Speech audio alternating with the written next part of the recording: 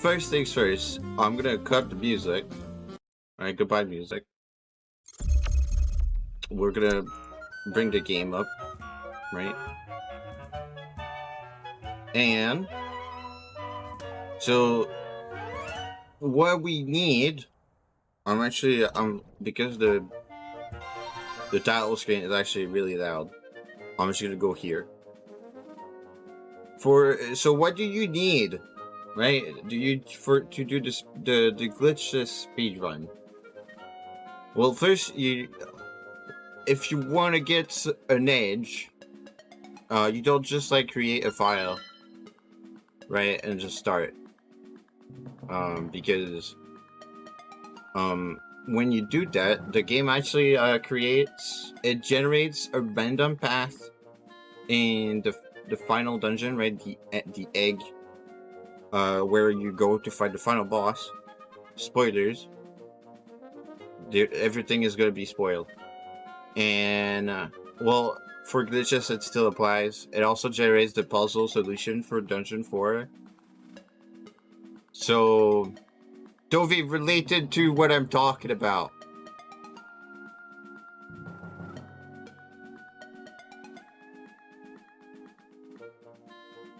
Anything about the fucking run, okay? It's the whole premise of MAA.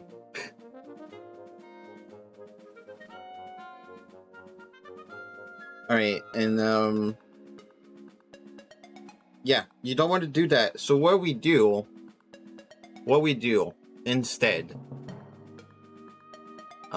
is actually, let me delete this. There's nothing to do with what we're doing. I mean, kind of, but not really. So the first thing you do is, well, preferably you keep a save file. It doesn't matter. You're gonna have to delete it probably, but like keep it for now, because having a save file makes it so you can skip the intro cutscene, and it's just nicer. So what you do is you close the game, right? The first step is closing the game. It's always gonna be closing the game. Even once you have your file, you still close the game. You need to record and show video proof of you launching the game from the Switch home menu. It needs to not be launched, otherwise your run is not going to be valid. It's important. You don't have to show that you closed the game on the recording. You just have to show that it wasn't launched and that you're launching it on the recording.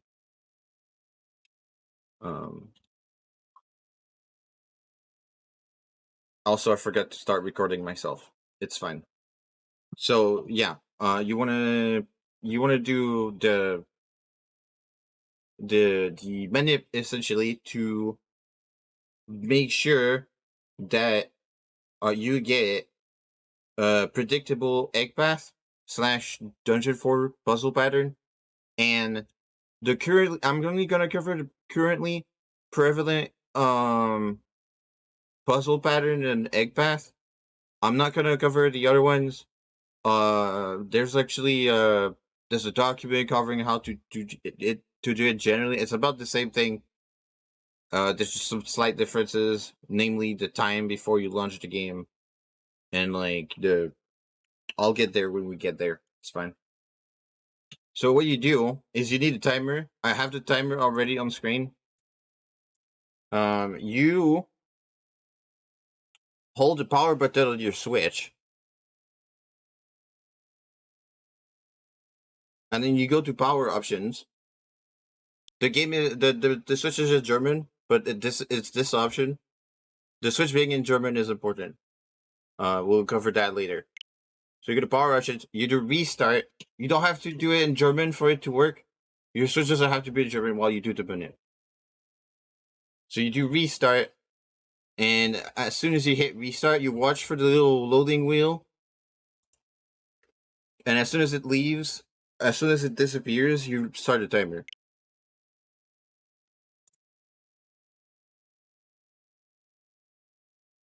And then, for the current pattern, the one that we're trying to shoot for,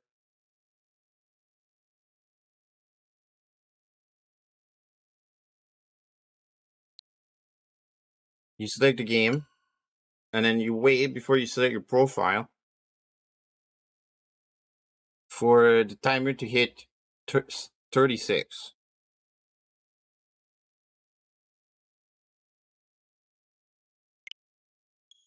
And you select it at this moment.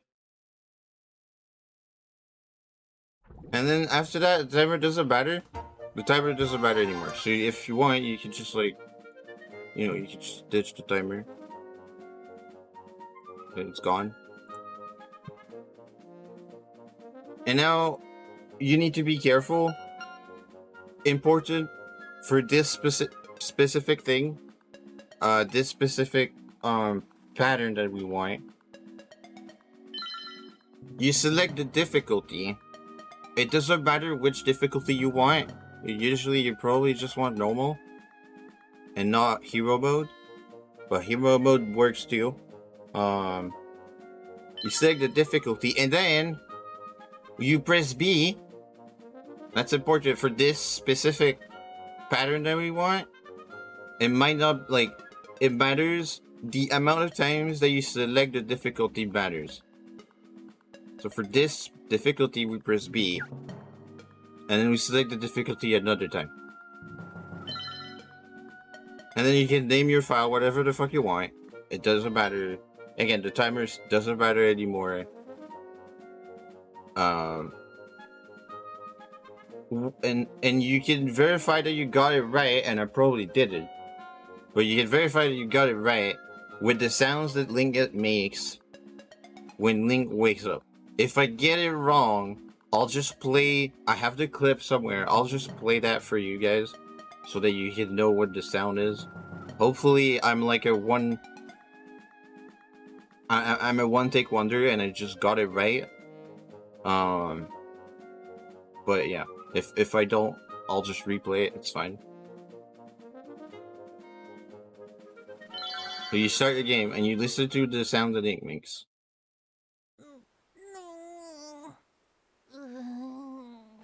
Now, I actually do not know if that's correct. So we're actually still going to listen to it again. Because among the many things I was supposed to do to prepare, that is one of the things that I was supposed to do that I didn't do. So give me 1 second. I have it somewhere.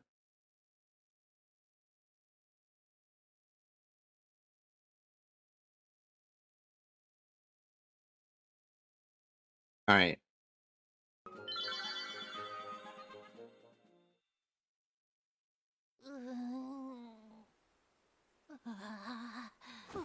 Alright, so I believe that I got it wrong. But you're supposed, like, I'm gonna replay it again. Link is supposed to make these sounds if you get it right.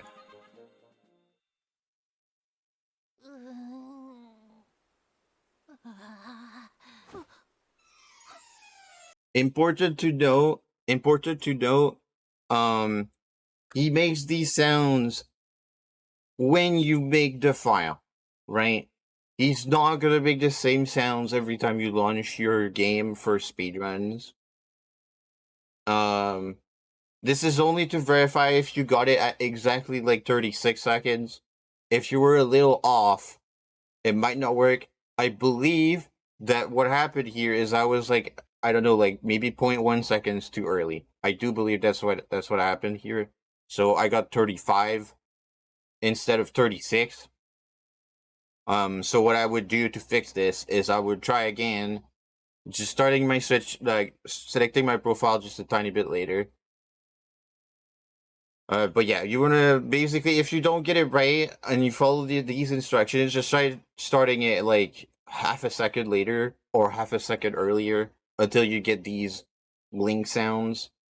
I have a clip. I don't know if you just want the clip of it, just DM me. I'll DM it to you. It's fine.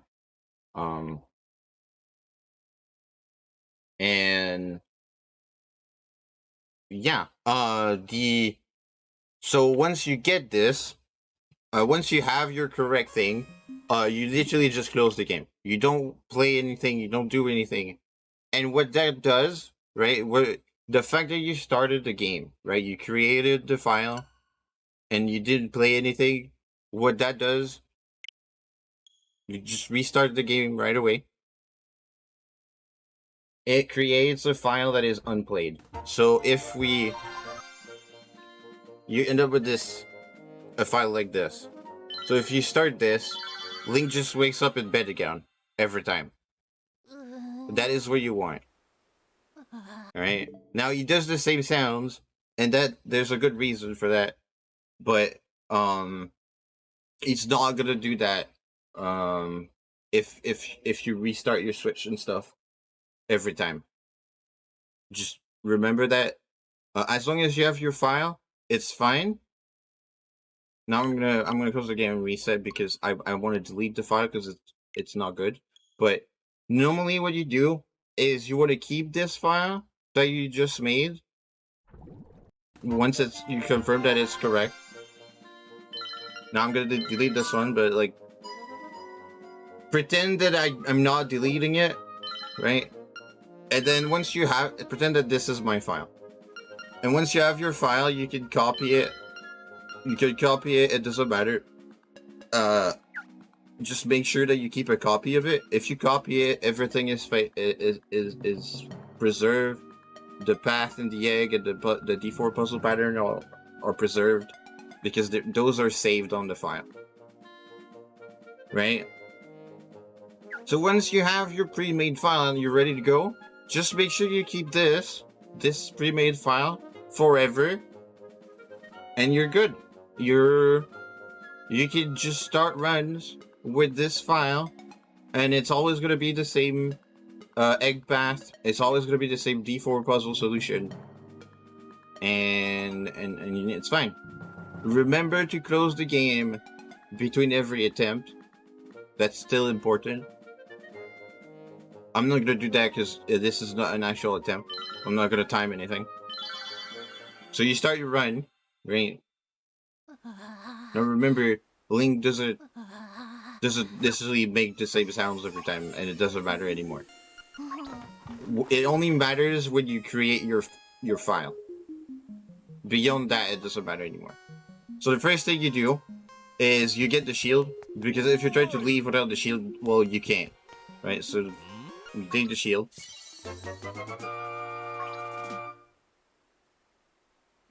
Now, one thing to keep in mind for glitches, movement is super important. Because we can't do like fancy skips and stuff. Precise movement is gonna matter a lot. So you're gonna wanna cut corners really close. Limit how much you rub against the corners, but you wanna cut it as close as you can, so that it takes the least amount of time. Every single frame that you can save stacks up. This is a 1 hour 40 minutes speedrun, so you can stack up a lot of frames. I went to the wrong direction. Don't mind me, I'm a dumbass. I don't know what the fuck I was doing. It's fine. Let's just reload the file. That's the beauty of it. Pretend that this didn't happen. Alright. But I was just going on and on. I'm very good at being on topic.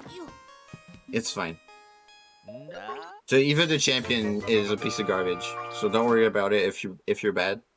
No, I'm not actually a piece of garbage. The PB is amazing. I can't even stack up to my own PB. It's that good. But yeah. So the first thing you want to do after getting the shield and stuff is you want to go to the beach. Also, I took the wrong path again. Don't mind me. Don't mind me again. How much time would you approximately just make a file and go? If you just make the file and go right away because the file is good, you would lose something like maybe 1 or 2 seconds. The loading time is a bit longer because it's creating the file on the spot. But I don't think it would matter. Like if it's probably gonna be like your first run ever, so it probably doesn't matter at all. So you can just go and just enjoy the 1 or 2 seconds time saved the next time. So we go on the beach here. You push the I did it. I was talking again, right? You push the sea urchins with the shield. When we come here, the owl talks to us, and then you just grab the sword. Now you grab the sword, you mash through the text boxes, and you hold the shield button until you see the shine on the sword, and then you let go, and that instantly cancels the sword animation pickup.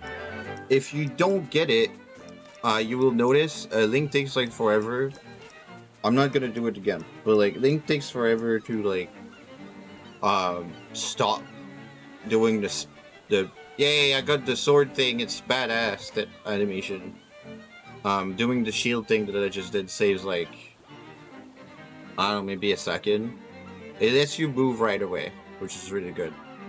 If you don't care about the dungeon stuff and egg stuff, oh, you mean if you don't do the manip? If you don't do the manip, you need to do because this is glitches. You need to do the entire trade quest instead of stopping at the stick. And then you need to go get the lens, and then you need to go read the book in the library. And when you do D4, you need to check what the heck is the solution. So I don't know. Maybe it can take like another 20 minutes. I really don't know. I don't know. A lot of time.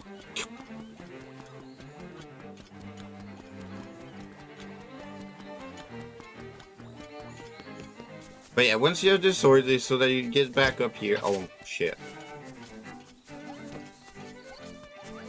Your daily support. I love you, thank you.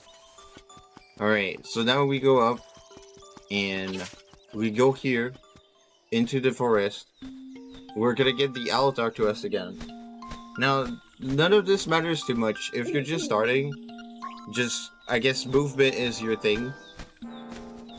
In the forest, there's a lot of enemies with random movement patterns, and unfortunately, I cannot cover within the scope of this. It would take like 8 hours just to cover Mysterious Forest and different enemy patterns.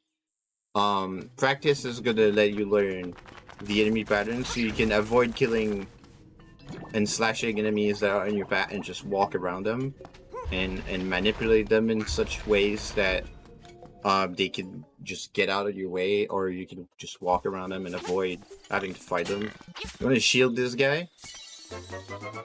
Grab the egg, the mushroom. Sometimes this guy's gonna re-aggro really fast and stab you. I'm not too sure exactly how to explain how to read that again.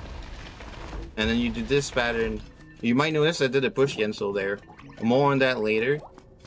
You want to make sure that you get these rupees on the way back. These rupees are important, we need them. These rupees are the best rupees in the game. Now keys here might get in your way. It's important that you try and kill as little enemies as you can. If you can't do it, it's not the end of the world, but it might make it so that you can't get Piece of Power for Canada Castle much later in the run. Don't stress about it. It's not like it saves an insane amount of time. But ideally, you want to try and kill as little enemies as you can.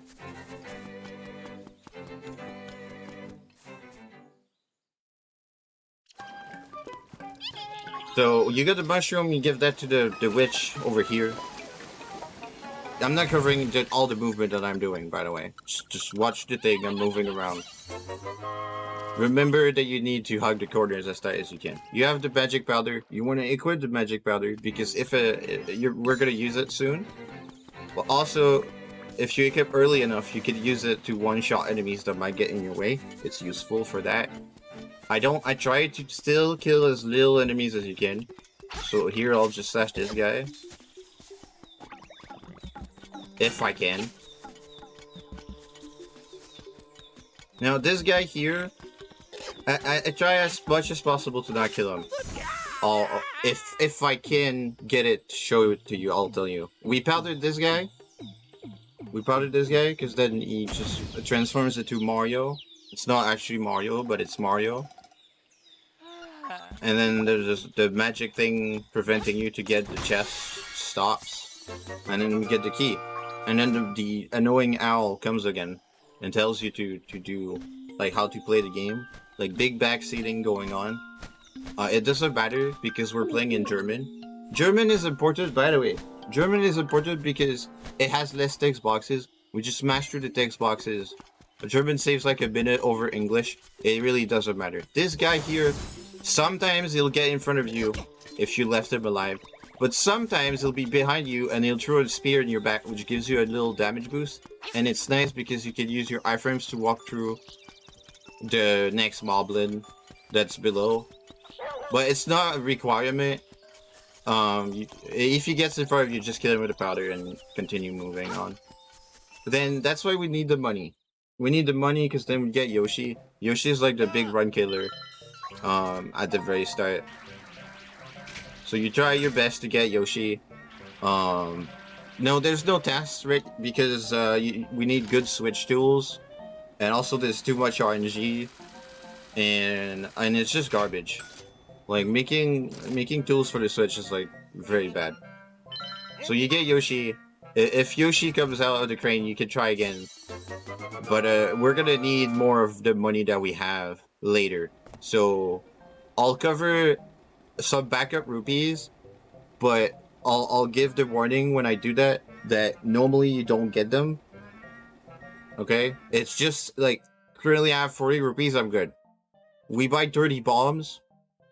If you're under 30 rupees, you're gonna want backup rupees. If you're not under 30 rupees, then you're fine. And you don't need the backup rupees. I'll just point the backup rupees to you on the way. So now, we have Yoshi.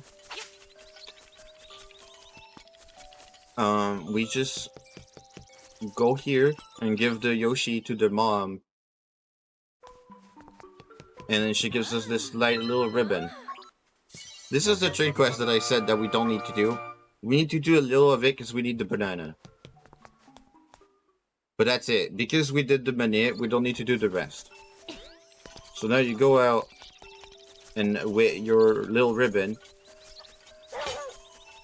Your little ribbon, you come in here. You give the ribbon to the mini chain chomp, which is gonna give you dog food.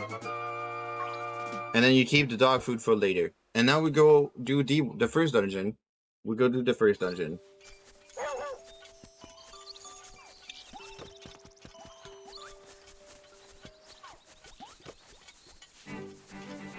So that's the movement that I did earlier, going to D1 at the beginning of the game, if you were there at the start.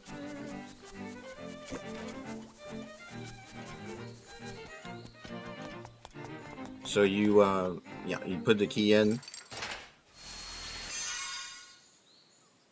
And now you open the dungeon, and you enter the dungeon. The first dungeon is relatively straightforward. There's a couple little tricks that you can do. I'll try to show them as much as I can. So the first trick is literally in the next room. What I do, at least what I try to do, there's a gel on the right in the middle of your path. What I try to do is, if the gel is not shaking as I enter the room, I try to walk between the gel and the pit, which requires relatively precise movement. If the gel is shaking, it's gonna jump on you as I try to walk past it, so you just kill the gel, and you just walk straight to the next room. So I'll reload until I get both outcomes. So bear with me a little bit because it's random. So we go in here. So the gel isn't shaking. So I don't know if you saw, I did the little movement thing just enough so that I walk right between the pit and the gel. Saves a bit of time because you don't have to kill the gel. It's only 10 frames to kill the gel, so like, if you're not shooting for a top spot or anything, obviously doesn't matter that much. But, you know, I'm showing you, I'm trying to show you every single strat. So, and since Glitchless is heavily focused on movement, well, I'm gonna try and do my best to show as much as I can. So, here we go. Now the gel isn't shaking. but let's try to make it shake. If it wants. Ever. Right, and then you just slash it like that and you continue. When it's shaking, if it's not shaking, you do the thing that I did the first time. And in this room, I do this. There's other ways. I do a slash and then another slash. The timing of the 2 slashes doesn't matter too much. The timing that I go up matters.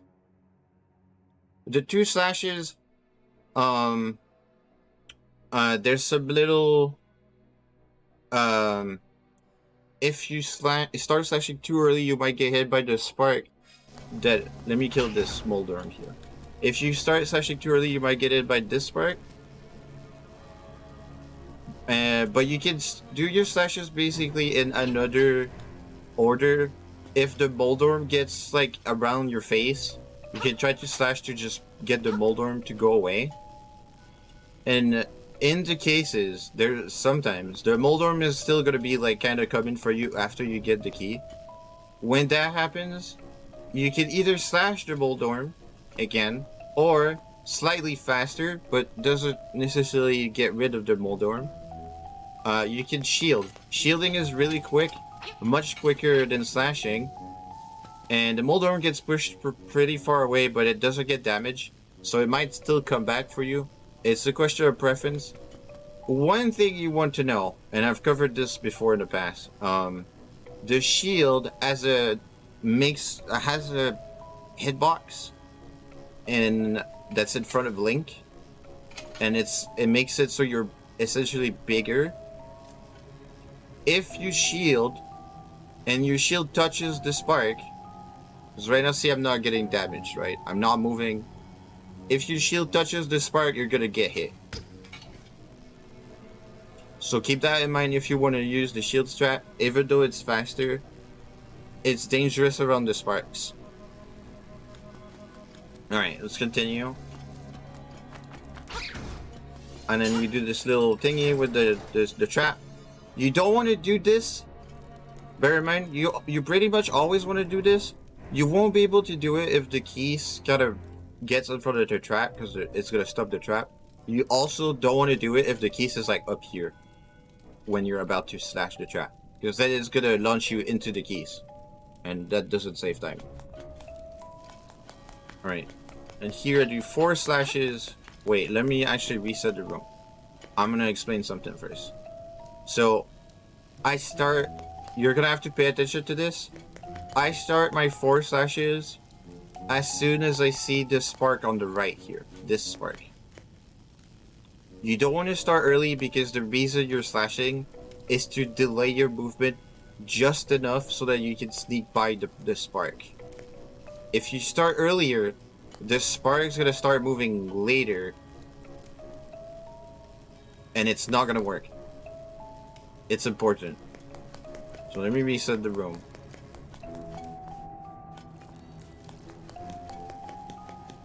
One, 2, 3, 4, and you just go here, and you hit the shells as you're coming down.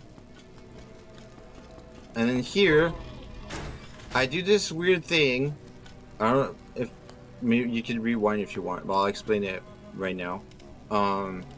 As I come near the block, I do this thing where I walk diagonally towards the block, and then as I'm about to get past the block, I just hold up.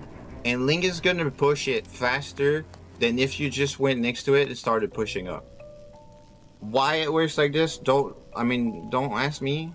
But it works if you're like walking towards the block, even if it's diagonally.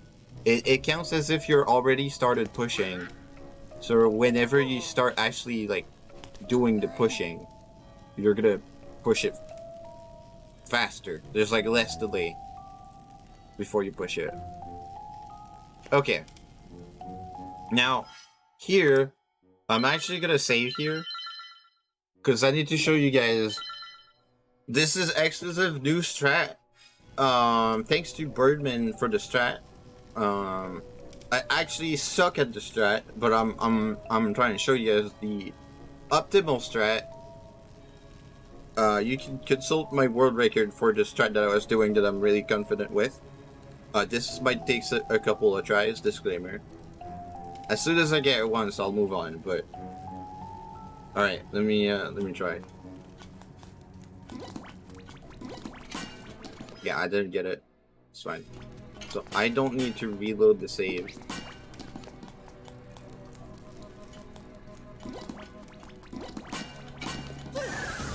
This is the strat. This is about half a second faster than what my world record does. So you want to do that. Just look at what I'm doing and practice it. Movement is precise. I use the doormat to time when I start going down. I go down to about the middle of the torch. And then shield the spiny into the pit, and then the other spiny and powder it. So then after that, after you're done, you go through the 2D section, nothing super complicated, and you come back up and you get the feather. Then once you're done with the feather, you just load the autosave, right? You just load the autosave. And then you come here. Now I do something specific on purpose that might not be obvious to someone that's just watching. I walk here and I'm entering this room. I try to line up with the middle of these two tiles. Right? And then I'll probably make a switch clip. I'm gonna have 3 million switch clips when I'm done with this, so I can replay it and explain it. I'll just do what I do and then I'll explain it.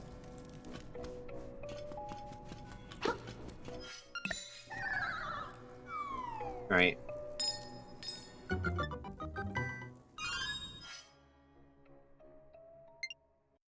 Yeah. So,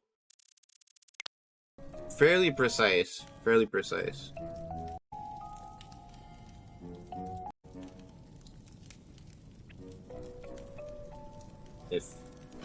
Yeah, okay. So, you enter the room, and I just go left from, you know, from me lining myself up with the two tiles, about in the middle. I just go left, and then I start going up as soon as I get past the first beetle. As soon as I'm like completely past it, like you can try and use Link's hat to guide yourself. I just go up a tiny bit. You're gonna notice I go up a tiny bit and then slash.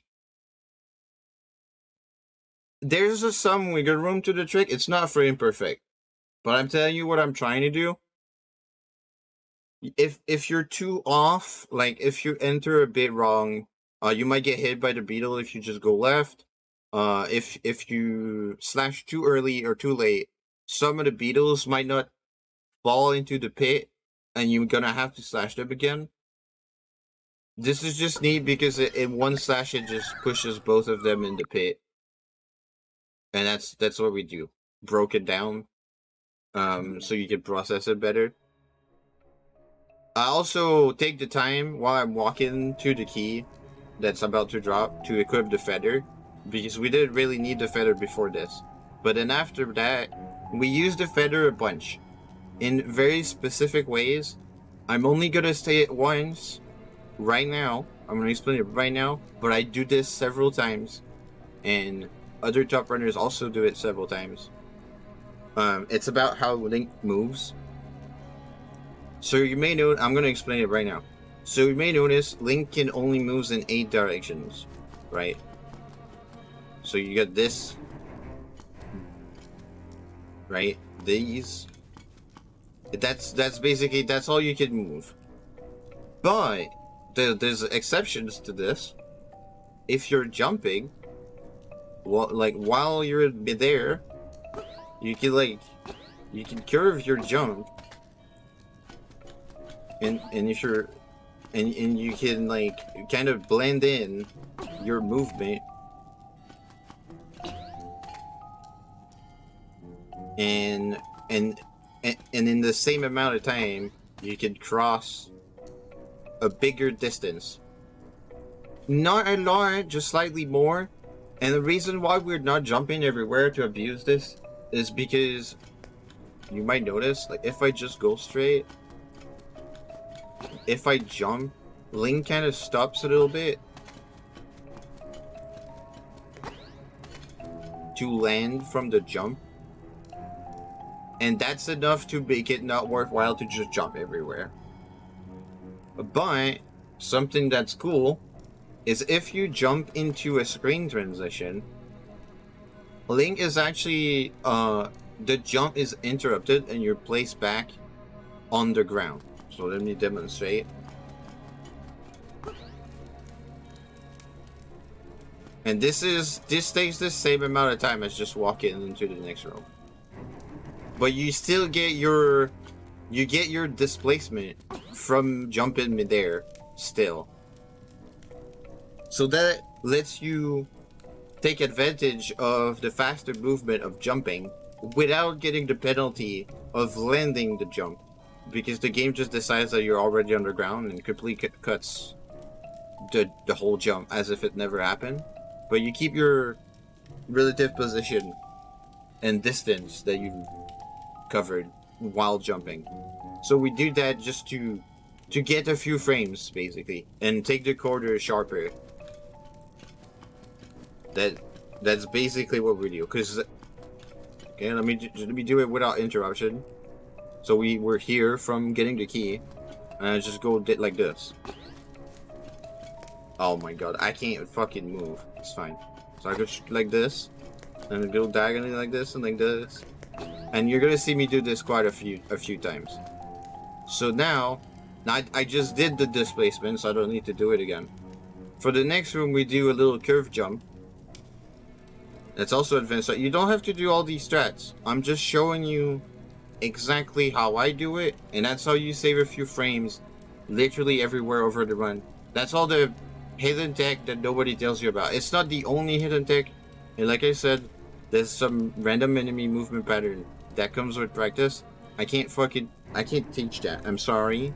This would take like hours and hours just for Mysterious Forest, and it's just everywhere over the run. But I can show you the movement that is always the same no matter what. So that at least I'm gonna cover these. So for the next room, we do this little curve jump again to land on the button a specific way so that it's faster, but also lets us jump a specific way to get to the chest easily, and then it follows into the movement into the following room as well to get the corner just right. I might not get this right. Actually, you know what? Let me save again so I can do it right.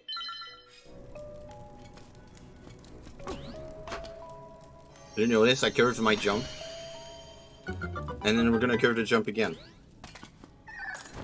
Now I did it a little bit scuffed to get to the chest there, but it's fine. And then I can just take the corner there, just right. I'm not actually gonna reload to get it right, but basically, yeah, the little curving of the jumps, the two jumps there is good. If enemies get in your way at any point once you have the feather, oh yeah. Also this. I want to say too many things at the same time. You might notice I did curve my jump here as well. I do this everywhere. You need to pay attention to it. I'm not going to say it every time, but I'm going to try and say it. Going up the stairs is actually slower, but not going down. You might notice. So we just jump up the stairs. Yes, you get slowed down by landing, but less slowed down than if you walked up the stairs. So we jump up the stairs. You can even curve your jump up the stairs too to save even more time. Most chests you can open diagonally. So you just want to get to the edge of the chest, look at the chest diagonally. Curve jump again here.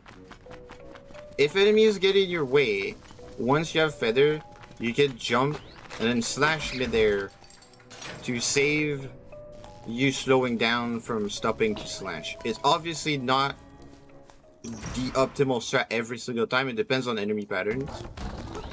This guy, you basically just want to get him into the corner and do this.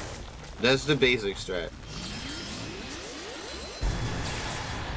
Um, there's you're gonna have to practice a little bit. I'm not gonna cover that because it's very simple. But sometimes he doesn't go up; he goes a bit down.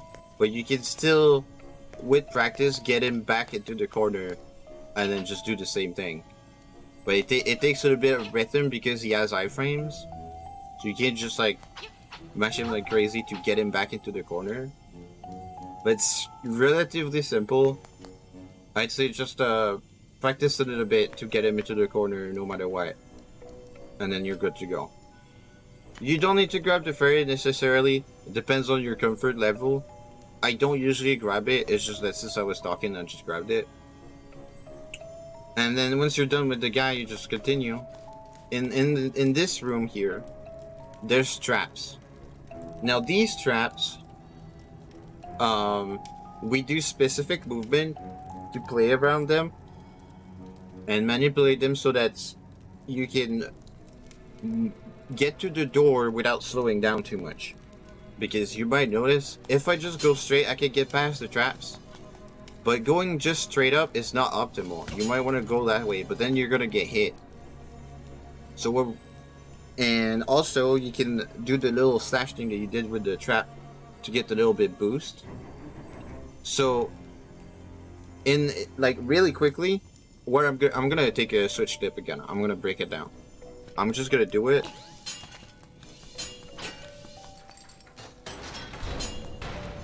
Right?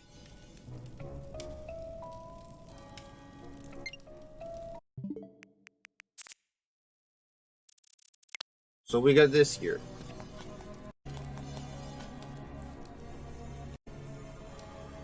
Obviously, I'm talking again for a bit. Okay, so first thing, we jump over these. You could probably upgrade this movement by doing a backslash, but this is a very advanced tech. I don't personally do it. I think there's more chance of messing it up than anything. I just jump over them. And then you want to aggro the next trap, and then move slightly back so that you don't get hit. But you want to aggro it, it's important, because then it's already, it won't be able to get to you once you get closer to the door. And then you get past it, and we slash it to get the little movement, like movement back boost by bouncing off the blade. And then we move in, and since, you know, we aggroed the trap on the right, well, it's not going to come at us while we open the door. And you open the door and you just walk in. Don't move too far left, obviously, because otherwise you get hit by the trap on the left. But it's fairly simple. Alright, Moldorm, I won't do it like 3 million times. If I get launched at the bottom, well, it sucks. Moldorm is very random. Again, I was talking about you're gonna need to practice to get it right. But Moldorm is one of these. Like, Moldorm has very different patterns. I have basic strats I can show you that help. I'm gonna explain them. But I won't like do the fight 3 million times to show you all the patterns. That's gonna be done to you to learn the patterns that try to predict Moldorm's movement. Moldorm is just very random. So yeah, there's nothing I can do too much to help. I can give you the basic strat and then you try to adjust.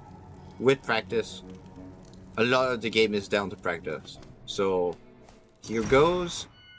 First thing we want to do is I want to get close as soon as he starts moving with a spin attack and hit the tail with the spin attack. Then I start jumping 8 times. 4, 5, 6, 7, 8. I do that to time when the tail is gonna reopen. And I try to predict what movement is gonna do. But I watch while I'm jumping 8 times. I didn't do it this time, so I got it wrong.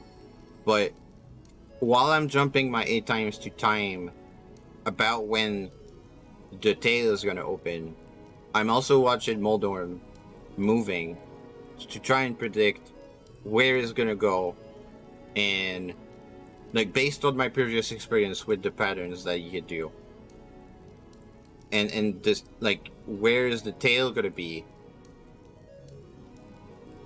And yeah, you can count to 7. I mean, I'm just explaining what I do. Obviously, you can adjust. Like, you don't even need to jump. You can use a no DOQ with the music if you're very consistent with the music. There's other ways to do it. I jump 8 times, and then I look at Moldorm, and that's it. I try to predict where it's gonna be, and you hit him again with the second spin attack that just kills him right away. Moldorm might knock you down in the pits here. That's gonna send you to the area that you can climb out of, which puts you back in the previous room, and then you have to start the fight over again. And yeah, basically, Moldorm is random. Tough luck, practice, get good. I'm sorry. That's Moldorm. Alright, I grabbed the heart container here. It's not required. The reason why I grabbed the heart containers, and I'm gonna cover that. For all the new people running the game, honestly, just grab all the heart containers. I will not for this, because I'm showing you what I do. But heart containers take barely any time to pick up. They take like 5 seconds or something. It really takes barely any time. And what they do, first they fully heal you, which is very valuable. But also, since you have more health to work with, you can allow yourself to tank more hits without too much punishment. Because when you're low health, you're gonna want to heal up so you can tank more damage later. Because there's damage that you want to tank at multiple points in the game. Therefore, it's good if you have more health. You don't want to have so little health that you end up having to heal too many times. And that's gonna cost you way more than those 5 seconds. And the worst bit is dying, especially if you die in dungeons. Dying take about 10-11 seconds outside of dungeons. If you die inside a dungeon, it sets you back at the entrance of the dungeon. So unless you die right on the spot at the entrance of the dungeon, which never happens because there's nothing to kill you, you're gonna lose way more than that. And that's instantly completely invalidates you skipping any heart containers that you might have skipped. Only skip heart containers once you're good enough and you're very confident that you can do it without picking up those heart containers. Even if you're low health after a boss, I might not do that, but if you're low health after a boss, pick up the heart container, get the full heal, stay safe. It's barely any time. I highly recommend just keep all the heart containers until you think that you're ready. You don't have to cut them too soon. The most you're gonna save by cutting any amount of heart containers is like 20 seconds or so. Maybe 30 if you pick up like literally every single heart container. But you're never gonna save more time than this. But you can lose way more by making mistakes, taking damage, and dying. So I highly recommend do not cut any heart containers unless you're comfortable with doing so. Now I pick up this one because I want to pick up 2. I'm comfortable with 5. And I pick up this one because, well, first, if you have more health early on, you can use your extra health more efficiently because you can use it throughout the entire run. So if I would grab this later, I can only use it later, which makes it less efficient. But also, I mentioned it earlier, I tried to get a piece of power in time for Canada Castle, and the amount of kills you need for the piece of power to drop is increased by 1 for every heart that you have, your maximum hearts. So getting them early delays when the piece of power is going to drop, making it more likely and easier for me to get it in Canada Castle, which is really later, like it's after the second dungeon. So if I don't grab them, I need to kill even less enemies to get it at the right time, which is really hard. It's already really hard. So yeah, all these come together. I'm gonna cover that when we get there, but for now, Yeah, just grab the, if you're new, just grab all the heart containers. But I am saying what I do and why I do it anyway. It's important. One of the reasons of German is this here. I think Japanese also is like this, but Japanese has way more text boxes than German. At the end of every dungeon, you get a white screen and you get text here. German and I believe Japanese and probably I think a few other language only has text once. English actually has text like this twice, and that loses you like six extra seconds or something for every single dungeon. So English is actually extremely slow, like extremely slow, very very slow. I mean you don't have to run in English. It's like a minute maybe, but like it's a minute. It's a free minute. So once you're comfortable with the dialogues and saying yes and no at the right times, switch to German. So like yeah, switch to German, and it's awesome.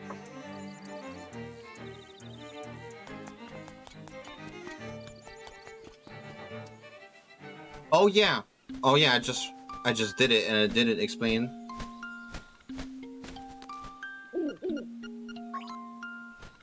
I'm gonna go back. You get the yellow cutscene here, no matter what, in Glitchless anyway. When you come out of the dungeon here, also link trips sometimes, but when you come out of the dungeon, it looks very unintuitive. You might be tempted to go down like this, as it looks like it might be the fastest way, but it's not. It's actually slower. There's a faster path you can take. The fastest path out of the dungeon to get to the owl is actually going behind the statue here. And the reason for that is because it's very simple. If you go like this and you go down here, while you're going down here, you're not actually going left at all. So you're not going towards the owl. Whereas if you just go like this, then you're going left the whole time. And you just get to the owl faster. It's not a big difference, but a lot of people don't know that, and they don't do it, and it matters. Now, I'm gonna be curving my jumps a bit everywhere. Keep an eye out for that. I mentioned it several times, I explained it before. But yeah, basically, I curve my jump a lot. The next step is going to get the banana. We're gonna need the banana. There's a couple of damage boosts that you can do with the Octoroks if they get in the way. That is not good. But if they're further from the bushes, it's interesting. If you get hit and it pushes you in the direction you're trying to go, as you're landing from jumping over them, you get the bonus of the jumping that I explained earlier, but also it cancels the landing lag that you get, because when you land you stop a little bit. But see, I didn't get that. I instantly got pushed forward, and that's actually really good. That's actually amazing. So you want that. I'm gonna be jump slashing over for a bunch of things. Jump slashing is genuinely faster than just regular slashing. I already said that before. Some of the kids are freaking out because Bow Wow got kidnapped. So we go and we save Bow Wow. We go to the woods again. Random enemy patterns. A lot of practice will get you to read the enemy patterns better.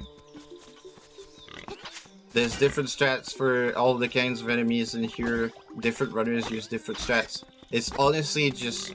It's basically down to how comfortable you are. It's tricky jump here to jump around the piece of heart. Takes a bit of practice. Not super insanely hard, but takes a bit of practice. And then we go in here.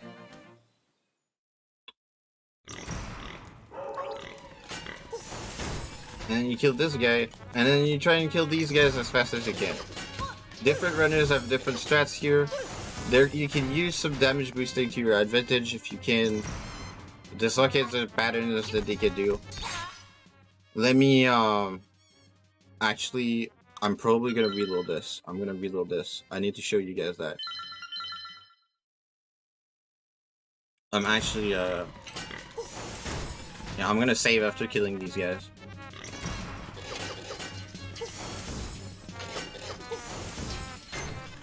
Yeah.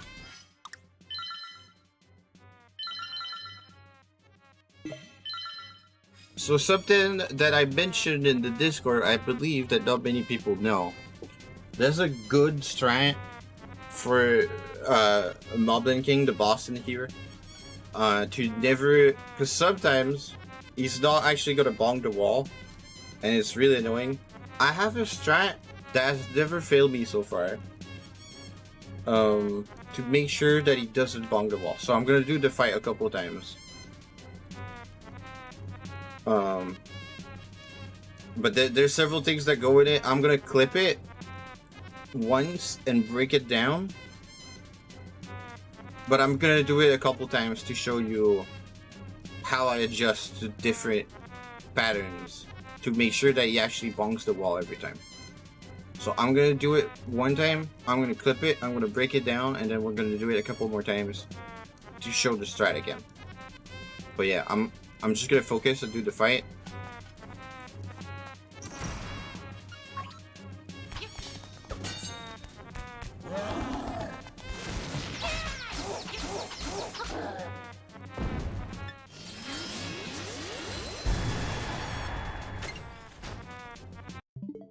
Okay. So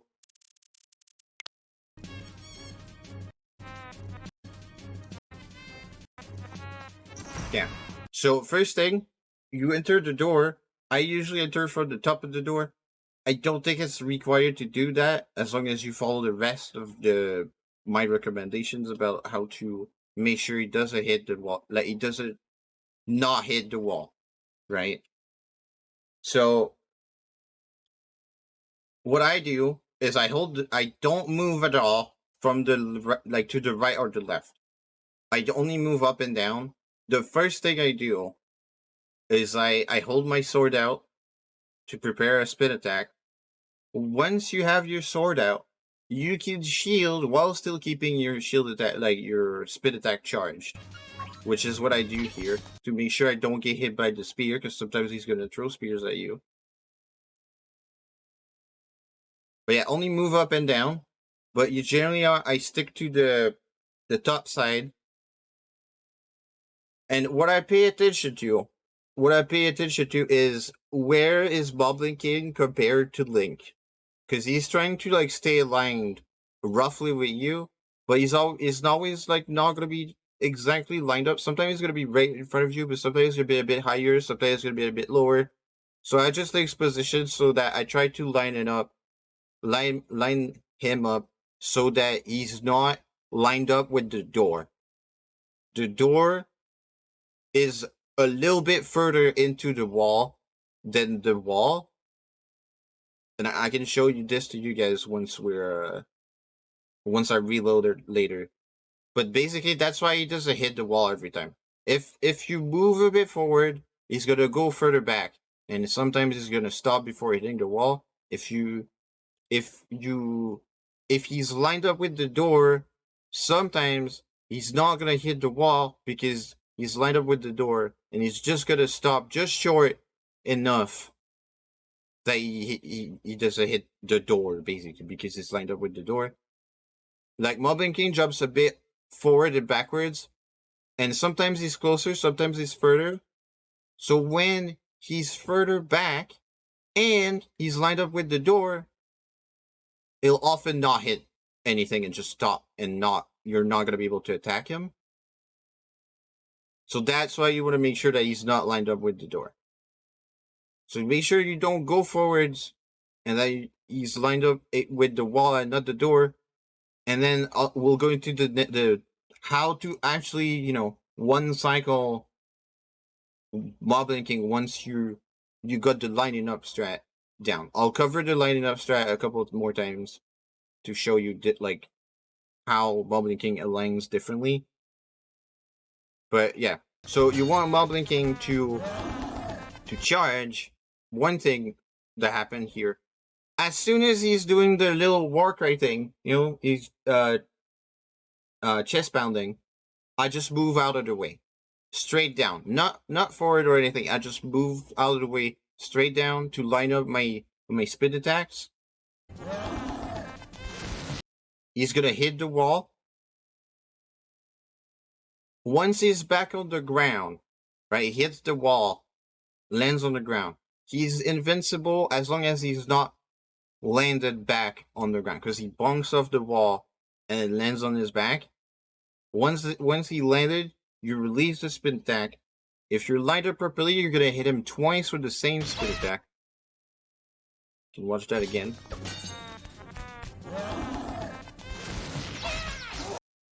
You saw that? And then as soon as you're done with the spin attack, you can slash once. It doesn't matter. The first slash after the spin attack doesn't matter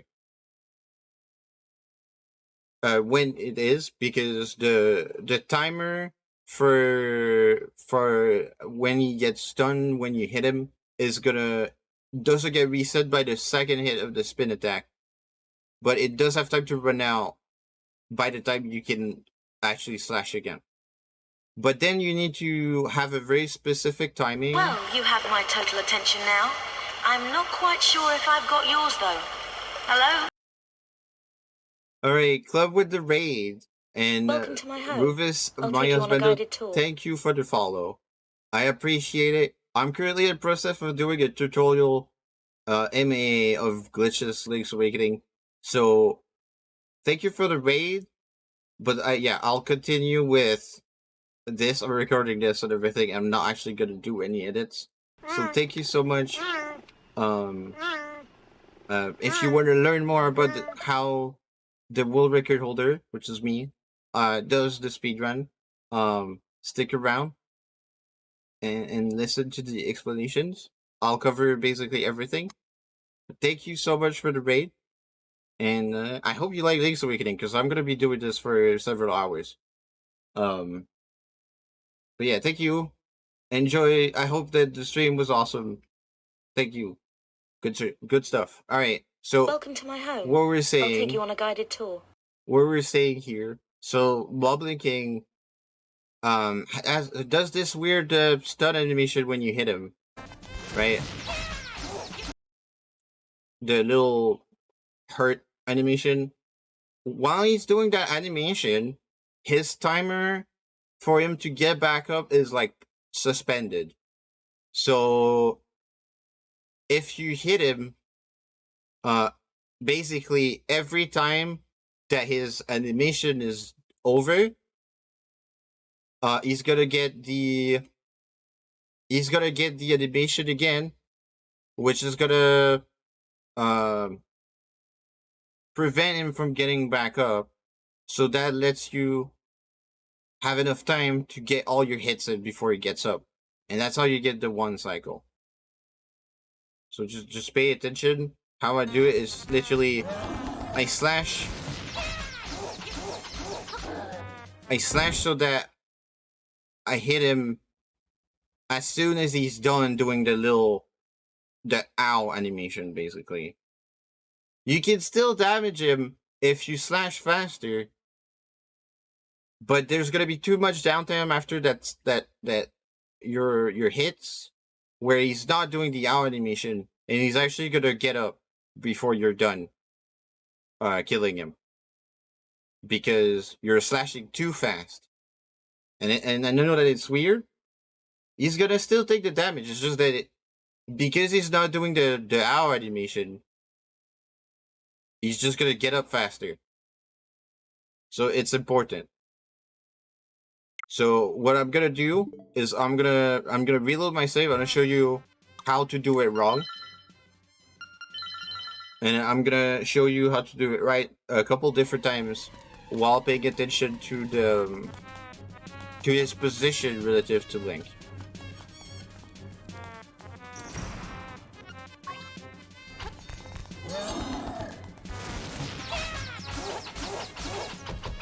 See? I didn't pay attention to I still hit him, but it doesn't work. You need a specific timing to get your hits on. It's important. So now pay attention.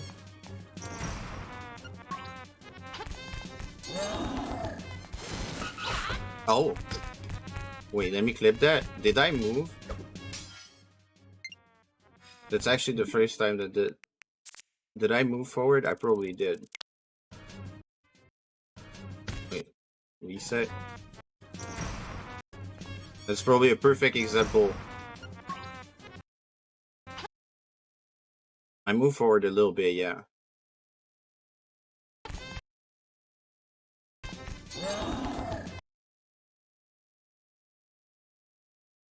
Let me...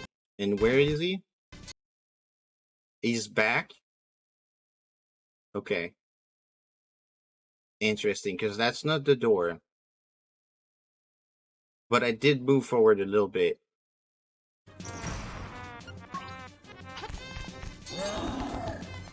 So yeah, okay. Interesting. Alright, well, I learned something. I suspected that moving forward mattered. And now I have proof. Do not move forward whatsoever. It's bad. Alright. You may actually want to move back a bit, maybe. But, that's the first time I got that ever since I'm doing this strat. Funny that it happens while I'm doing the tutorial.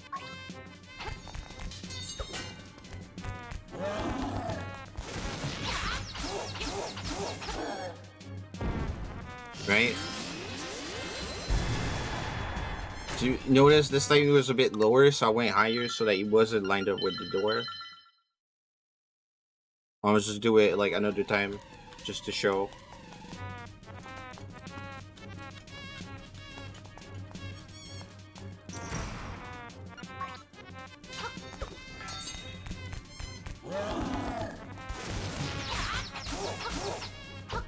Yeah, I messed up my timing, but basically, yeah. He still got stunned. I'm not gonna do it again. Well, I mean, I have to do it again, but I'm not gonna, like, go into too many details. The timing is important, otherwise he's gonna get back up. Actually, I could load my autosave. It's fine. So I entered the wrong side of the door here. That might matter too.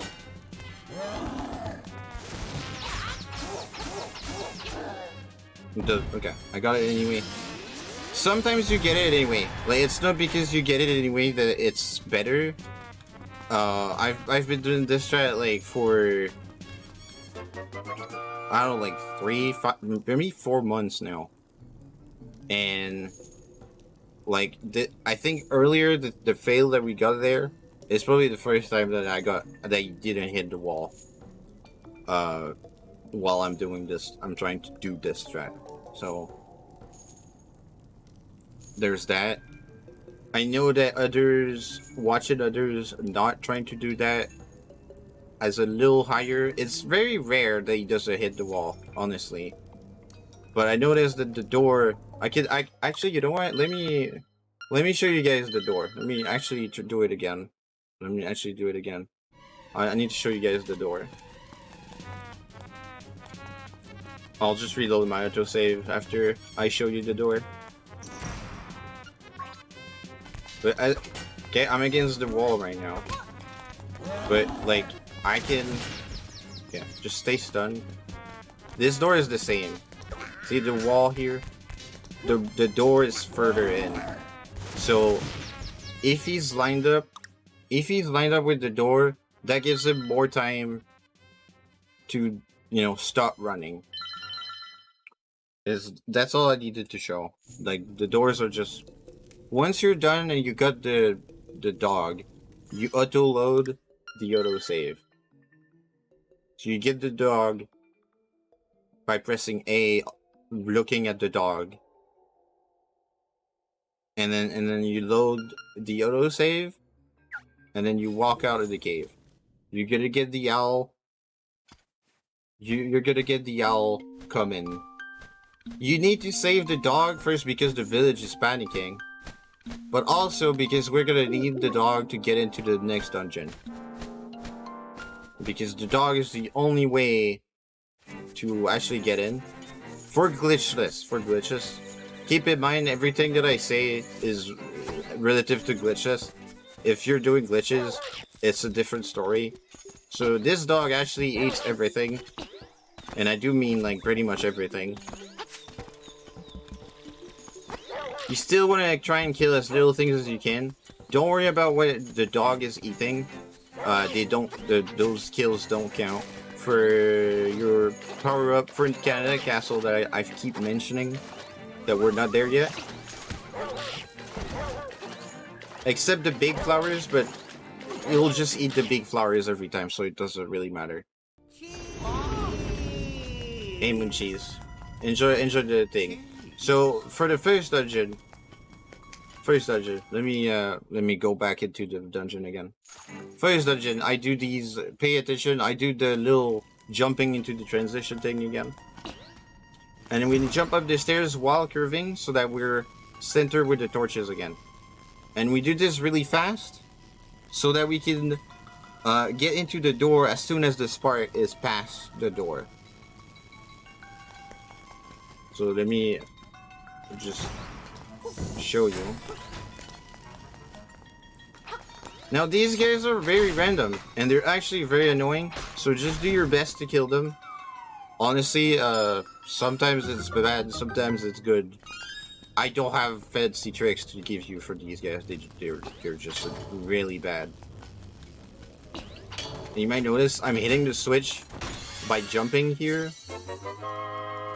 Here, funny thing, if you do the movement like I'm doing, hitting the switch like diagonally while you're going down and coming down flush with the switch in the chest, you can shield the Stalfos away enough that you can just open the chest and leave.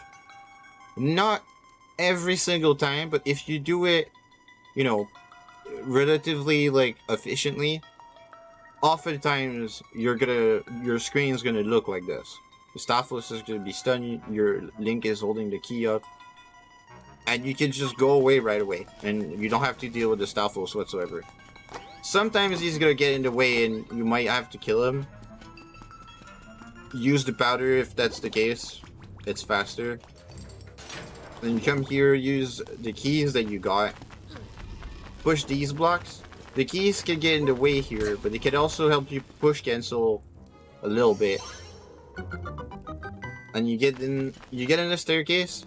You might sometimes, if you got some kills and you didn't take damage, you might want to fall into the spikes here. It resets the acorn so that the acorn doesn't drop, and you get a heal right here, so you can just do that for free. This guy here, I'm gonna take a switch clip again if I...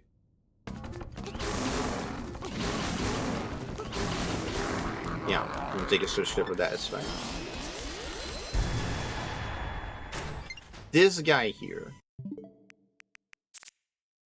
it's relatively important. Things to know about that guy. How the Hinox behaves a little bit. If he's not already aggro to you and trying to like dash and grab you, and he takes damage while he's not already, I'm gonna explain, and he takes damage, he's gonna counter by instead tossing a bomb at you. If he's already tossing a bomb at you, he can't like start another counter to toss a bomb at you. He needs to be done doing that. And then he has a little bit of downtime before he's gonna aggro and try to dash and grab you. If you hit him after he's done thrusting the bomb and before he aggros to go for a grab, you hit him again, he's gonna do another counter. And you can basically stun lock him forever like this. I didn't do it this time, but basically I tried to do it, and I do that by deliberately doing a specific number of hits and walking close enough to him before I start doing those hits. It's relatively important, but also you don't want to take too much time to do it. So oftentimes what happens is I just start with 2 hits and then I follow it with like 3 and 3. You can try to do 4 if you're fast enough. It's hard because 4 pushes you further away, and you might get hit by the bomb on the second counter. That's why I tried to go for 3 and then 3 again. Because 3, you don't get pushed too far away, and you have time to like get out of the bomb explosion, and you can chain your next 3. Sometimes it doesn't work. You got quite a bit of time when he like does the final aggro, you know, the animation of like I'm gonna catch you. I'll show the animation right here. So I go in, I do 2 slashes, and then, as you can see, the first time that I hit him here, he doesn't. I pay attention. The first hit isn't the hit.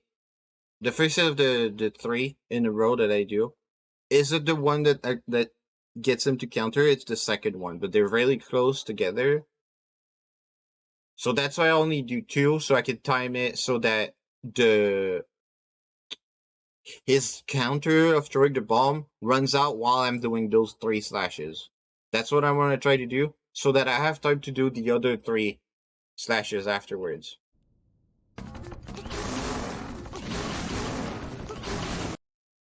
When he does that animation there, right? When he does that, you have quite a bit of time to get your final couple hits in. You need to hit him 8 times for him to die. So if you're a bit sloppy and you're practicing, you can get a feel for how much time you have before he starts dashing and grabbing you. If you're not confident, I'd say make sure you just jump out of the way. Getting grabbed is what you don't want to happen, because it takes too much time. But if you're confident, you have quite a bit of time to get your couple extra hits in if you're a bit sloppy. So you shouldn't get grabbed normally. It takes a bit of practice, but yeah, basically that's how you want to do the fight. So let me just show it again one more time. It's about how you want to do this fight.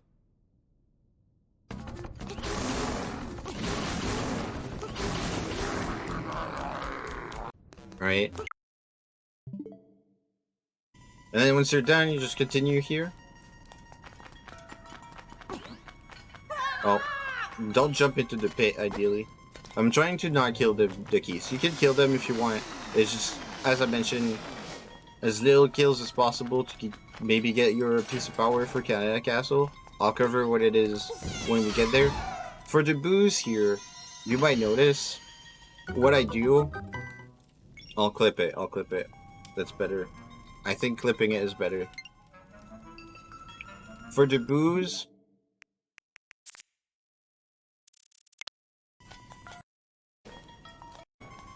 I enter, I go left, and then I jump diagonally and immediately powder the torch.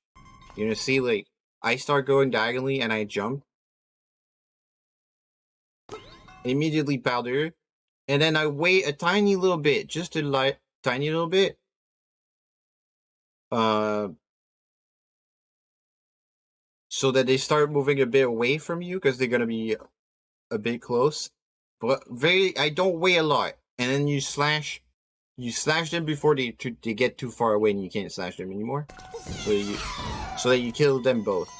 If you don't wait a tiny little bit, it's not a long wait time, right? Just there's barely any wait there. But if you immediately slash, sometimes they're actually gonna hit you because you're moving a bit towards them and not immediately slashing. That's gonna come with consistency. But I just wait a tiny little bit just to make sure that they're a tiny little bit further away, so that to avoid that. Because then if you get hit, it interrupts your slash. You might not kill both of them, and then it takes more time before the chest appears, and you don't want that. So movement here again. It's not anything crazy complicated. And you grab the power bracelet, which we need to finish the dungeon, and then we get back out. I'm gonna cover something here. If you missed Yoshi too many times and you're short of money, there's a chest right here. Right here, this chest, right? There's 20 rupees in this chest. So it can help you cover the cost of having to retry Yoshi too many times. Right? So then you go here and you can do this little trick here to double slash the switch. No, you don't want to do that, but you can jump slash. Like you curve jump here. Here, you need to kill these 3 guys in this specific order.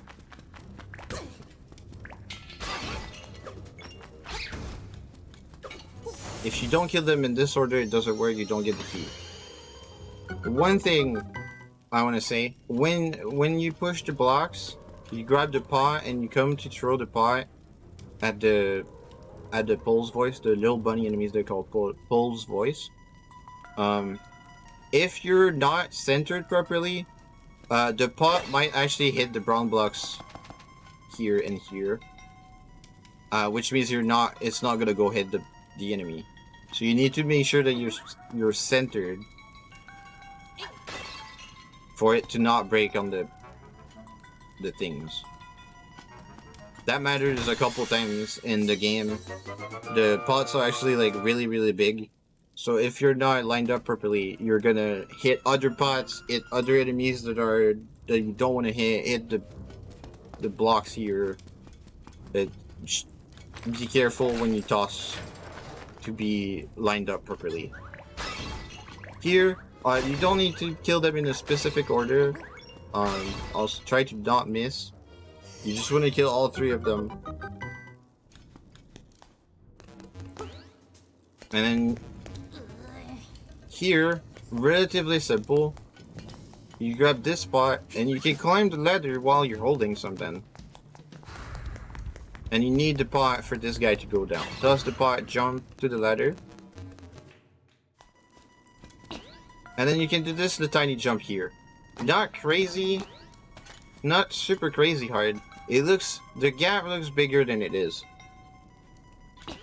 But it's actually, this here is actually 2 spaces, and half of the space is covered by a fence. But like, even if you miss the jump, if you manage to land on the little edge and fall down, it's actually gonna respawn you next to the door. Because this is like 2 tiles with a fence on half of them. So that it looks like it's 1, but it's not. Because you can see, this is one tile, this is 1 tile, this is 1 tile, and this is 1 tile. So like, this is like the middle of 2 tiles. It's just that there's a fence on each side. And because of how the game works, you do this jump here, just jump left, and hold up left as you're getting close to the pit here, and then you're just gonna make it. I'm gonna try and show if you jump a bit too tight and you fall down. And it just puts you back up here. Which is not the case with most other jumps, by the way. But because this is the way that this is 2 tiles and there's a fence, it's kind of weird and it just puts you next to the door anyway. So this is, even if you fall down, it's still faster than going around. So you want to do this basically all the time. No matter what. Even if you're not very good at it, if you fall down, it's still faster. So just do it. There's no... the only cost you get is when you completely get it and when you fall down. In all cases, it's faster than going around. So, yeah, just go for it. It's a lot easier than it looks. Alright, for Genie is very simple. There's tiny optimization strats, but ultimately, most of them don't matter too much. The only thing that matters is on the second phase. I'm going to pause the game and explain it when we get there. Genie talks a lot, so you're gonna have to bash through the text boxes a bit. But basically, you want to dodge these. He's gonna toss these, and then you need to go and hit the pot once he's done going inside the pot, and then he's gonna talk, and then you grab the pot and throw it against the wall, and then he's gonna talk again, and then you dodge the fireballs again, and then you repeat, except he doesn't talk this time.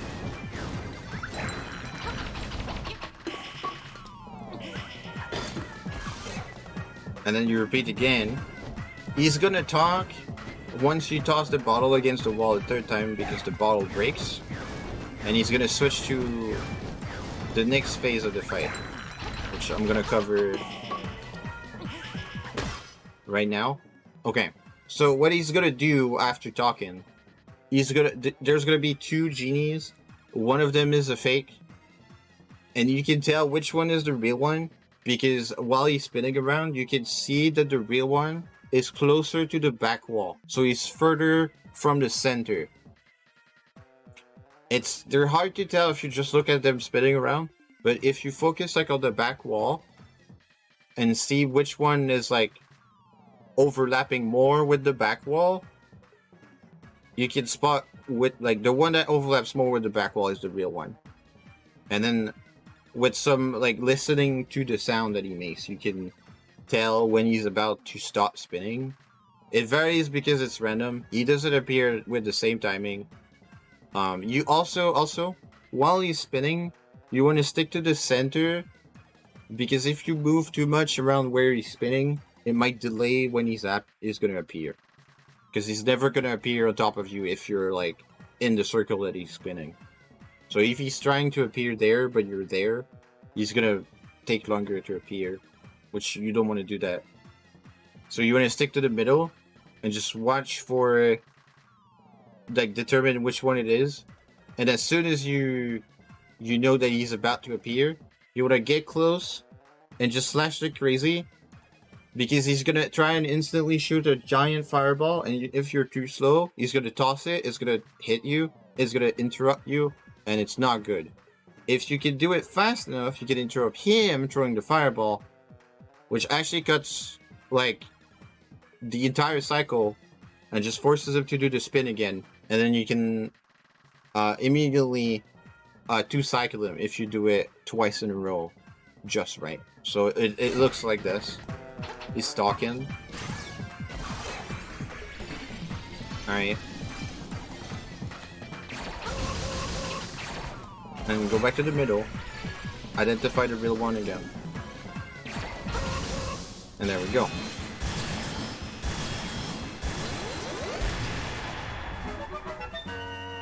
And I grabbed the heart container here. Not everybody grabs this one, but I do. For piece of power reasons that I explained several times already. Because it delays when the piece of power is going to appear. Once we get the piece of power, I'll explain what it means and why we want to do it. But remember, I tried to kill as little as possible. I grabbed the 2 heart containers that I grabbed here when I grabbed them to delay the piece of power so that it drops a tiny bit later to make sure that I get it when I want it. Oh yeah, when these boxes, these text appears.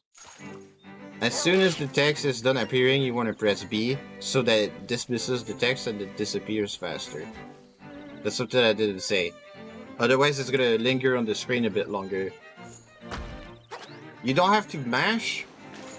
As long as you press B when it's done, like, appearing. So that it goes away right away. Here, I try my best to not kill these guys. Take the spear in the face and the back, whatever. Let Bow Wow eat them. You grab the rock here so that you make the warp appear. You're gonna need that later. Oh yeah, I need to talk about moving in the grass a little bit. Let me, I don't know if I could reset the grass.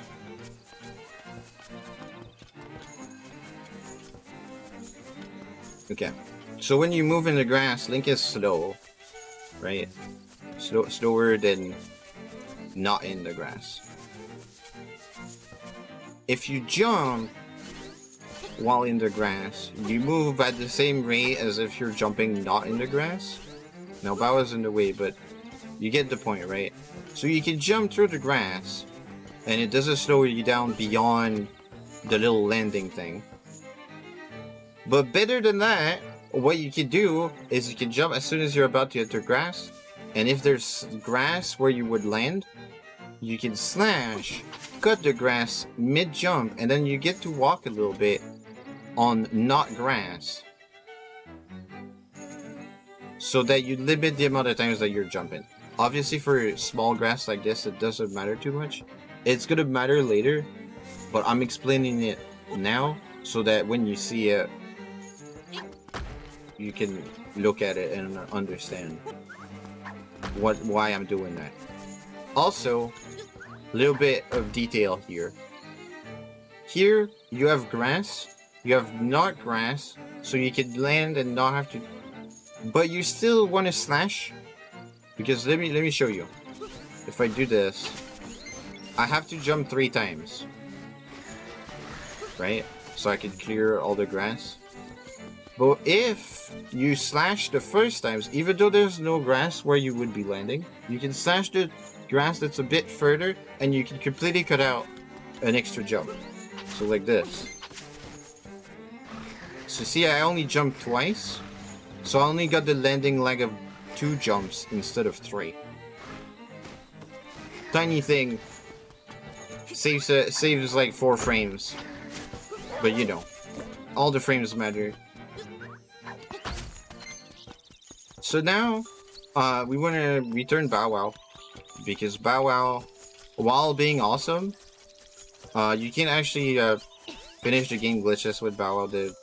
The monkey and Richard are not going to want to talk to you if you have Bow Wow with you. And we're about to talk to them very soon. So, you return Bow Wow by talking to this lady. And now Bow Wow is back and happy. And yeah, and then we go to the shop. And we use our money to buy 30 bombs.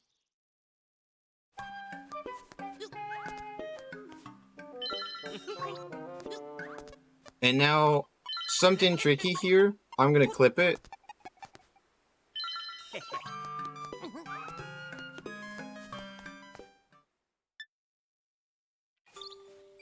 And break it down. Again.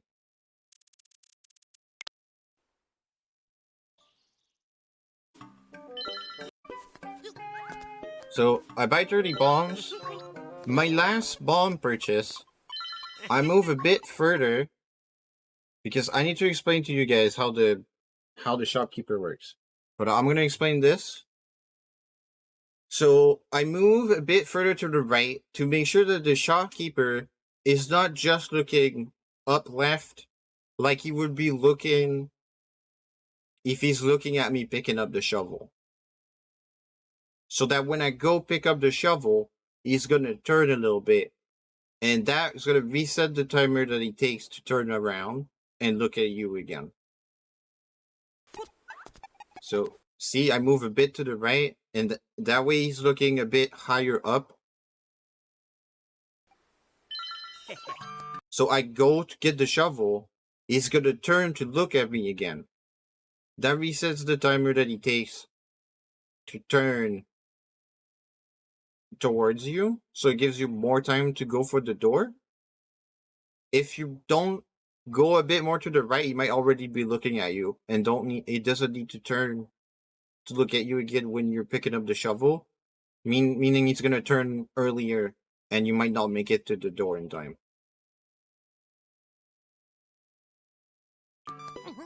So see, he turned just now. I don't know if you just pay attention. See, he turned a little bit. That's all I need. And then, I don't know why, but it's more consistent if you rub a little bit against the counter. For some reason, if you rub a little bit against the counter, like the table where the cash register is, it takes longer to turn around. So you have more time to head for the door again. I don't know why, but I know that just going straight down gives you less time. You can still do it. You can still just go straight down. If you do what I do with the bomb thing, you can still just go straight down and go for the door. It's possible, but you have a narrow window for a narrower window of time, and I don't know why. So I just if you look at it again, see how Link just goes back a bit on the left because I'm rubbing against the counter. And then the last touch, and that's important. The shopkeeper has 180 degrees of vision, meaning that even though he's looking up left right now, he actually sees most of the door. If he sees you leave through the door, he's gonna stop you anyway because he sees you. So what's important to actually successfully steal something is that he doesn't see you. So he has a timer for turning around, but also you can draw a diagonal line like perpendicular to where he's looking at, and basically everything in front of him he can see. But anything that is with that perpendicular line to the direction that he's looking towards, everything behind that line relative to the shopkeeper, he doesn't see. So you want to make sure that you leave through the doorway while he doesn't see you. So as you're heading towards the door, you want to move right a little bit so that you leave not going straight down because he's going to see you leave. You see, I move a bit to the right. So I'm outside of his field of vision. So he doesn't see me leave. So I can just steal the item. If I was to, I'm going to fail on purpose with the bow as I go back in to show you guys. Also, when you go back in after stealing something, you die. So keep that in mind. Now the reason why we do this, because it might seem like it takes time to like steal something and then die, it's just because the shovel is 200 rupees. Getting 200 rupees this early actually takes quite a bit of time. And well, honestly, you just don't want to take the time to do that. And the bow is the bow is worse. The bow is like 980 rupees. It's insane. But we need it for many things, so we just steal it. So I'm gonna enter the shop again.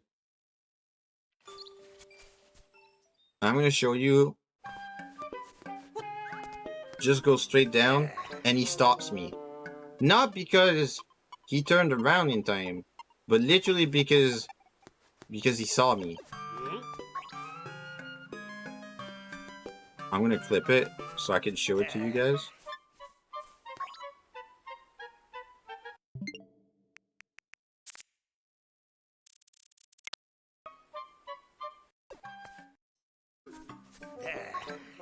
Yeah, just here.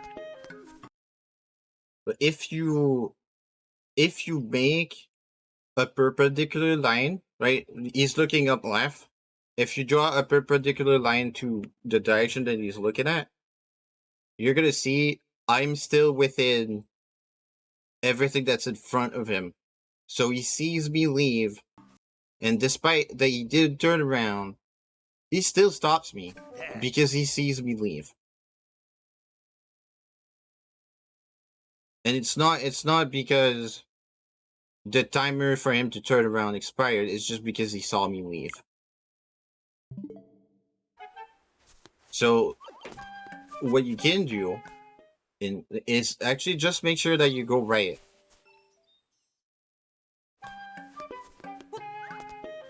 You rub and go right, and there you go.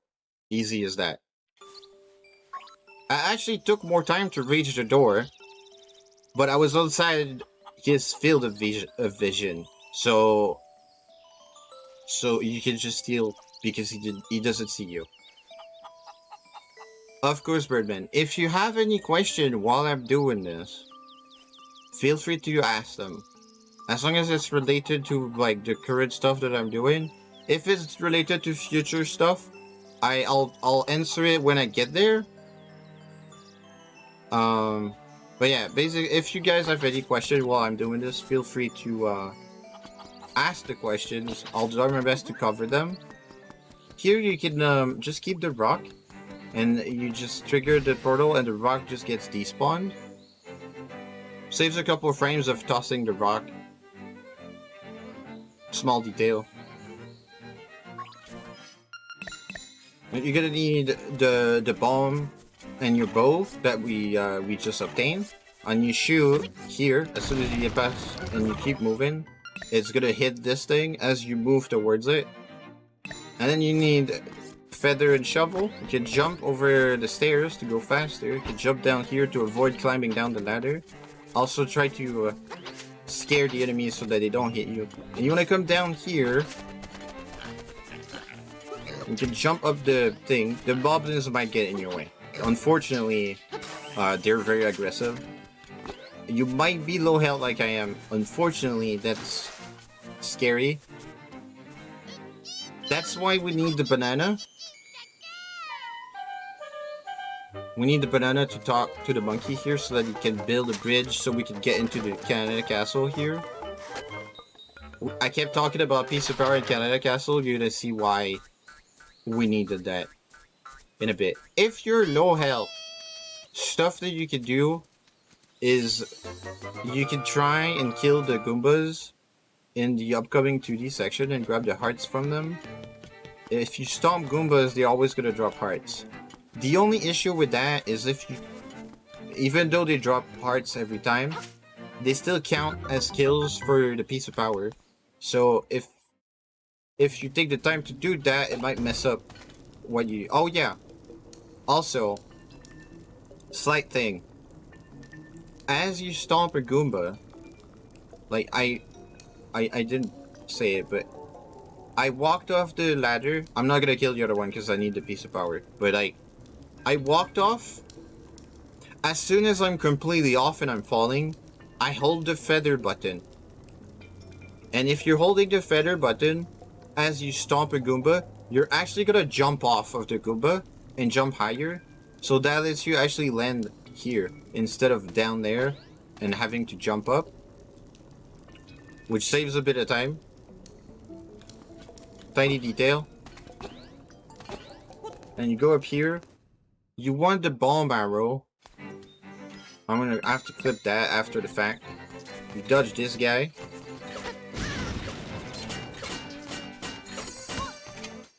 Yeah.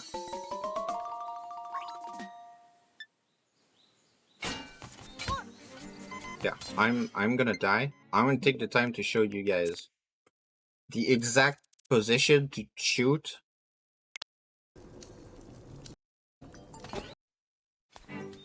Because if you don't get this right, sometimes when you shoot, you're either not gonna hit the crow at all, and it's just gonna scare it, and he's gonna come at you. When that happens, by the way, if you miss your shot and the crow is scared and isn't dead, what you can do is grab a rock and toss it at the crow.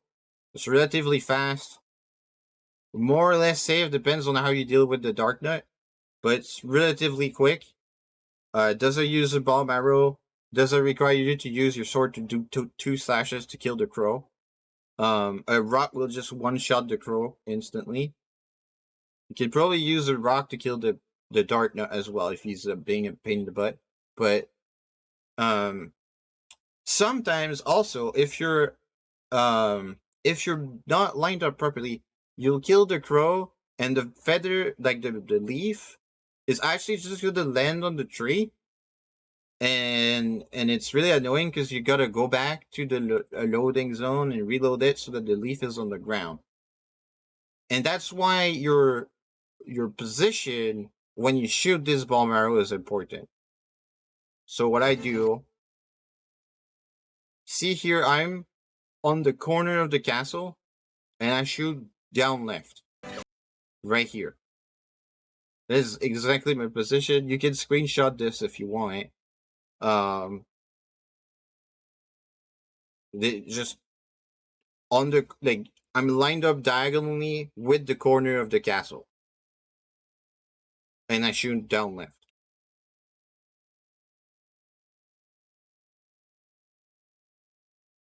If you're, it's not like extra precise, but if you know, because you're under threat from the guy shooting spears and everything, sometimes you're not as attentive because you're distracted by other things, and you're not lined up right, and that might mess you up. You're so that's how you want to be lined up, so that it hits the crow, but not in a way that the leaf doesn't fall on the ground. I can't explain why the leaf sometimes doesn't fall on the ground. I know that if you're lined up not exactly right, it does that sometimes. I think it's because the crow ends up like out of bounds, and the leaf just kind of rubs against the wall or something. I'm not sure.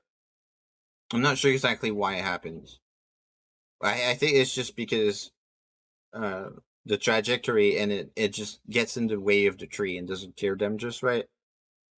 So if it hits it the right way, it's gonna be blown away, but not in a way that the leaf doesn't clear the trees.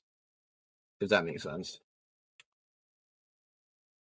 So just to show it again, you shoot like this. Now, obviously, the way that you deal with these guys have random movement too, so they're not gonna aggro you every time the same way. I like to also get hit once in here. I can use my iframes to pass through the sword and shield dude, but I also like to get hit so that I don't get an acorn inside the castle, ruining my piece of power. We're gonna get there. We're almost there. Because I tried to get a piece of power, but if you get an acorn, like, I don't know, on the switch that opens the door of the castle, that can ruin everything. So I always try to get hit at least once. But obviously, again, here is very dangerous, and it's gonna take you practice to not die in here, if because you can take a lot of like a severe beating in this area. Unfortunately, this area is actually really hard. I don't have like too many, like, it's practice reading the enemies, reacting to them. Like, everything happens really quickly.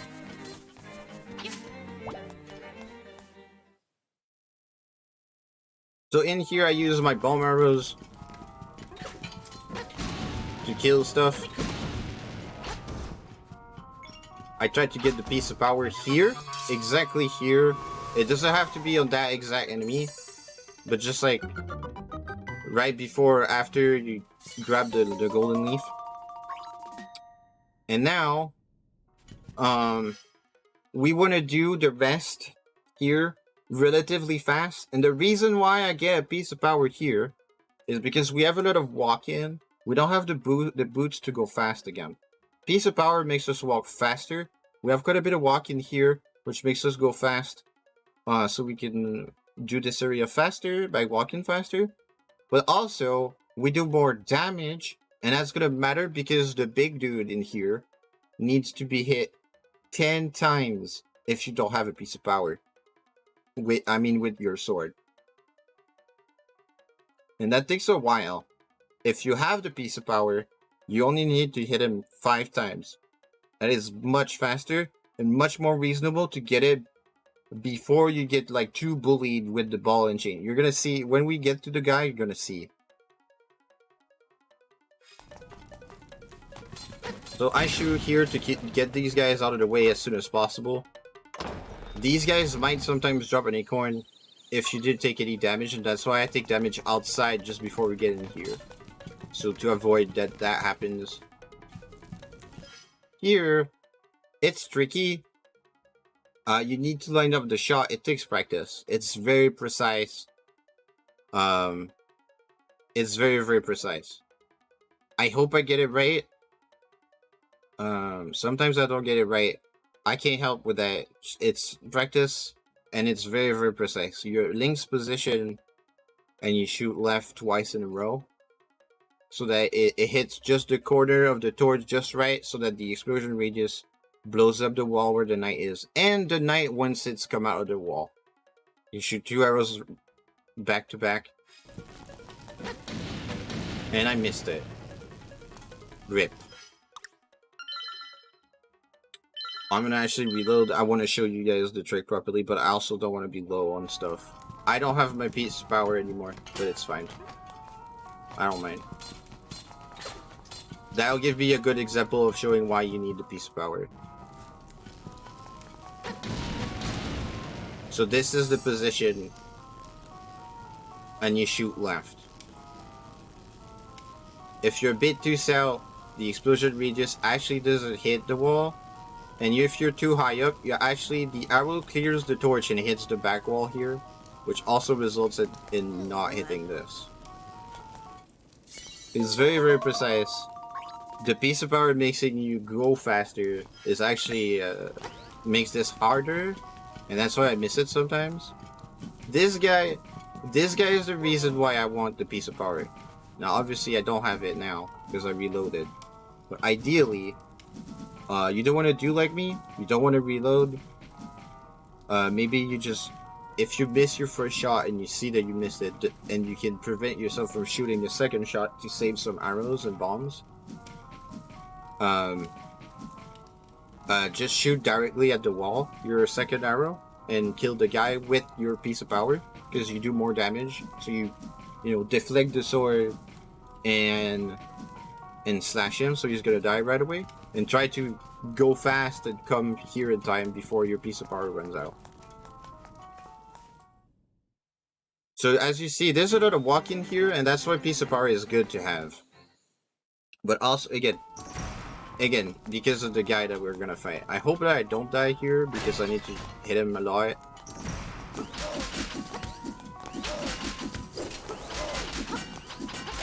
As you can see, that took a considerable amount of time.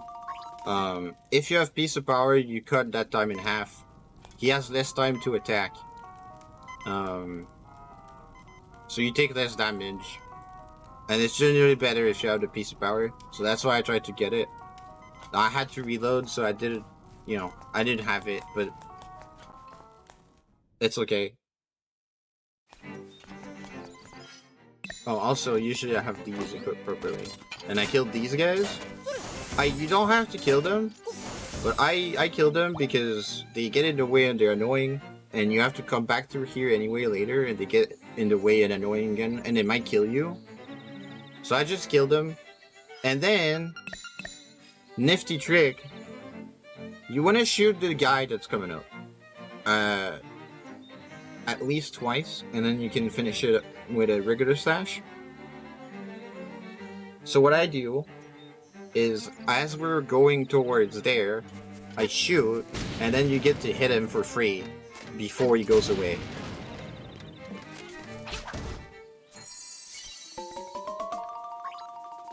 Which, and that early shot mitigates the RNG of where he's gonna appear.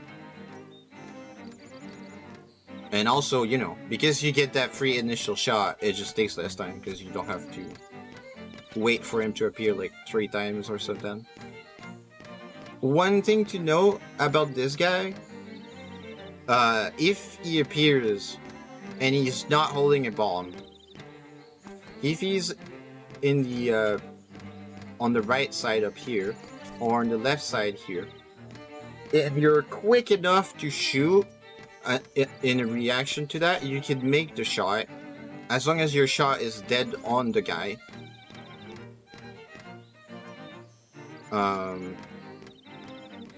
But if he's at the top there, the distance is too long, so you're not, even if he's not holding a bomb, your bomb arrow's not gonna get there in time. You're gonna miss. He's gonna go back down, and even with crit reaction, you're gonna miss anyway. If he goes away faster if he's not holding a bomb, so if you're not confident, just wait. until he's holding a bomb and shoot him then. So you shoot him twice, including that early shot if you did it. And then you can just go next to him and slash him to save some arrows, because arrows are really tight. And then you got all the golden leaves. So all you need to do is just go back and talk to Richard, which is gonna give you the quest to collect the golden leaves, but we already did that, so we're gonna be able to actually turn that in right away. That's also another reason why we turn in Bow Wow. Because you can't talk to Richard. If you have Bow Wow with you, he's gonna be like, "Wow, what a foul beast, get this thing out of my house," or something. He just doesn't like Bow Wow.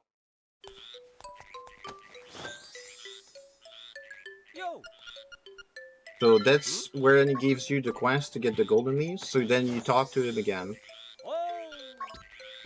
And then your quest is completed.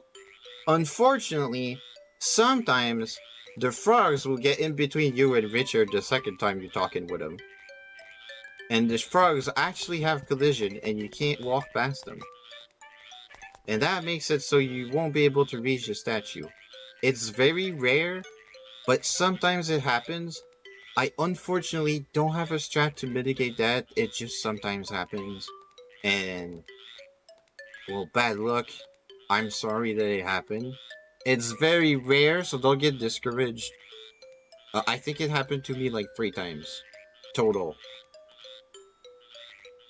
Ever. So, but it happens. So then you push the statue.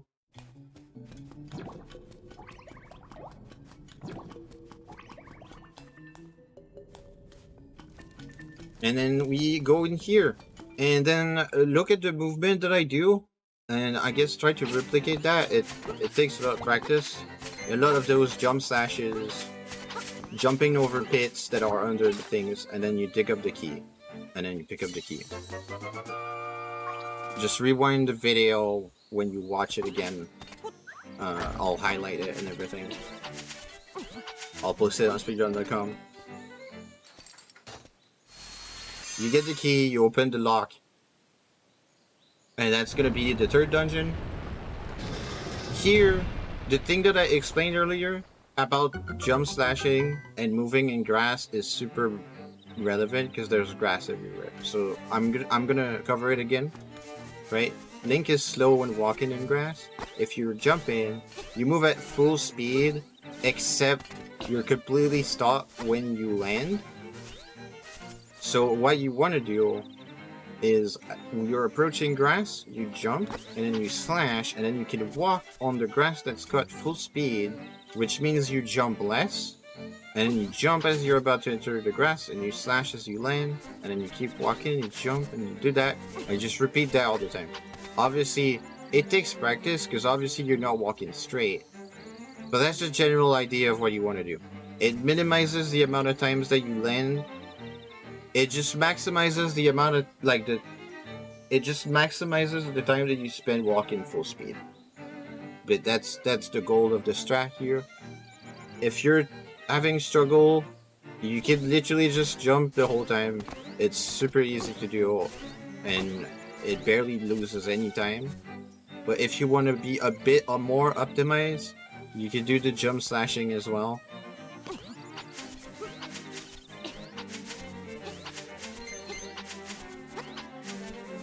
And yeah, that's how you move through grass.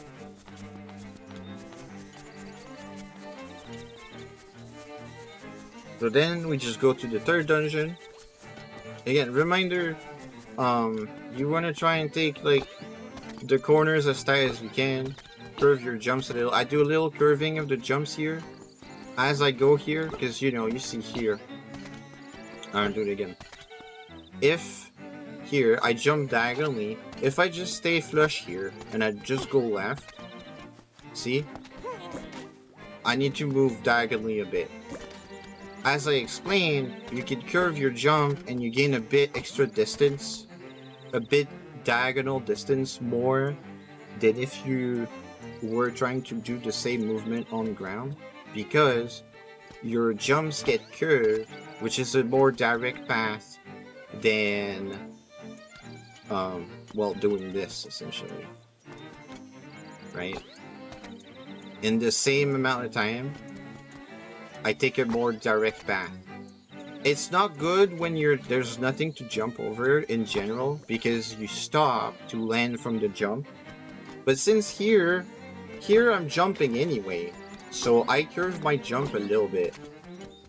And then that means that I clear the thing, I can continue to go left without having to do the diagonal. And then the tiny thing, it's not much, but when you when you pass over, see the game is like literally there's a difference in elevation of the terrain here.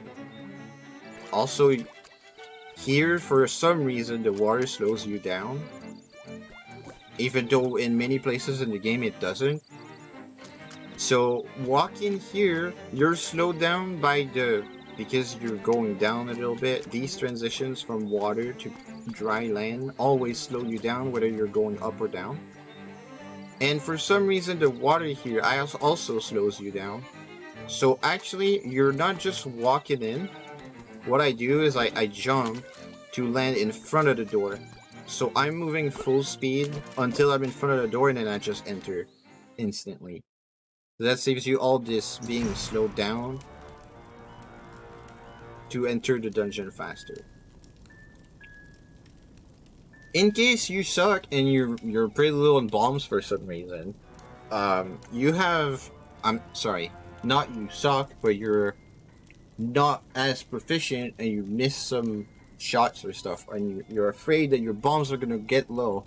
I don't suppose that they're gonna be low, but just for your personal knowledge, there's a bomb in this spot, this spot, this spot, and this spot. So if you need extra bombs, they exist. Normally you won't need that. You're gonna be more stressed with your arrows. As you can see, they're a lot lower than the bombs, and that's gonna generally just be true for most of the run. So your arrows are generally gonna be the worry in Glitchless, not your bombs. You grab a pie, you toss it against the door, just like we did in Cat Castle earlier. This room is horrible. It's the worst room basically in the entire run. All categories, it's the worst room in the entire game basically. The patterns of the enemies are stupid random. All enemies in this room are all completely random. So they all behave differently. So you basically have to have a different strat for every single one of them. Practice is gonna get you there. I don't have crazy tips. Try to use the bomb enemies to kill the Stalfos fast. And try to not get blown up by the explosion. That's my tips. Good luck. Practice. Here I try to be flush against the left side of the door here. I'm gonna show you in a second why. Why I do it at this specific moment is simply because if you slash them and just go straight up, Link is gonna be stopped against the wall anyway and push against the door. So you have a little bit of time to realign yourself and still arrive at this at the same spot against the door, but be flush with the left side of the door. And the reason why I want to be flush with the left side of the door is I just hold up here and I enter the staircase. That's it.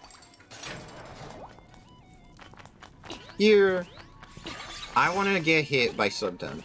It doesn't matter what I get hit by. If I don't get hit by anything, I do these guys. And if I don't see my acorn, I see my acorn. If I don't see my acorn, the thing you're gonna want to worry about if you still don't have your acorn and you didn't get hit, it's important. If you got hit by the keys or something in the previous room, or got hit by the Zols here, ignore this. Your acorn is not gonna appear. But if you didn't get hit, you just killed a lot of enemies, and you're about to kill quite a bit of enemies. And it's highly likely that you're gonna have an acorn drop in your face while you're slashing like crazy your sword. And you're gonna pick it up and it's gonna lose time. So small tip, if your acorn hasn't dropped yet, with all these kills here, and you haven't taken any damage, try to take damage from one of the spears of the guys that are coming up. I'm gonna avoid it because I don't have to. But here we put a bomb and throw it. They throw spears. Try to get hit by one of the spears just so that it resets your acorn. Because here you kill 1, 2, 3, 4, 5. You kill 6 enemies. Plus the 1, 2, 3. Plus the 5 Zols. 5 green Zols that you killed for the key. That is a total of 11 kills. And the acorn drops every 14 kills after the last time you took damage or after the last time that it dropped. So it's very, very, very likely your acorn is going to drop right here. Unless it dropped earlier, like it just dropped earlier, or you took a hit, like a bit earlier. So to avoid your acorn to drop while you're trying to kill these guys, and then while you're slashing, you're just grabbing the acorn because it spawns right in your face. I try to make sure that I take a hit somewhere, or I watch for it to drop earlier, and then I know that I'm in the clear and I don't need to take a hit. These guys here are a bit tricky. You're gonna need to practice them. General tips is, well, we want to feed them bombs. They're gonna open their mouth as they move, and if there's a bomb, they're gonna eat the bomb. After you've fed them one bomb, they're gonna move 4 times, and during those 4 times, they don't open their mouth, so they're just not gonna eat the bomb. They're either gonna like stop moving and just gonna shake their head, say no, or they're just gonna turn and avoid the bomb, so that they can keep moving and not eat the bomb. So you just want to put it in front of them after they've moved 4 times, after you've already fed them a bomb. Right? So it looks like this.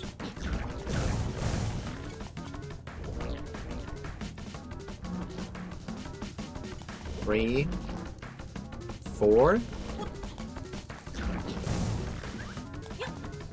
Sometimes you lose the 50-50s.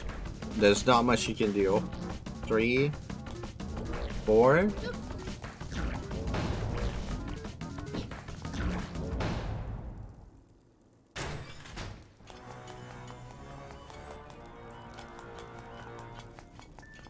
Yeah, and then you push these blocks here.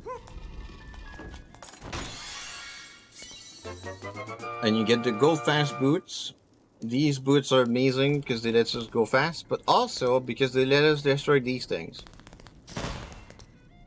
Now, if you're not careful, and that's important, if you're not careful and you just hold the boots and go fast, you're gonna bonk into stuff, and that costs quite a bit of time. So what you want to do a lot of the time is you want to cancel your dash. There's many ways that you can cancel your dash. You can cancel your dash by slashing. That is generally the slowest method, but it still has its use. It's easy to do. It stops you exactly where you are when you slash. I would say it's the beginner friendly strat, because it stops you exactly when you press B, so you know exactly when you're stopping. It's a good place to start.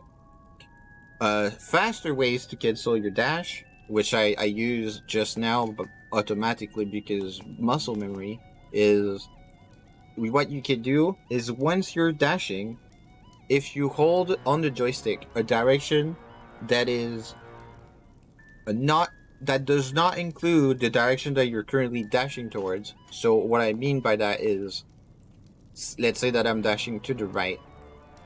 If I push on the joystick right, well, I keep going right, obviously. If I push down right, I'm gonna strafe down right, and up right is the same thing. If I touch a direction that does not include right, Link is gonna take approximately 10 frames to slow down and stop.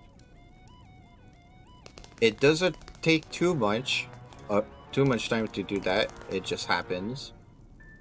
He slows down for 10 frames, stops and resumes immediately, like stops for 1 frame and resumes immediately walking.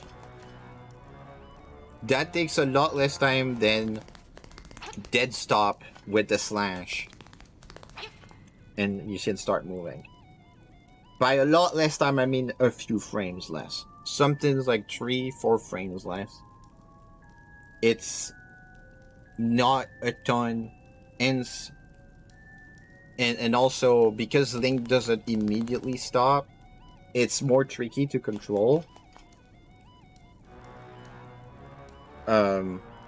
But it's a bit faster, and that's usually what I prefer to use. You don't have to be holding it for a very long time, and you can even keep going in the direction that you were dashing. That's what I do literally here. I just dash, break the things, stop dashing, and immediately start pushing in the same direction that I was going. It saves a few frames to stop it like this. The last method of stopping your dash is by jumping. You do this naturally, you have to do it because you want to do long jumps in several places. This is not the best place to show this off. But if you're jumping, it's really easy to strafe at the end of jumps because you don't have to worry about holding a diagonal or anything. Once you have jumped, you can just hold like down or up. Let's say that I'm going to the right. Once I jump, I can just hold straight up, and Link is gonna go diagonally, still going as fast in the direction that I was dashing at the same speed, but also gaining like vertical movement, providing you with all the advantages of strafing. But you're only gonna be stopped for the 4 frames that it takes to land. And that's actually faster, slightly faster. It's slightly faster. It's slightly faster than the stopping method like this. Mostly because while you're doing the stopping, you're actually not going diagonally still. While if you jump, you can go diagonally the full length and you're stopped for 4 frames, but you can still get your full directional movement within your full speed dash. That's technical and it takes time to get it, but I'm putting it out there. I'm telling you guys, I do that like literally everywhere, so you can pay attention to it. It's the reason why I jump like everywhere while I'm dashing, even though there's like nothing to jump over. Now here, yes, here it's to clear the stairs. But you're gonna see me do that as soon as we leave the dungeon. You're gonna notice I do a lot of jumping at the end of my dashes. And that's just because if you can time it right... Wait, I'm going the wrong way right now. If you can time it right... yeah, hold on. Let me recap. After you grab the key here, you jump down, you get your bomb arrows, and you go here. You slash these guys, and you want to shoot this one. You don't have to shoot that one specifically at that time. You can shoot it earlier. You look at how it's moving, and you try to shoot it to blow it up.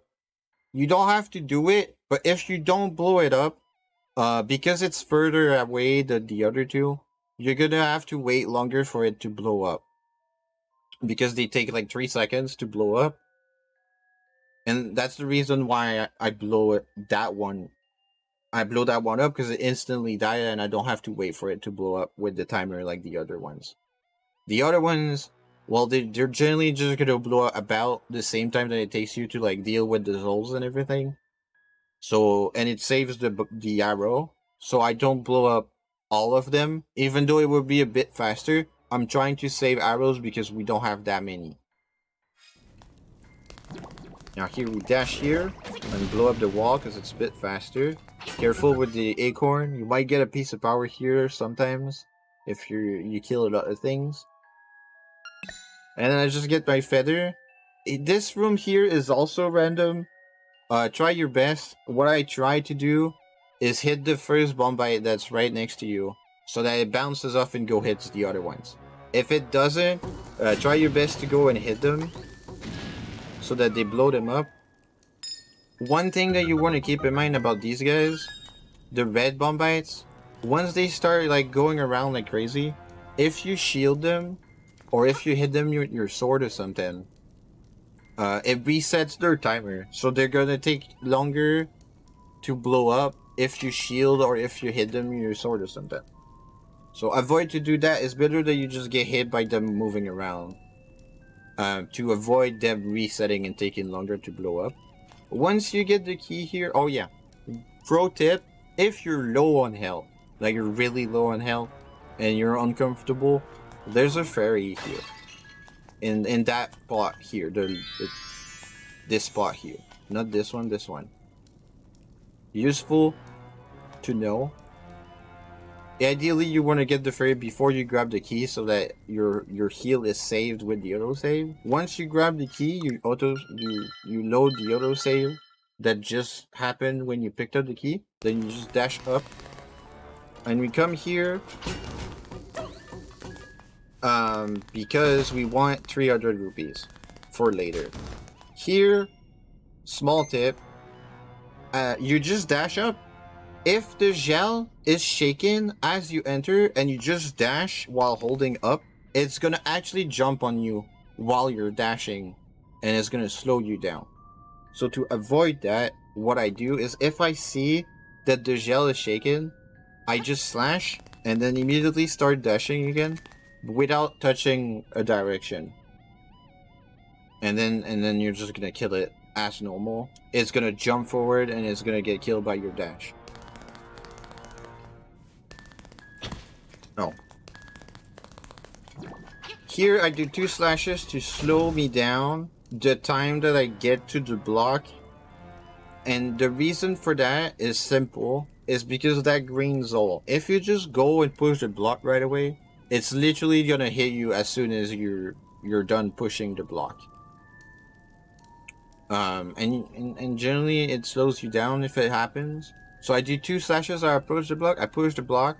The Zol's gonna jump and hit the block, and then you can immediately kill it, and then just go and continue your thing. Now the piece of power dropped from that Zol, that same Zol. That's about somewhere where I want it to drop, and the reason for that, I'm explaining it. You don't have to worry about this, but I'm explaining how I do things.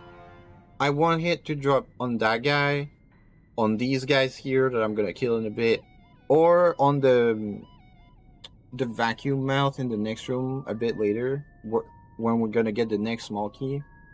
Around this area, it lets me know that the following piece of power is gonna fall around where I want it to start counting my kills so that I can get it.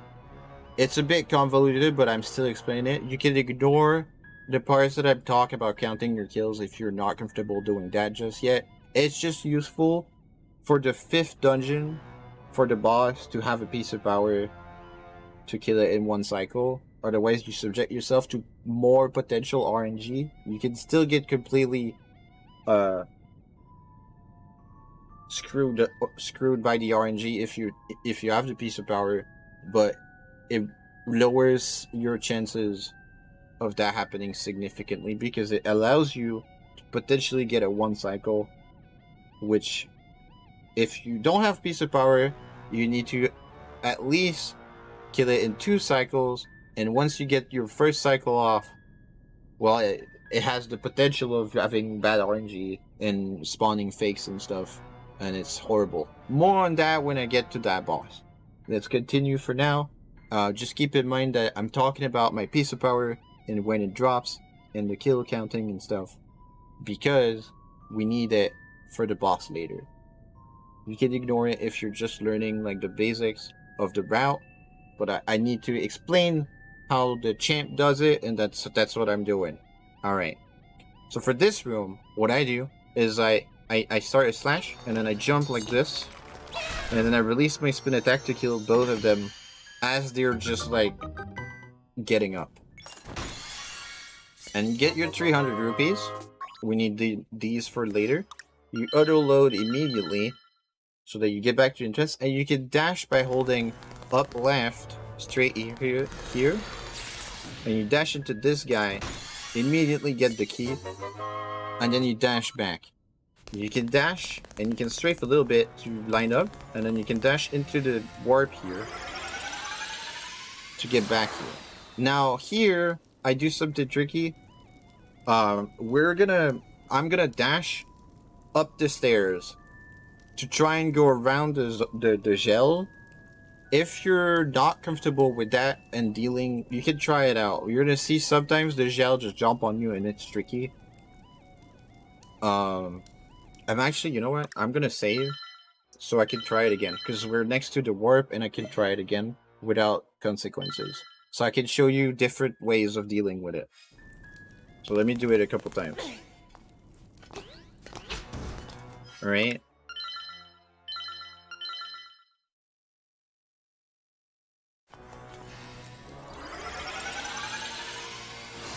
Now, because I saved, this saves my my current kill count for the power up is saved. So even though I keep killing a bunch of things, because I keep reloading the save, I only get the kills of the thing that I'm doing. Don't worry, it doesn't matter if I get more or less kills. I can adjust later. I just want to say that it's not because I'm doing this that I'm just stacking up a crazy amount of kills. It's fine. It's the same amount of kills that's being tracked every time that I reload the save. So we're good regardless. But I'm just doing this to show you different patterns that can happen. See here, I don't even need to jump slash because they weren't even shaken to jump on me. But it's slightly different depending on what they do. You might find this really hard to do. So what you could do instead of this, I'll do it like two more times, and then I'm going to show you what the alternative solution is.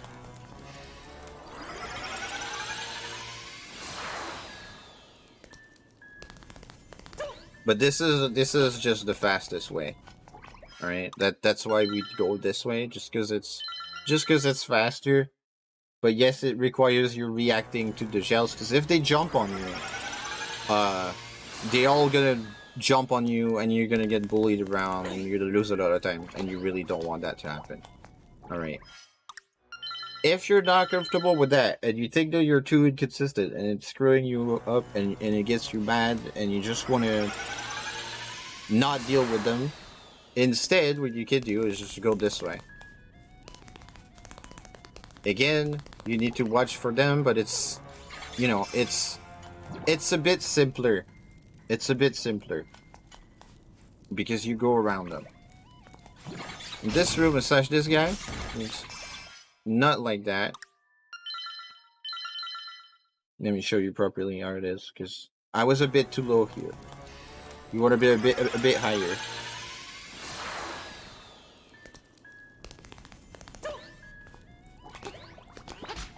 Oh, see here, that's perfect example. So you get slowed down when you do that. Just let me get it right.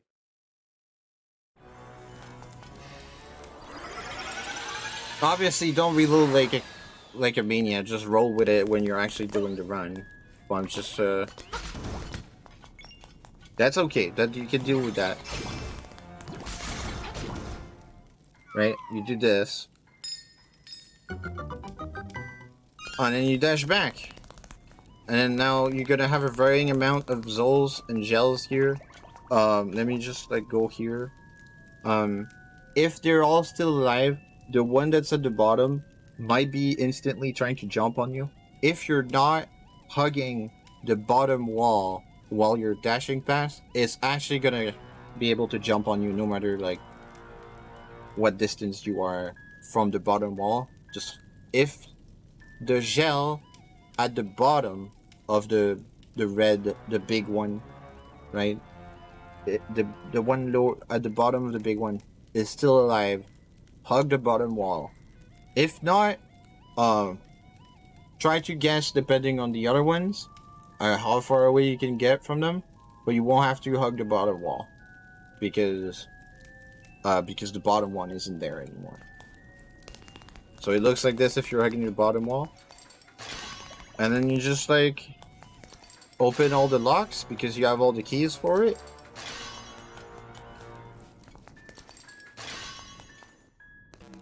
Then you dash into this guy. And you just jump here.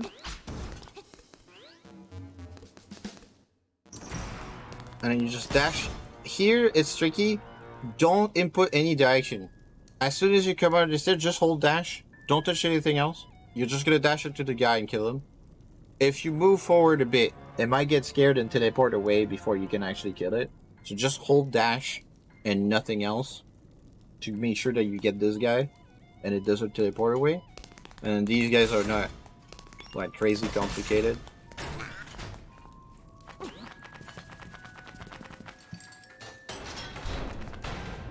Now the boss here, you just dismiss the text box, immediately bonk into the wall so that it falls back down. You wanna hit hit the eyes enough to split it apart almost. Like this. And then not like that, but once it's split like this, you dash in the middle, like I'm not doing right now. Like this. And you do 2 slashes and then you dash into the eye. And here, you can either get hit to cancel your jump. You just want to make sure that you're not underground when it lands because it's gonna stun you. And then you can do a single dash to kill it by hitting it twice with the same dash. Here, if you're worried about your health, grab the heart container. I'm gonna skip it, but if you're worried about your health, I recommend that you grab the heart container. You can dash up to grab the instrument. Just make sure that you stop your dash before you bonk into it.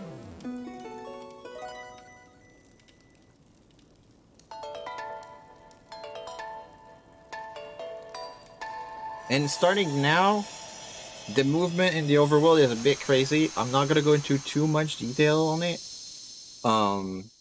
Just keep in mind that basically I do it like that almost every single time. Most enemies either die because they're in your path or they get out of their way. I'm gonna do a lot of dashing and strafing and jumping, and I guess rewatch it if you want to copy what I'm doing, but I highly suggest that you just figure out a way that you're comfortable in doing it.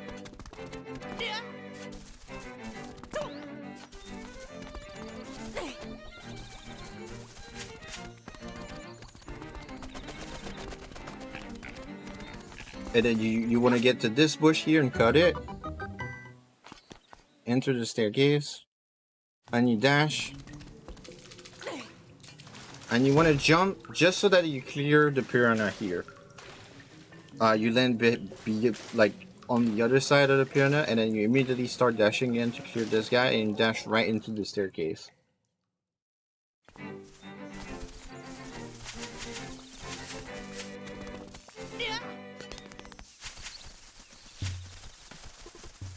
Here I do a slash to cut the bushes next to me, not just like jumping or stopping. I do an actual slash to stop my dash, but also cutting the bushes.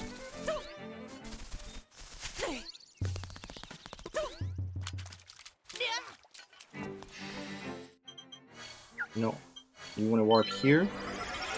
You saw I went to talk to the walrus. That's important. If you don't talk to the walrus, Marion's not gonna be at the beach. And then we went back to get the warp from Animal Village, and then we come here, we get in here, little jumping over the stairs. You get into the bed so you fall asleep, so you're in a dream. Link's Awakening did it before Inception, way before Inception, and then you just dash through these guys. I do a slash here to get this guy out of the way so you have time to do the dash. And I jump just as I break this thing. And then I jump just as I clear the staircase. Grab the Arcana and go back out. So you can dash down here as long as you stop just before the stairs.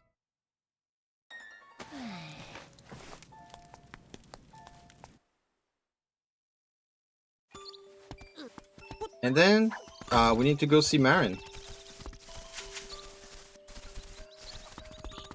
Careful here, you need to dodge both Bow Wow and the chicken. You don't want to hit the kids. This dash here is extremely hard to do.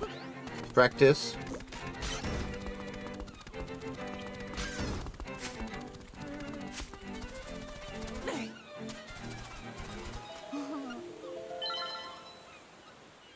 Honestly, just like rewatch this a couple times. Try to practice it.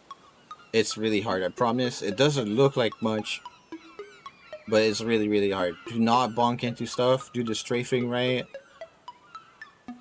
And, you know, while avoiding all the enemies and not losing too much time because you're not jumping in the right time or whatever. Here, Marin looks at you 3 times. The 3rd time that she looks at you is when she's gonna be asking you the question if you're listening, and you need to press A. Otherwise, the rest of the time you can just mash B and not actually listen. Unlike unless the filthy lie that you tell to her that you're actually listening.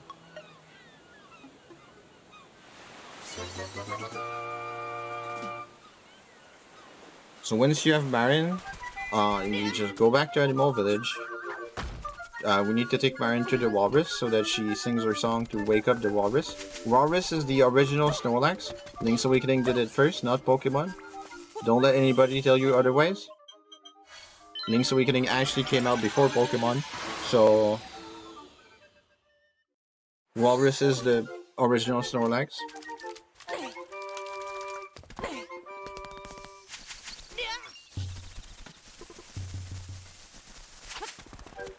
Needs to wake up with a song too.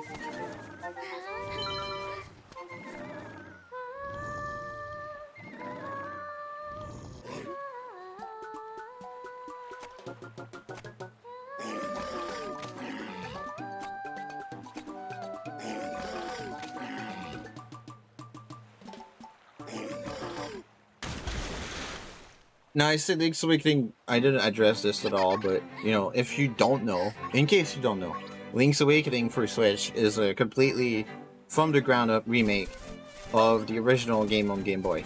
So that's why I'm saying that it did it before Pokemon, even though Pokemon is like super old and stuff. Because it's not this version, it's just the original one. Here I get bone arrows, and honestly, this fight is kind of random. Again, practice is gonna get it.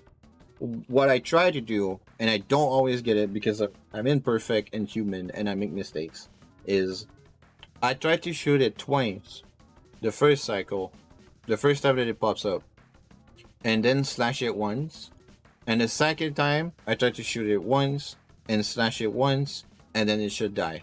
Obviously, I don't get that every time because it spawns at random locations, travels a random distance, and sometimes you can't do that, and I try to adjust.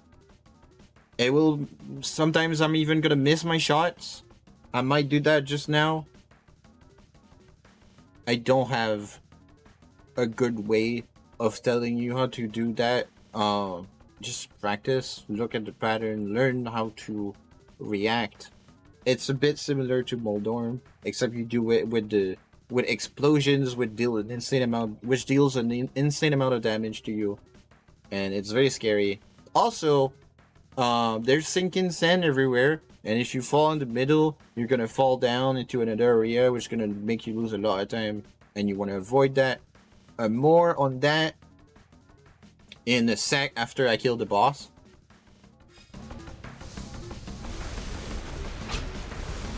I fucked up. That's very bad.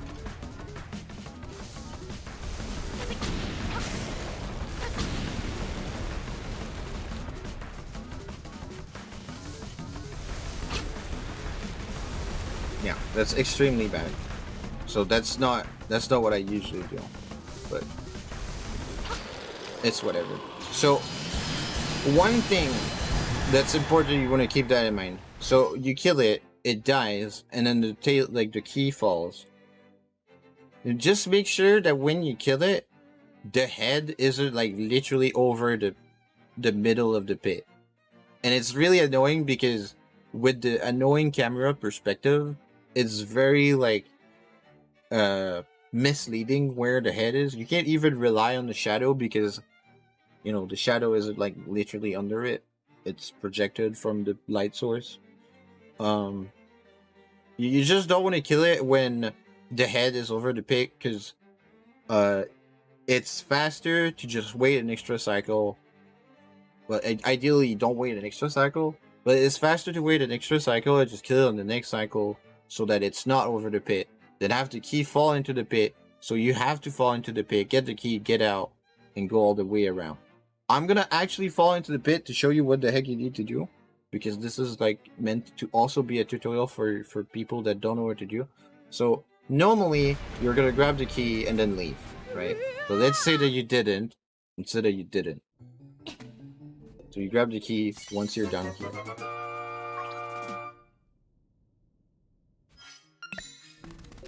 And you dash out. Careful, there's enemies here.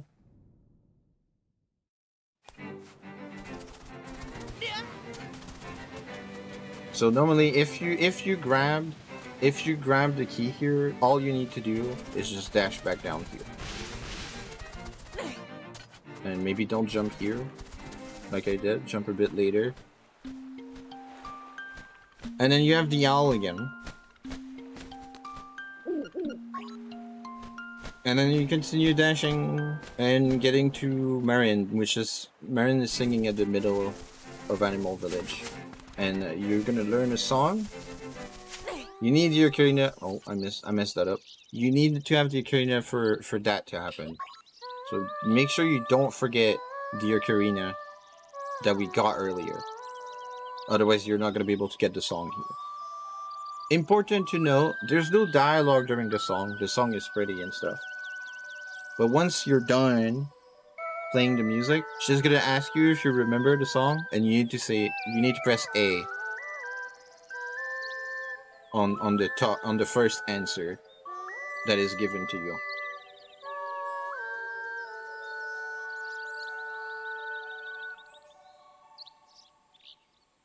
If you don't select the first answer, she's gonna sing the entire song again, and you don't want that to happen.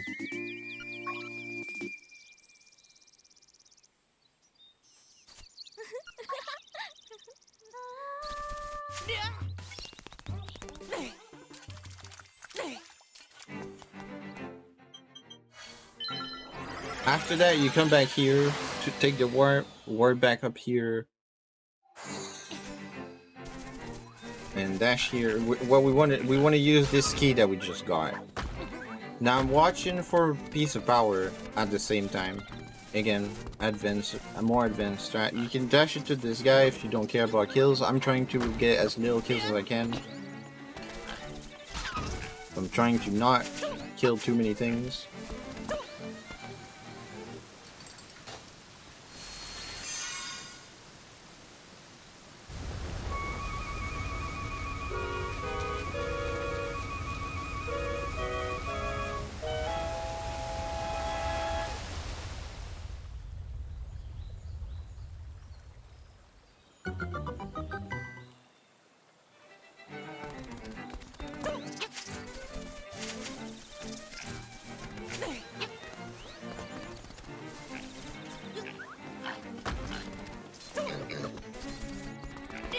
Oh yeah, pro tip about fast movement.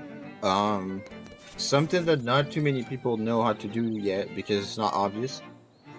When you're dashing and jumping and you're moving next to a ladder, if in the middle of your jump from the dash, you slash towards the ladder, you can grab the ladder. If you don't slash, you can't do it. So like, to give an example, that didn't do anything. But if I slash towards the ladder, then I can grab the ladder. Right? So I'll do that a couple times in the run. That's how you do it. You slash towards the ladder in the middle of the jump.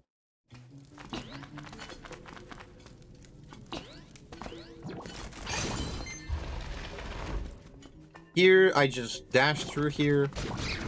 I keep a lookout for a piece of power. Now I accidentally grabbed it. Now it dropped here. Now I'm gonna cover what I do. You can probably make it work by thinking of a different way of counting your kills, but this is the method that I came up with. It accounts for several kills that I do every time that I play the game, and I have to do minimal amount of math because I suck at math, so I came up with this. There's a bunch of math already done. I apologize if it's not clear. If you want more detailed, precise math, I'm not gonna go over it in this tutorial, but if you want the exact math and maybe come up with your own solution, DM me or go on zeldaspeedruns.com and on the Guardian Acorn Piece of Power and Tracy's Medicine page. DM me. I can link that page to you if you need it. In there I cover exactly all the things that how to count your kills, how many kills you need for your piece of power to drop, and then you just need to figure it out based on on the enemies that you kill, and throughout multiple attempts see what can work best for you if you can like get the timings that I get. I have various methods to compensate for if I have too many kills. Now I got it a bit earlier than I would normally want it, so I'll play a bit weird, which is slow to like be able to fully cover everything in the tutorial and not have to like redo big chunks of the game. But just like you don't have to actually like do the counting. It saves like 16 seconds at most. It's just that if you can do it consistently, it helps. So starting right now, because I grab a piece of power and I didn't kill anything afterwards, after that it dropped, or let's say that I didn't grab the piece of power, it just dropped. Starting when it drops, I have a counter that I have in chat that is at 5 kills. It's currently at 5 kills, so I start counting at 5. It's not every time gonna just be 5, but just keep with me. We make our way to the dungeon. You can ignore my explanation about kills if you don't intend to do the strat for the boss in D5. We'll get there when we get there. Now here, you want to grab more bombs, so you grab these. And you keep going.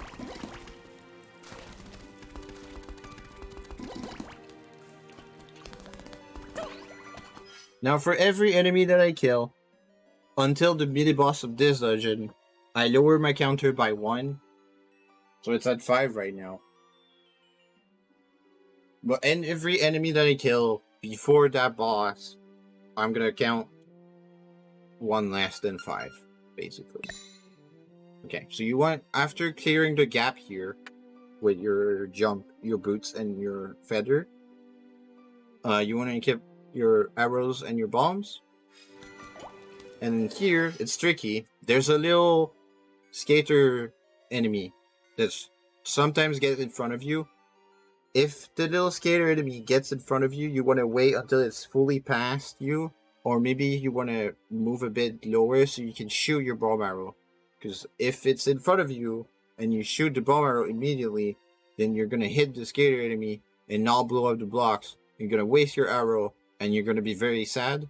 So be on the lookout for that enemy. If it's not in front of you, then you can shoot freely and just avoid that enemy altogether.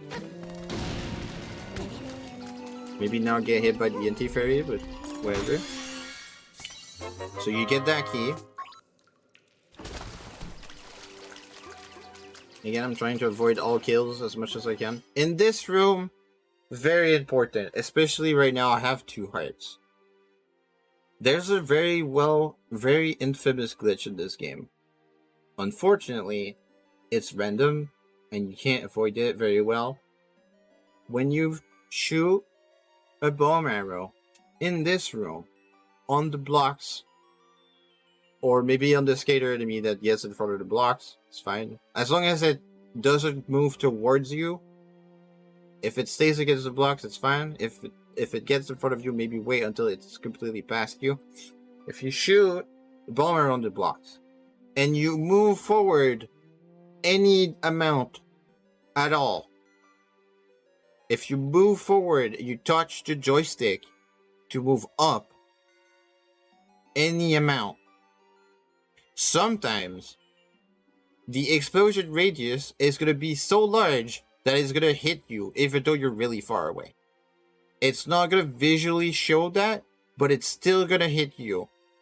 And you're still going to take 2 hearts of damage, and you might die. As you can see from now, I have 2 hearts. This is your only warning. I'm not even going to show you what it looks like. Do not walk into the room until the explosion is cleared. So you shoot, you wait for the explosion to wear off, and you walk in after. If you move forward any amount of time, sometimes you're going to be fine, and it's going to give you a false sense of security, and when you least expect it, the game is going to screw you over. You're going to get the glitched explosion, and you're going to die. And you're going to be very, very sad that you did listen to me telling you to not walk into the room until the explosion is over. Alright. Now that the serious moment is over, we can resume to just being all nice and stuff.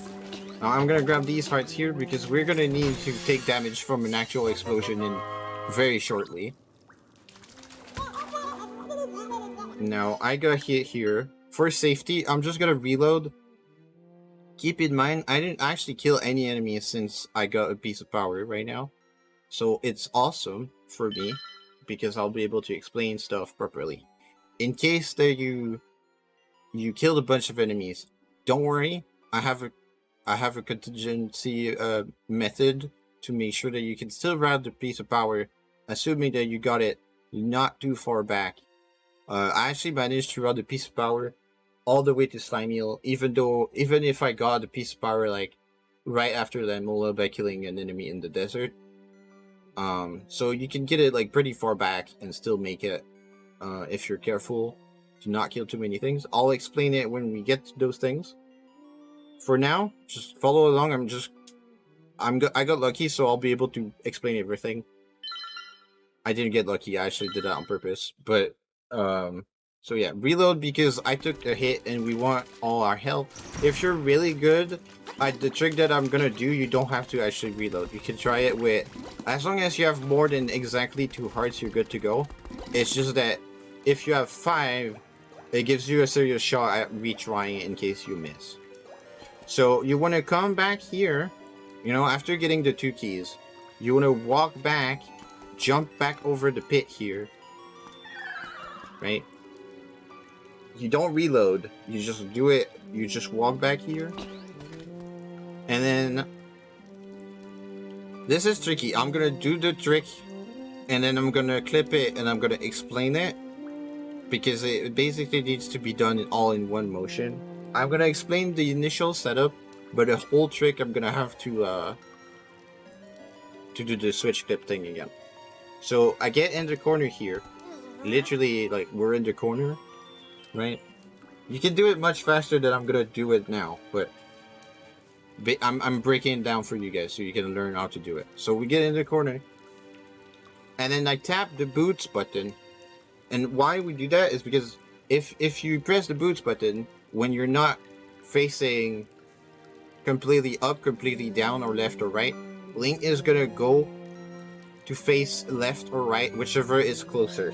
Not up or down, left or right, whichever is closer. So now we're facing down right. So if I hold the boots, Link is facing right. But if you press the boots button a really short amount of time, before you even start charging the dash, Link just turns and doesn't even start dashing or anything. And then you're not facing right exactly. You're also not facing completely down right. You're kind of in between, so your angle is not the same as it would be if you're just downright like this. Why that matters, you'll see in a bit. But to tell if you have the right angle when you try to do this, I had it just now. But a good thing that you can watch for, right now I'm just looking down, right? Look at my sword. My sword is completely through the rock here. The rock in the bottom right corner. My sword is passing through the rock. You can see the shimmer of the sword on the other side of it a little bit. This is not good. This is like completely downright. You don't want that. That's bad. Now, if I do, let me try and get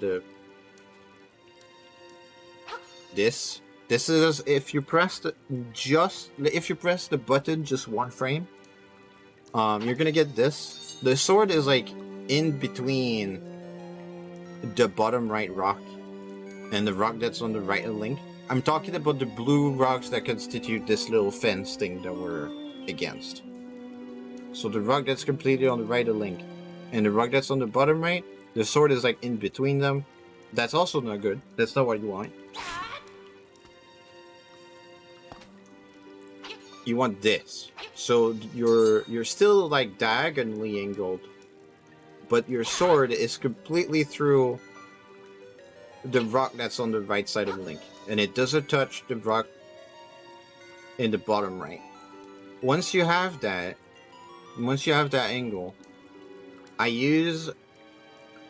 we're gonna call this I don't know. It's a thing that the game has. If you hold the sword, Link doesn't actually change direction, and you can move and still face in the same direction. So we hold this sword out, and then I move a tiny bit up and a tiny bit left. You don't want to move too far away, because then it's going to be too far away. And the reason why we do this, I'm going to show it to you. What if you don't do it, is because we want to put down a bomb and then pick it up. So let me watch what happens if I put a bomb. I don't move away from the fence at all. I put a bomb down, pick it up. See, Link right now is just looking up. We don't want that, because we don't want. The reason why we got our specific angle is because we want to toss the bomb that way. But if I just toss the bomb right now, I'm just gonna toss it out, and that's not what we want. And that is always what's gonna happen if you don't move away from the fence a little bit. So you need to get the angle, which is I have the right angle right now, and you wanna. Now I pushed the joystick up left just a tiny bit while I was holding the sword out, and then you put the bomb down and you pick it up, and then you're still facing the same angle.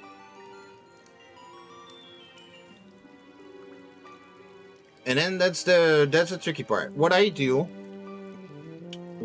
after that, I make sure that Link is done. Pick it up. Not everybody does this, and the tutorials that exist for this trick don't necessarily tell you to do this. I'm explaining to you how I do it. It might be a tiny bit slower, but it is how I do it. If you want to check out the tutorial, I think it's on speedrun.com and on Zelda Speedruns. You can look up how others are doing it. I'm explaining how I do it. So what I do is I make sure Link is done picking up the bomb. And then right now, as you can see, obviously, when I do it super fast in the run, I'm not waiting ages right here, just standing there, right? But I'm explaining to you what I do. So I make sure Link is done picking up the bomb. And if you can see right now, Link's animation, and it's very important. The bomb right now is kind of bobbing, like it's going up and down in elevation. It's very subtle. It's very hard to see with the camera angle that we have. But where the exact position of the bomb actually matters, it's like how you're gonna throw the bomb, because the bomb is gonna have the same velocity and angle, but it's gonna start at whatever position it's actually visibly at when you throw it. So if it's a bit higher, is gonna be tossed from that higher point. If it's a bit lower, it's gonna be tossed from that lower point. You can get the trick basically every single time. I just found it more forgiving if I toss the bomb while it's higher. So I just wait for the bomb to be at the peak, well, around the peak of the highest that it gets in this idling animation, and then I do the trick.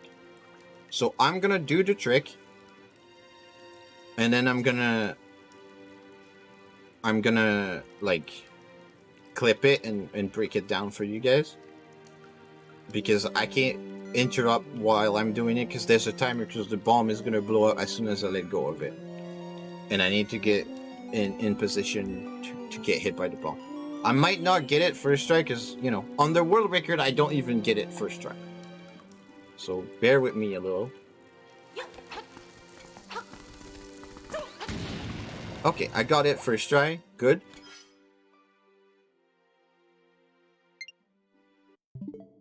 So a lot is going on, and you might be like, wait, this is a glitchless or whatever. A lot of people get that feeling.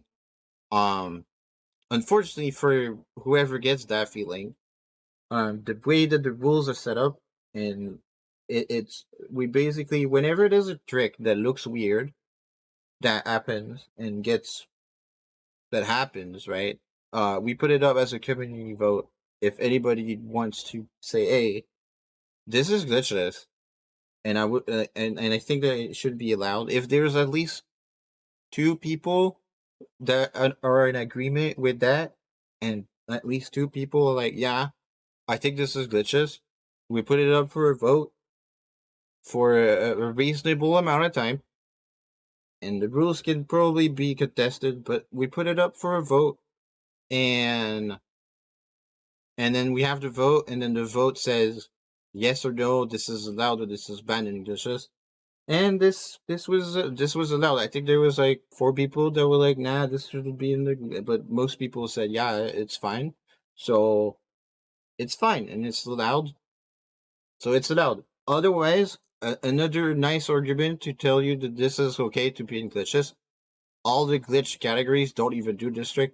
They do some fancy shit where they fly with a bomb and they get over the fence, and then they just get the boss key on the first trip, and it's weird.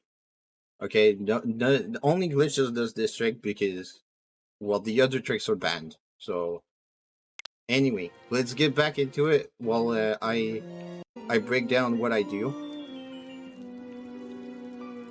Let me actually, you know what? I'm gonna trim it so I can do that more efficiently, because I might have to rewind a couple times.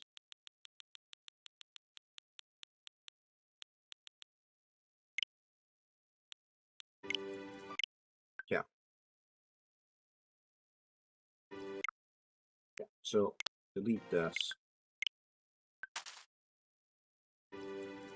Oh wait, that's it. Okay. So I wait for the bomb to be high and not low. I toss the bomb. As soon as I toss the bomb, while I'm still in the animation of tossing the bomb, I hold down left, and I keep holding down left on the joystick until I get to the bottom of the stairs, and I slash at the bottom of the stairs. But before that, while I'm holding down left or moving down left down the stairs, before we hit the stairs, I slash once. Okay? So I'm holding down left, I slash once. Basically, as soon as I start moving, I just slash. And I keep moving. At the bottom of the stairs, I slash again. I'm currently in the animation of slashing. While I'm slashing, I hold the boots button. The slash is to let you be able to buffer properly the inputs. It gives you time to like press, and it makes it that it's easier to time it. I hold the boots button while I'm still holding down left. I'm currently slashing. I hold the boots button, and then I go down to the edge before we fall down the pit while I'm charging the boots. Once we're next to the ledge, I start going right while I'm still charging the dash. right? I haven't started exactly dashing yet. Link is about to get into the dashing animation, but I've started going to the right, but I went to get against the gap there. It is fairly precise. The bomb is in a weird spot right now, and that's why people think that might not fit for glitches. The bomb is actually over the top right brown, top left brown block. Sorry, not top right, top left. It doesn't look like it's over it. It looks like it's floating in midair, but the brown blocks are just that high. Um, the collision is just that high. So yeah, okay. So now Link is starting to dash. You basically, the reason why you want to get this close to the brown blocks is so that when you're dashing, you're flush against the bottom right row, but bottom left row of brown blocks. But you don't want to be too low that you bonk against them. If you're too low, you're gonna bonk on them, and you're not gonna be able to actually jump the gap. But if you're too high and you're not flush against them, you're gonna get there too early, and you're not gonna get hit by the explosion. So you don't want that either. So yeah, so you start dashing and you jump as soon as you reach the gap, and then the thing you want to be doing is just before you get hit by the explosion. See here, I'm slashing downwards. I'm slashing downwards to get me to to start moving towards the bottom part. And immediately, because I timed it right, I get hit by the explosion because I'm still in the explosion radius of the bomb. Now, the explosion does two things. First, it pushes you further away, but that is actually not enough. If it only did that, you wouldn't even make it anyway. What it also does is it puts you out of the dashing state. Because if you're currently dashing and you haven't totally cleared the gap, you instantly fall into the pit. And if that was the case, we couldn't actually do this. But because the bomb, the explosion, actually puts you in a damage state, and then you're falling back to the ground because you were midair, and you're just back to once that's done, you're just back to regular state. You're not in the dash state, you're not in the damage state, and you land on the very edge of the pit. And now here, you want to make sure you're no longer holding the dash button, because if you're holding the dash button, you're gonna be slowed because you're trying to charge a dash. Now I haven't got the explosion yet here, but I'm telling you, if you hold the dash button as you land on the edge of the pit, Link is gonna try to charge a dash again, and you're not gonna be able to actually, clear the pit while walking down. Because you're gonna see here, I walk down so I can actually clear the pit. I don't know if you saw that. I do a little bit of walk-in to get off of the pit. That's important. If you hold the boots button, you're not gonna be moving fast enough to clear the pit, and you're just gonna fall in. So I'm gonna show it to you guys again. Slash, go down to slash. Okay. One more time.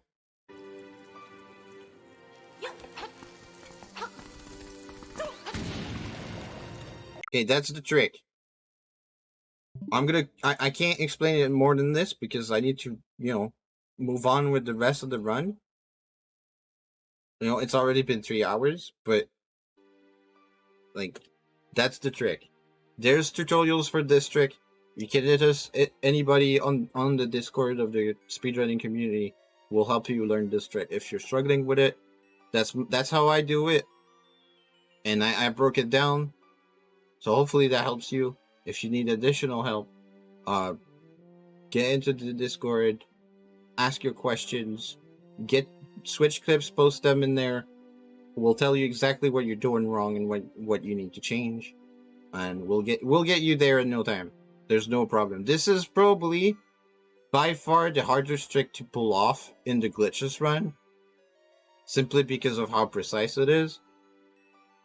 No, nothing else in the run is that hard.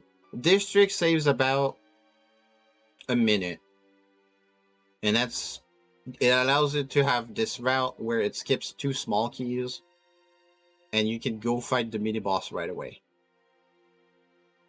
Without this trick, well, you need to take a different route, which I'm not covering in this right now. I think there's the current Glitchless guide actually covers the route without this trick in it, so you can check that out. But I'm covering how I do it, so you can learn to do it too. So that's how I do it. All right. So continuing with the rest.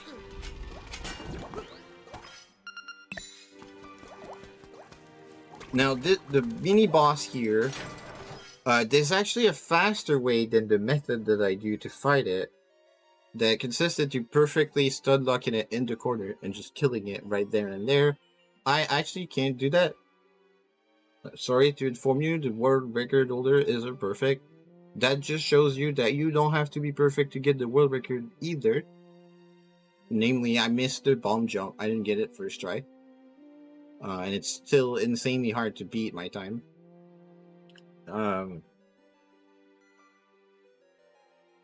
But I'll show you how I do it. I'm gonna do it. I'm gonna take a switch clip and I'm gonna break it down a little bit more to explain contingencies that are part of that method. Wait, I'm just gonna do it and then break it down.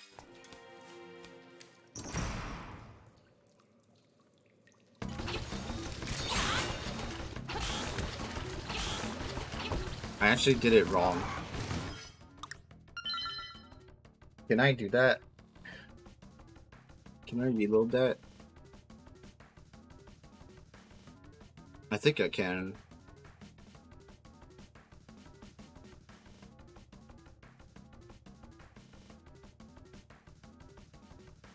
Can I?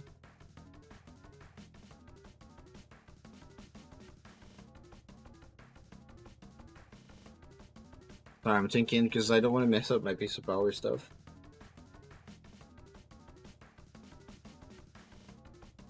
Oh, I know what I'm gonna do. I'm gonna just kill it. I'm gonna kill it. It's gonna give me the mid warp, so we can continue from here, and I'll just go fight it again on the different save. So okay, let me just kill it. Oh, okay.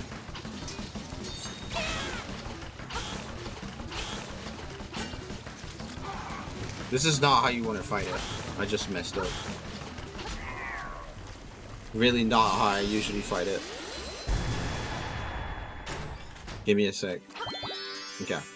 So now, save on this so we can resume. Yeah.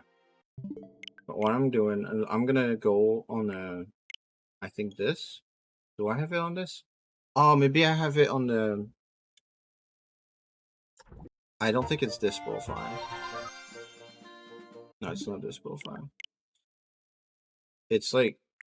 Is it this one? I think it's this one.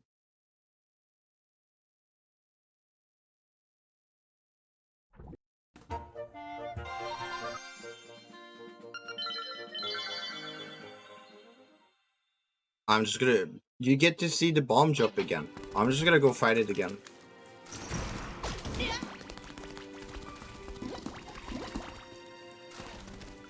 So I can show you what exactly I do.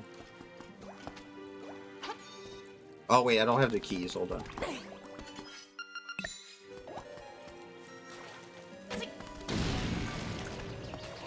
Oh, maybe I could show you the glitch explosion too. Oh wait, no, I don't want to do that because I only have 4 hearts. Never mind.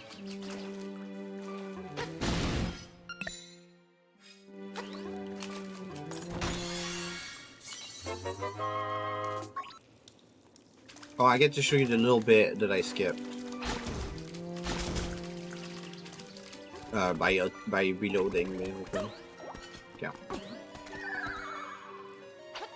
Oh, that's not okay.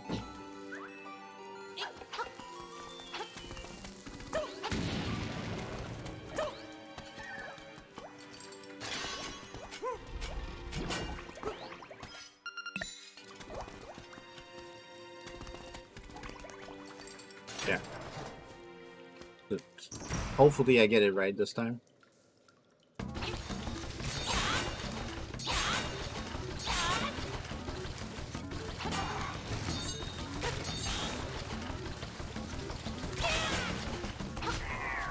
Okay.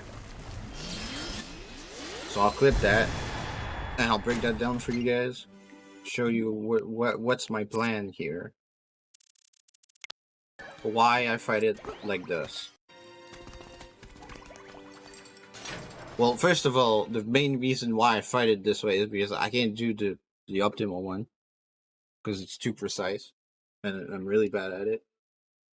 So I came up with this instead. So what I do is I do a triple spin slash.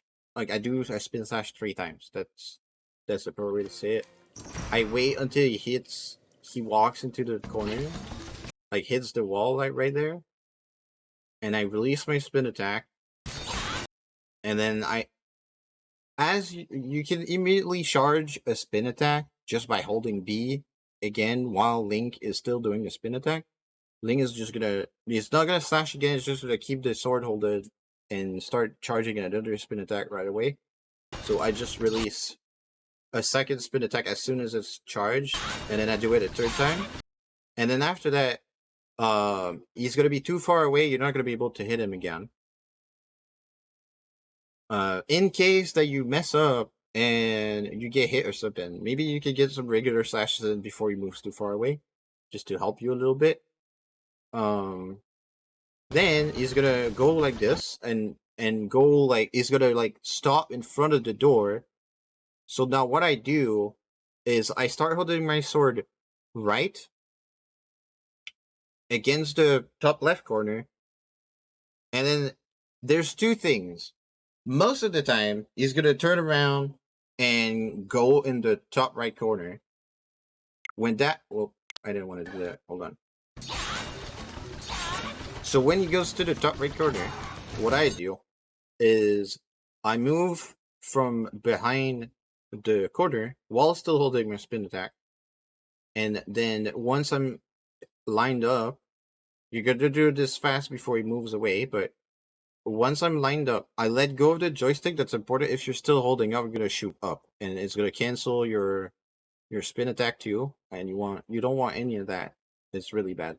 I just get lined up, let go of the joystick, immediately shoot my arrow. So it's gonna hit him and he's gonna turn around and come back. Sometimes, and that's why I start holding my spin attack early on, sometimes he's actually turning around and going back to the right. Sometimes he just stops in front of the door and starts going left. So that's why I start charging my spin attack right away so I can hit him with my spin attack if he does that. Now he didn't do that, but it's actually rare that he starts going left, but he does it sometimes. So that's why I do it this way. So once I hit him with the arrow, he's gonna turn back around.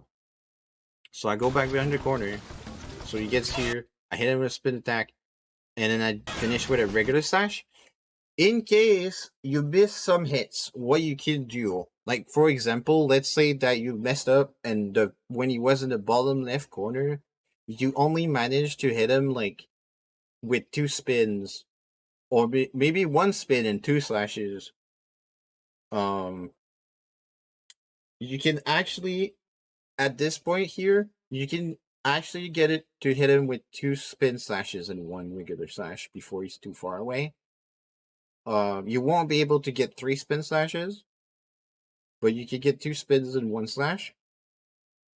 So that's the backup plan in case maybe you messed up a bit the first bit where I was hitting him in the corner at the beginning. and that's why I do it this way, because I have some I have some backup strats to handle what if I do it wrong. Whereas the optimal strat that just keeps him in the corner there is very precise. Um, Requires you to move away so he doesn't grow and moves differently, and I just mess it up every time. And there's like no, I couldn't find a good backup that kept it like consistent enough to my taste. So I do it this way. You can feel free to rewatch it. But yeah, okay. So now we're gonna switch back to my file that I was doing the tutorial with, because I need my kill count to be accurate. So now that's where the tricky bit. I'm gonna go into more details about my kill count. Um, so remember I said when the piece of power drops, it's 5, and then you go down 1 for every enemy until the mini boss. There's backup strats in case it doesn't exactly go like this.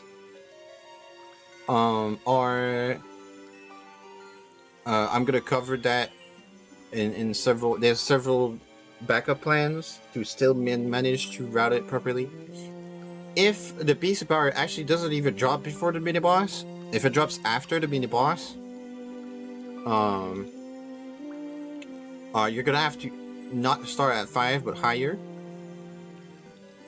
And also, if it drops before the mini boss, and start at 5, count -1 for every enemy after that until the mini boss. You don't count it for the mini boss. You don't count the mini boss. And then if it drops after the mini boss, because it's never gonna drop on the mini boss, because the mini boss just drops a fairy. If it drops after the mini boss, what I do is I add 2.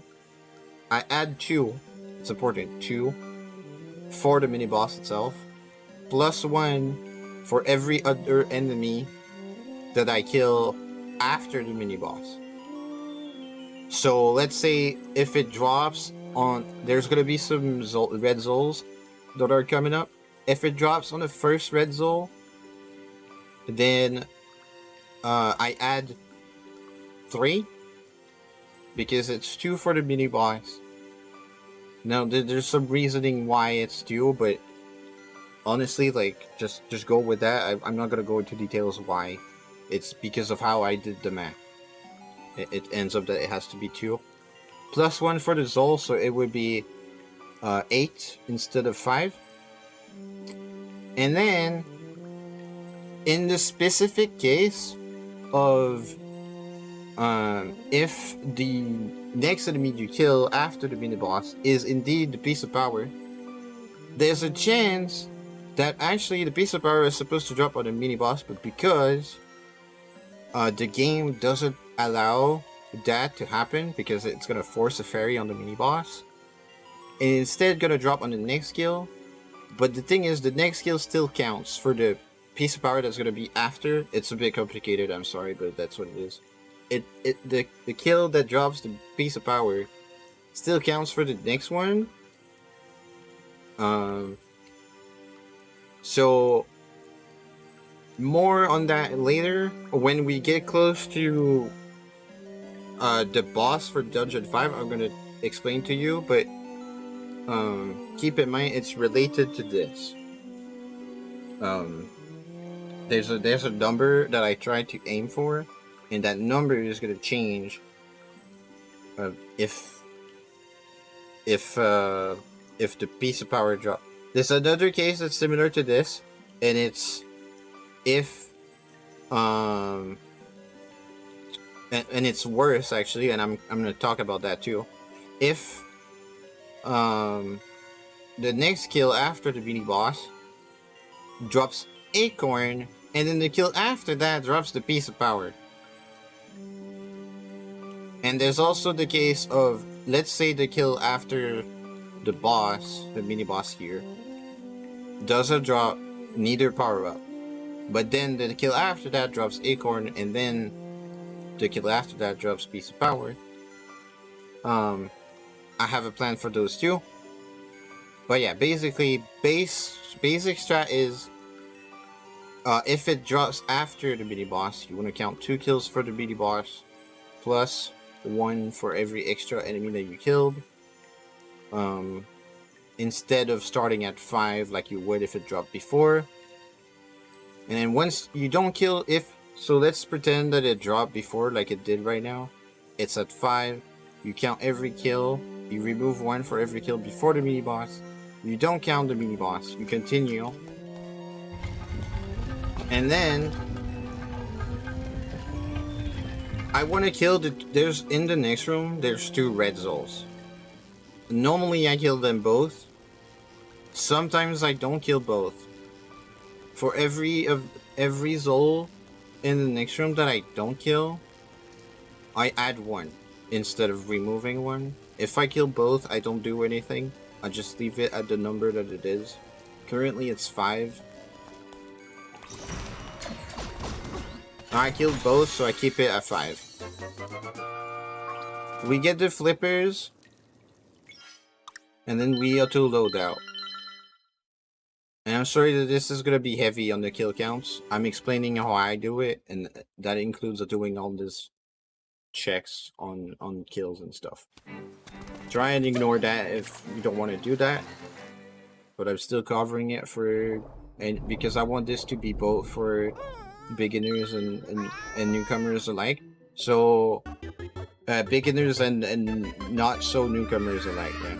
For people that just want to improve in general. So once you're done, you get the flippers, you load the auto save, you walk out, you dash to the left, in here, talk to Membo, learn the best song in the game. Anybody that says that this isn't the best song in the game is wrong. Take it from the champ. This is the best song in the game, and if you think otherwise, you're wrong. You can take up to me in DMs, we'll have a fight. I'll challenge you to a race and you're gonna lose.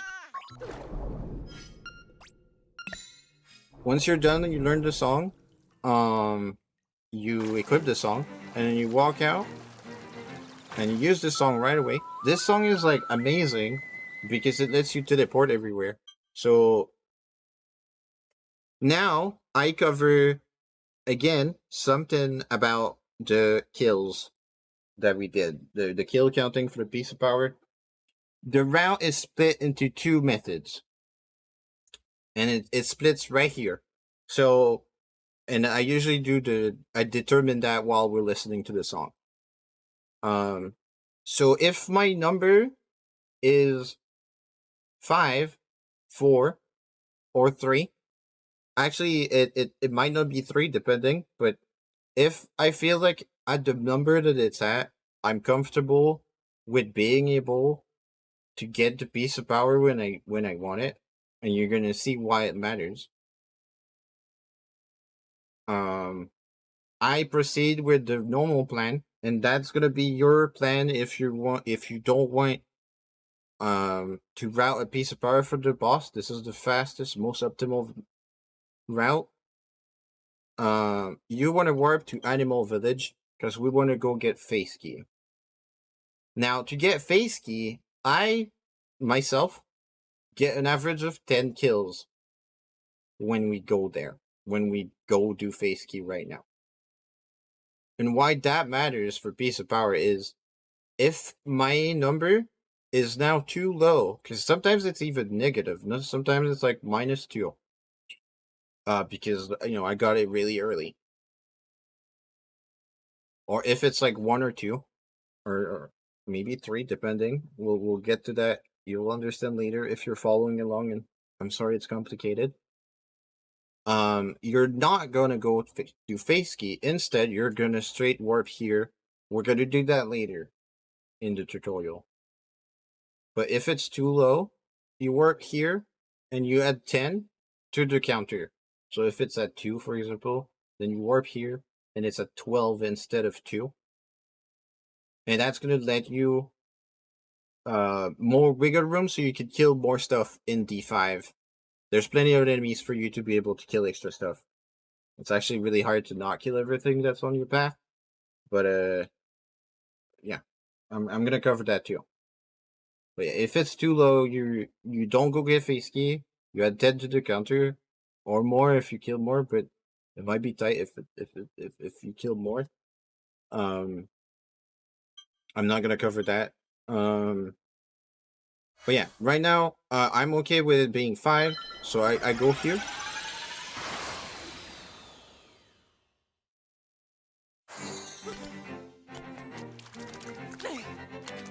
And any enemy that I don't kill, you're gonna see which enemy specific I kill. Every enemy that I don't kill, on my way there, by I don't kill, I mean there's enemies I'm gonna kill. I'm gonna do it on purpose. Every enemy that I kill, if I end up not killing them, I'm gonna add 1 to the counter. Okay?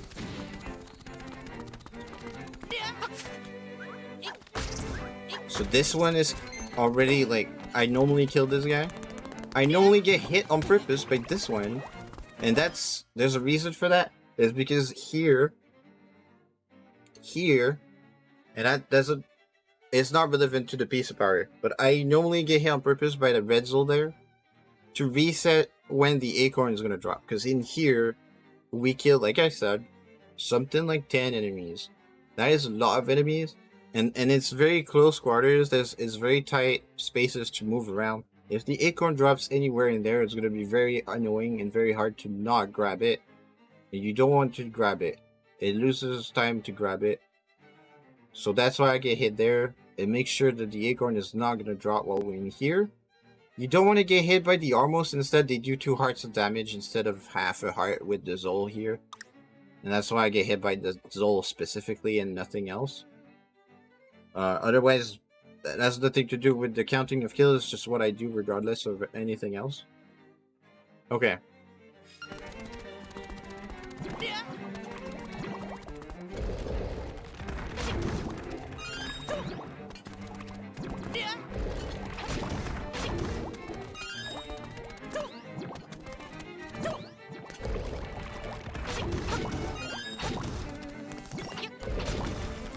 Important to note, I know you didn't pay attention necessarily to that, but if you kept track, I killed 9 enemies right now since I warped to Animal Village.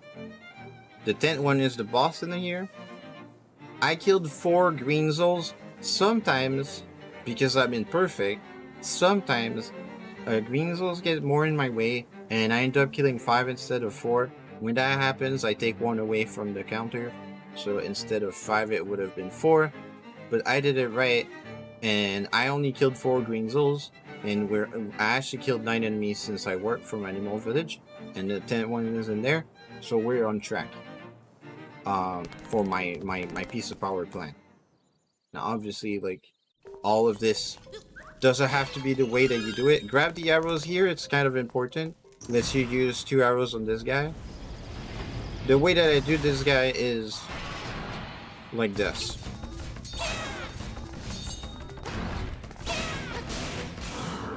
You might have noticed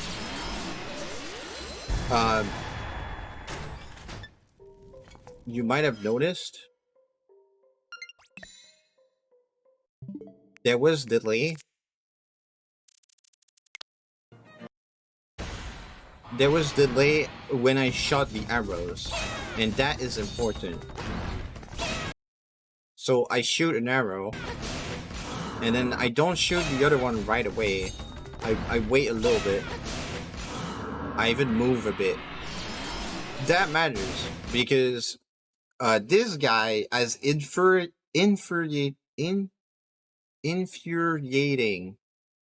invisible frames, and he has a couple of them right after you hit him. But also, as soon as he starts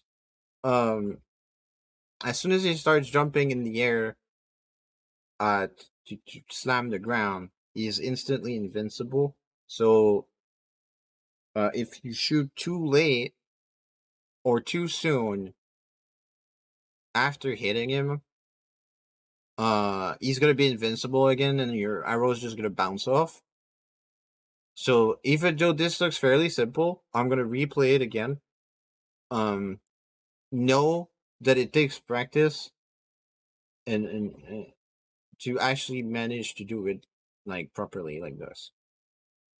If you don't want to risk your arrows because you think they're too tight and you're not that good at aiming, what you could do is just not use the arrows. You're gonna be able to get one spin attack every time, like one at the start, and then one spin attack after he does the slam on the ground every time. So obviously it's gonna take you longer to fight him, but you can save arrows, and it doesn't cost you too much time. You get to fight. You get an extra cycle for every arrow that you don't shoot at him, which is not the end of the world. But yeah, just once again, that's how I tried to do the fight.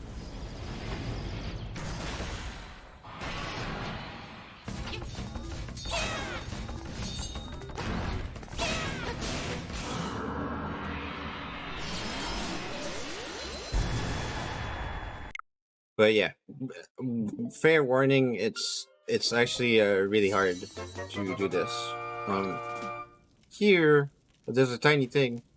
If you hold the direction, you're gonna be able to use the ocarina faster than if you don't. I'm not gonna show you the difference, but yeah, you're holding the key in the air, and Link is actually gonna have a little animation if you're not holding a direction, and you're not gonna be able to use the ocarina while he's doing that. But if you hold the direction, it cancels that little animation, and you can use the ocarina right away. So here ends the the whole the whole 10 kills that I was talking about, adding 10 to your counter. So if you went to this spot earlier and you added 10 to your counter, then welcome. That's where you can resume following the guide. But obviously you need to know the details in case that you didn't do that. But now that we killed our 10 enemies, we can resume with the counter that I have, which is still 5. And then we go to do the dungeon. If you ended up skipping the going for the face key, obviously, you're still gonna need it, right? You're still gonna need it. It's the only difference is, like, instead of doing it right now, what you do is you go do the dungeon. You do it exactly the way that I do. You still try to get a piece of power. It's just that instead of warping to go to dungeon 6 right away, once we're done with the dungeon, you're gonna go to Animal Village, and you're gonna go get face key, and then you're gonna warp to Seashell Mansion. You're gonna see. I'm gonna say it again later, but you're just gonna do face key after the dungeon 5 before dungeon 6. And since there's a warp in between, warping to Animal Village, going to the face key, and warping again, that segment is actually basically the same thing. It doesn't matter at what point you're doing it. You can do it before or after D5. We warp after D5. We warp before going to D5. So you can swap these segments between each other, and it doesn't really cost any time. It's about the same thing. Now, remember, I did mention that optimally it's better to do it first, and that's just because after D5, the animals in the village are not positioned the same. So you have to like maneuver around them a little bit, and you might end up like dashing into the grass a little bit, which slows you down like a couple frames. But it's very negligible, honestly. Like it hardly matters, and the piece of power is worth, like I said, let's say 16 seconds at least, more if you get unlucky. And if you get unlucky when you don't have it, I mean, right? Because you can still get unlucky and it doesn't help you, but that's rare. Alright, so dodge this guy. I do some really fancy curving jump there. Tips for curving your jump well like that: jump diagonally, and then curve like to the straight direction that you want to do. So I was trying to jump to the right, so I jump down right and hold right once I have jumped off. So it lets you jump way further to the right. So now we're in D5. In here, I still don't count any kills here. All these are already accounted for. That's why the count of the kills is so low and it's just 5. Is because I have to kill all these guys anyway. Because I need them to open the door. So, any enemies that I don't specifically say anything about them are gonna be required for you to kill regardless. Anything else that I end up not killing, or that I'm gonna say that I kill for that, is extra, and you can kill to lower your kill count. So these guys you can kill to lower your kill count.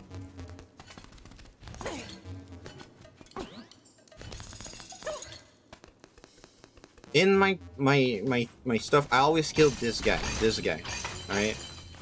So I don't lower my kill count for it. If I, for some reason, I would not kill the guy, I would add 1. But I always kill this guy because he's a pain in the butt. So I don't have to worry about that. It's already all calculated.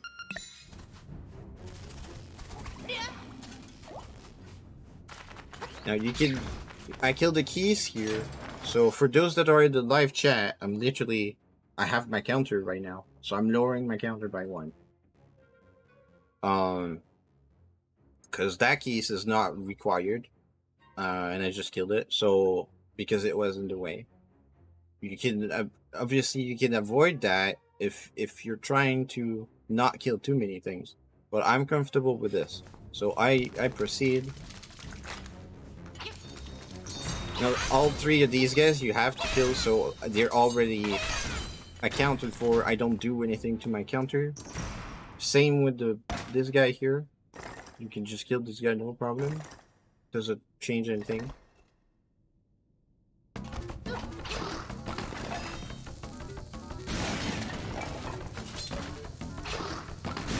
You want to be careful here. You want to make sure that you get out of the way so you don't blow yourself up. Your bombs deal a lot of damage in this game. You really don't want to hit yourself with the bombs. Here you need to stop a bit to jump over.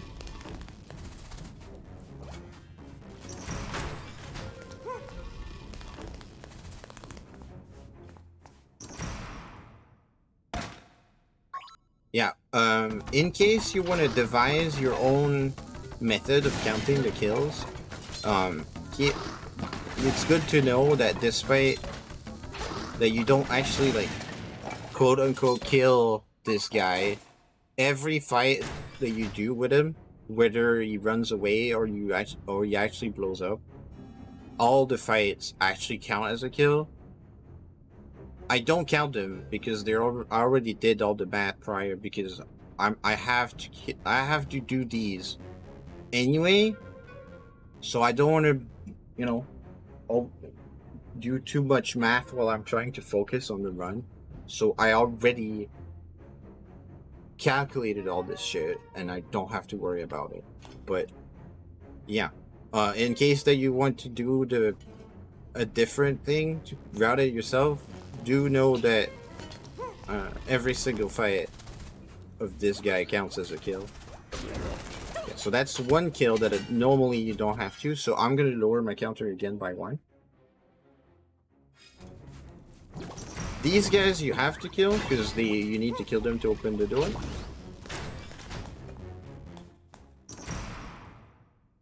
So I don't count them.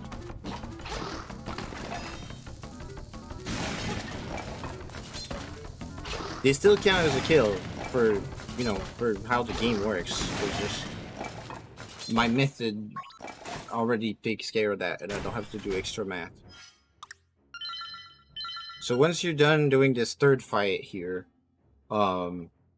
you load the autosave that occurs right after the fight.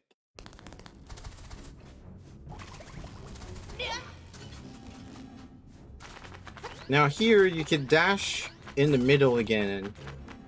I'm not doing that because my kill count is really low, and I want to avoid killing anything. So I went around.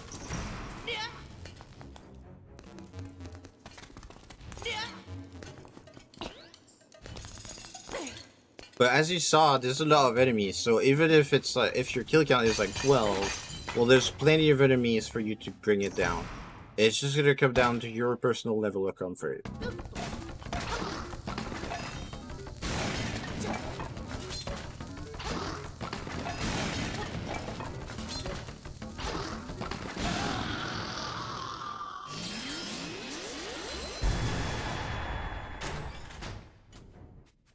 So you get the hook shot.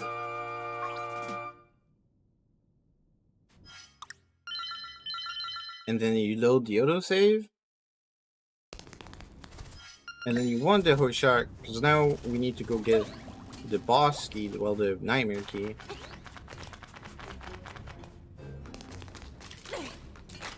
I'm trying to not kill this guy. Otherwise you would count it in your counter if you're counting your kills.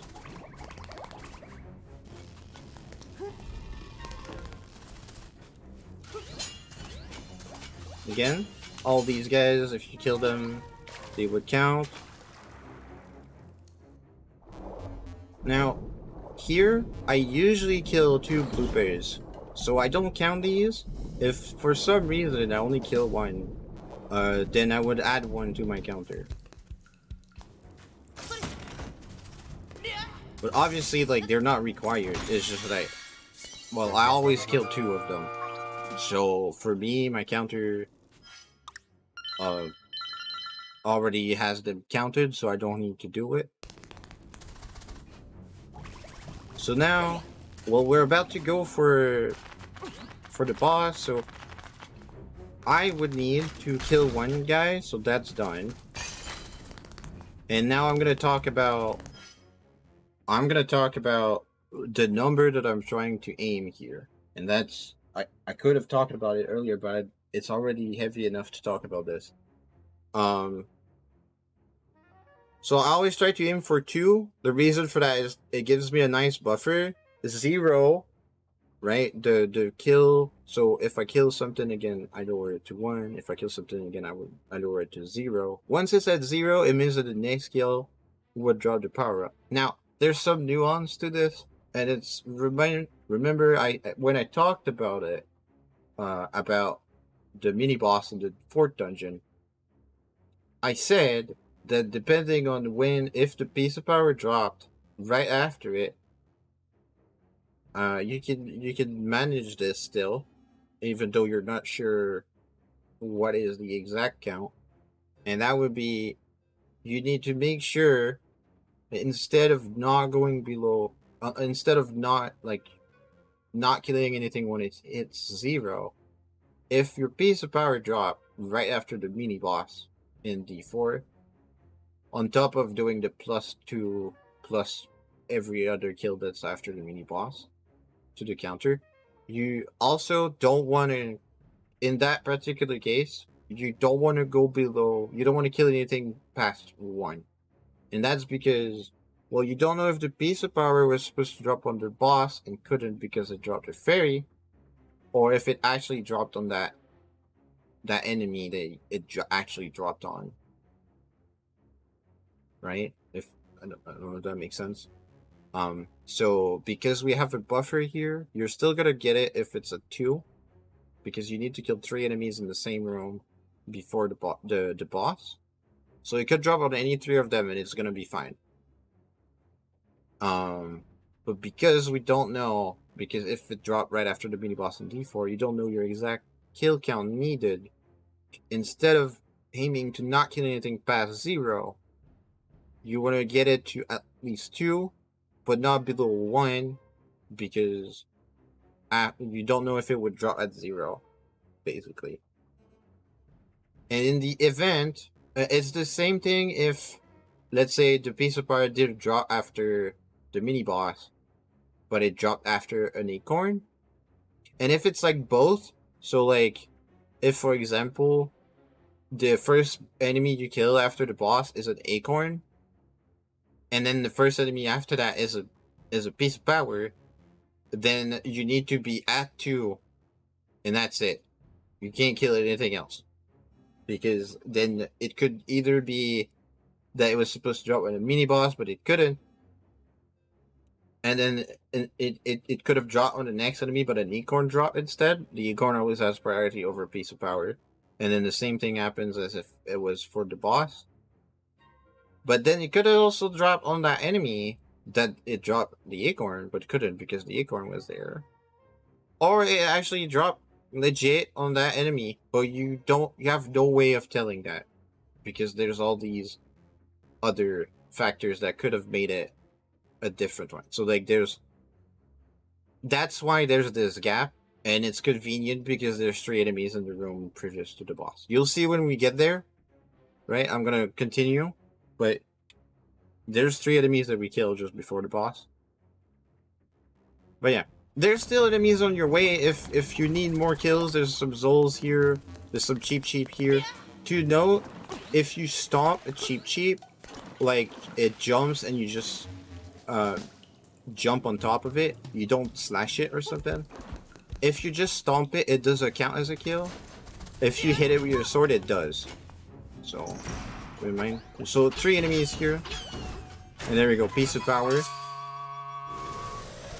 As I routed it. Okay, so I'm gonna clip this because I have a limited amount of time. But I'm gonna explain it, okay? I'm gonna clip it, I'm gonna break it down. I have a limited amount of time because of the piece of power. But this is another trick that's important to get properly. I might screw it up and end up screwing up the piece of power. It's fine. I won't like reload and try to do the fight with the piece of power. It's fine. Actually, you know what? I'm probably just gonna actually let the piece of power run out. But you know what? That's probably better. Actually, I'm gonna do that. I'm gonna let the piece of power run out because I want to show you guys what to do with the boss if you don't have piece of power.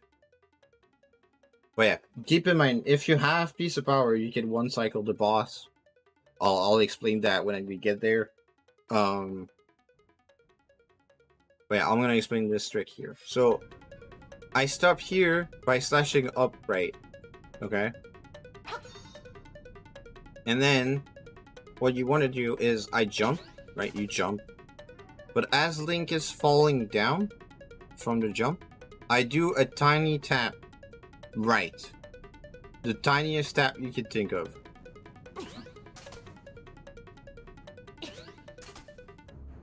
I don't know if you noticed, Link is actually no longer facing the same angle. The camera didn't move or anything if you do it right. But Link still isn't facing the same diagonal direction. And then you can move with your angle. And what you try to do is you want to be here. Obviously here I'm not holding a direction and I press the hookshot button. It's a bit awkward to hold the sword out and press the hookshot button if hookshot button is X. But you know, practice could get you there.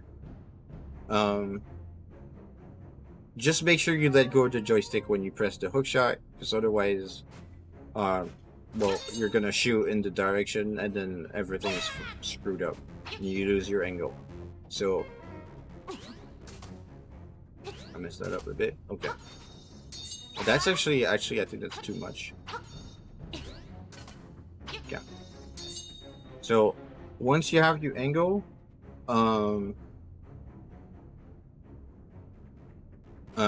you want to try and line yourself up so that you can just shoot the hookshot past that corner, but also you don't hit the first brown block. You want to hit the brown block that's behind, like that.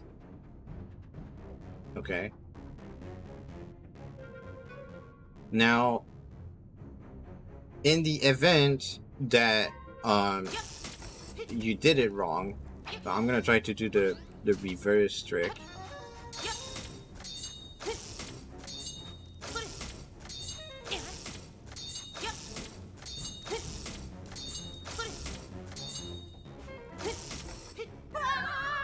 But it's actually the reverse one is actually really hard to do.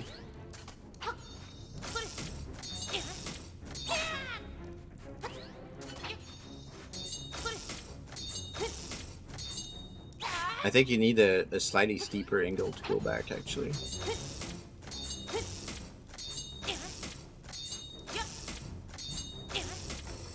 Yeah. But yeah, so let's say, wait, hold on. Let's say I got like I got an angle, but it's not as good as what I got earlier. I might hit the back wall like this. What you could do? No, I don't think I have an angle at all right now. But assuming that you're sure that you did properly jump and pushed right as like the tiniest tap ever as Link is falling down, and you're sure that you have an angle, it can work. But it might cause you to shoot at the back wall. So what you could do is, while you keep your sword out, is just move a bit more to the right until you actually hit the brown block behind. Just don't move too much, because you might hit the block in front, which would mean that you're gonna fall in the pit.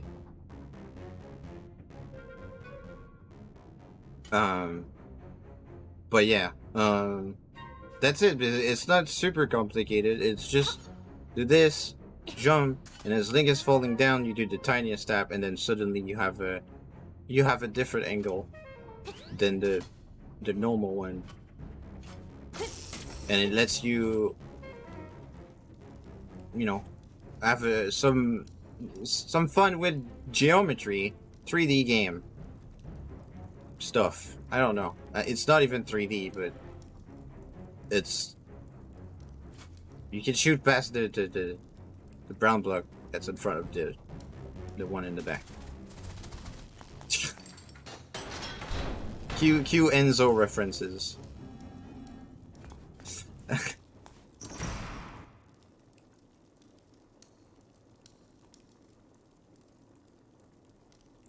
Okay, so this boss here, if you have your piece of power, and also if you don't, it's basically the same strat.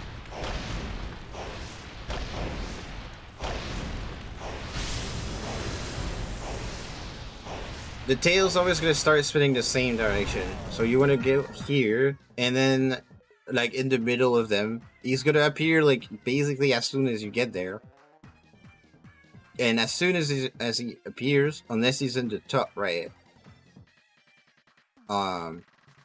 you want to start and get into as far as you can, but lined up to shoot a straight shot with the hook shot to pull him out of where he is. You can do it. You can one cycle the boss with a piece of power if you do this right, unless he's in the top right position.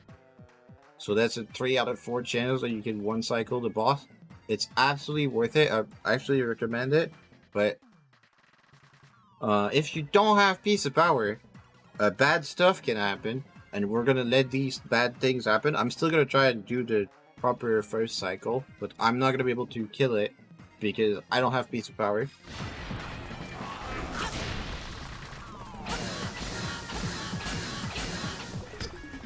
Yeah.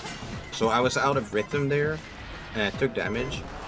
So I'm gonna let this pass by, not only because the tail was there, but also because I want to show you what bad things can happen.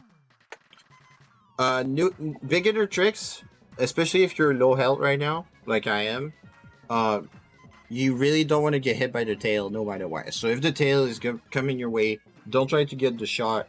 It's not worth missing your shot, getting hit by the tail, and dying.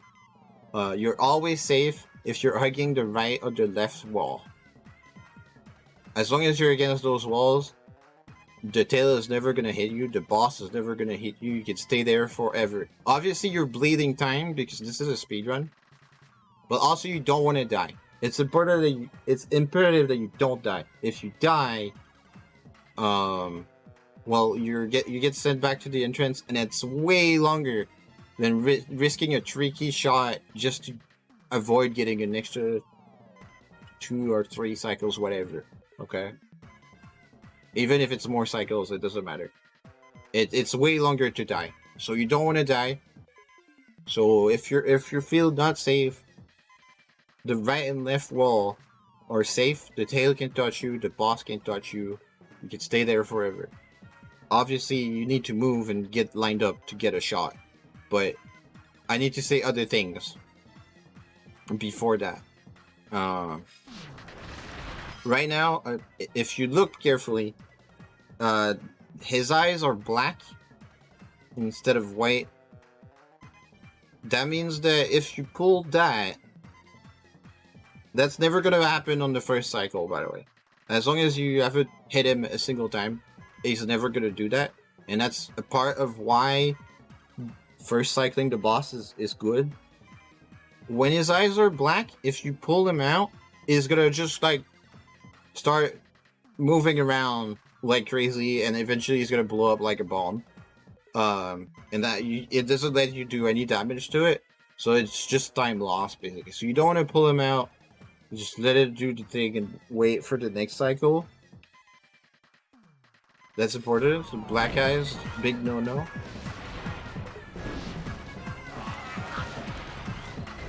So I'm out of cycle because I'm where the tail is always gonna be right now, and it's pretty bad. So I want to come here.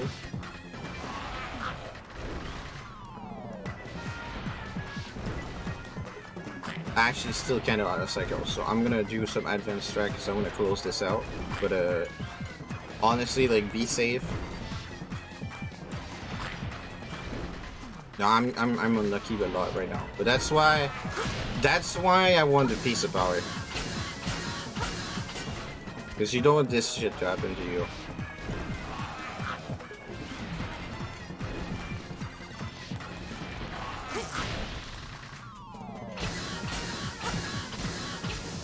If you pay attention to the rhythm that I hit the boss, that's the rhythm you want to hit the boss with.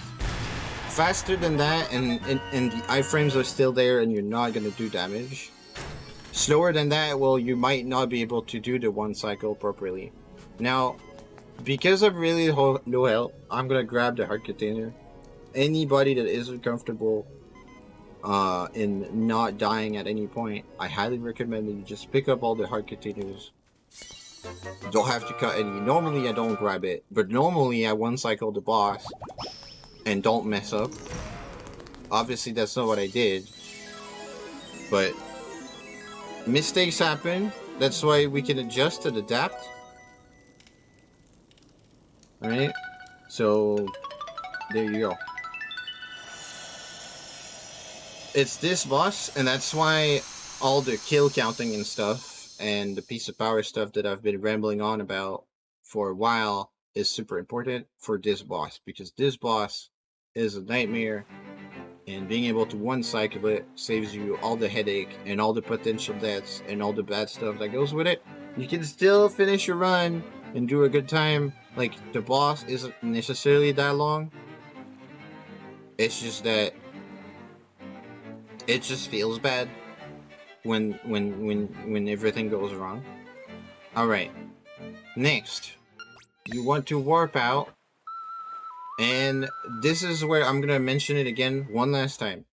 In the event that you skipped going to get face key, right? When you came out of dungeon 4, right? You came out of dungeon 4 and you warped and you were like, I don't have enough kills. I have too many kills actually. So I'm gonna skip going for face key. I add 10 to my counter. I go to D5 right away.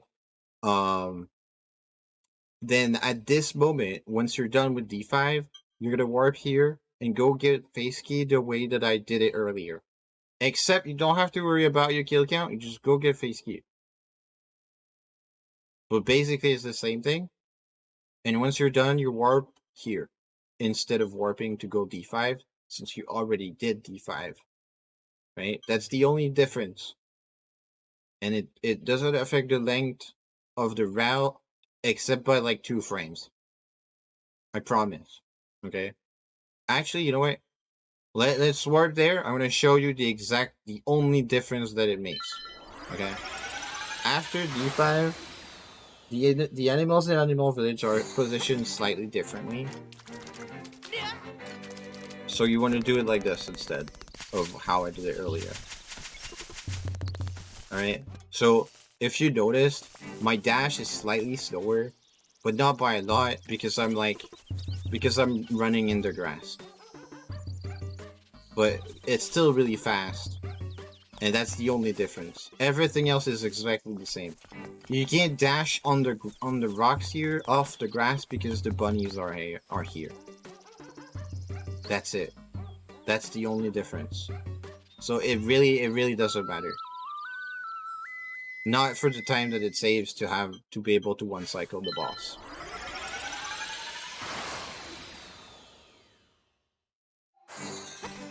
Alright, so once you're done with all this stuff, so we go here.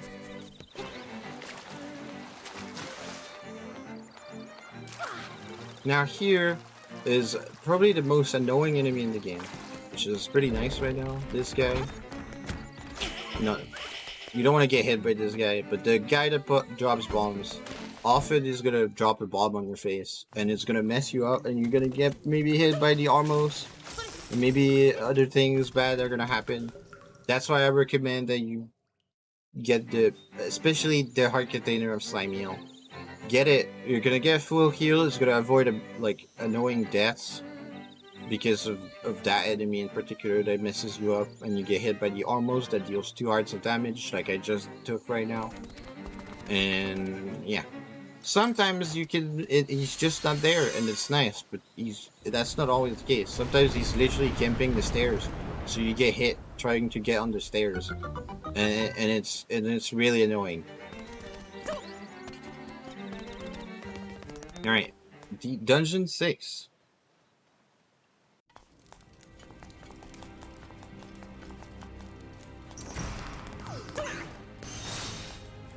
So follow basically the order of the rooms. Also, we don't have to worry about kills anymore. Oh yeah, fun trick here. While you're dashing, the Shy Guy doesn't move. So if you just dash... Oh, let me reset that. Let's try again. If you just slash diagonally here, then the Shy Guy is literally in the way, right? What you can do, potentially, you can just dash straight up, stop, and then go that way, and then he's out of the way. But that's actually slower than what I do. So what I do is, for some reason, even though you're still dashing, if you jump, the Shy Guy moves full speed, full dash speed, if you're jumping mid-dash. So he's like way out of the way, and you can still make it with the dash to the tile, and he's not in the way at all whatsoever. And it's actually really nice because you're not even in danger of accidentally walking into the Shy Guy that's really close, like the dash straight and going left alternative, and it's faster. So that's cool. I like that strat for that.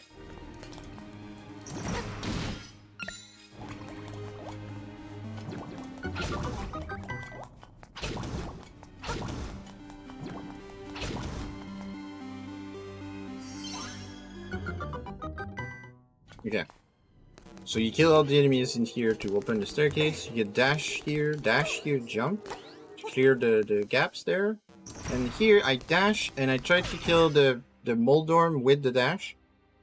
Immediately get my bomb arrows and shoot the back wall to kill both Wizrobes.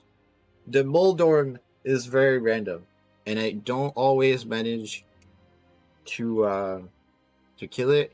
If that happens, and I'm not too low health, my best bet usually is to walk into the Moldorm, to take damage. So I have iframes and instantly shoot a bomb arrow at the wall, hoping to kill the Wizrobes and the Moldorm with the same explosion. And you're gonna tank the explosion because you just took damage from the Moldorm. Maybe, potentially, it's risky though, and I don't recommend it. What you could potentially do is not take damage, walk back a little bit, and shoot the back wall. The problem with that is that if the Moldorm gets in front of you, you're gonna hit the Moldorm with the bomb arrow. The explosion is gonna blast you. You're gonna take a lot of damage, and it might even shield the Wizrobes, which means that you still need to kill them. You still use an arrow and a bomb, and as you can see right now, my arrows are pretty low. You might be even lower than that if you're not as good at shooting because you're starting the game or something. So I highly don't recommend just shooting straight coming out of the staircase, because the Moldorm might mess you up. I recommend either doing what I do, trying to dash into it and kill it as fast as you can, or like if it doesn't work, just like damage boost off of him and blow up the black wall while you're invincible. It's obviously really close to do that. You need to be, pretty quick, but with practice, I think that it's very viable strat and it's decent. If you don't manage to kill the Moldorm and the bomb arrow after getting hit by the Moldorm didn't kill the Moldorm, well, kill the Moldorm with your sword. That's fine. The only thing is that the Wizrobes are immune to your sword, and they take quite a bit of damage if you don't blow them up to kill them. I think they take 2 arrows to kill if it's not an explosion, and it's really annoying. It takes a while, and the Moldorm in the way is the worst thing ever. So this room is really annoying. The Moldorm being random is annoying. I've lost runs to dying because the Moldorm got in my face, and I shot the bomb arrow and it blew out in my face. Sometimes it happens. It's rare. I'm giving you the warning. It happens sometimes, and that's why I do this strat. You can choose to do different strats if you're more comfortable, but this is your warning. Sometimes the Moldorm is a pain in the butt and gets in front of your shot and you die.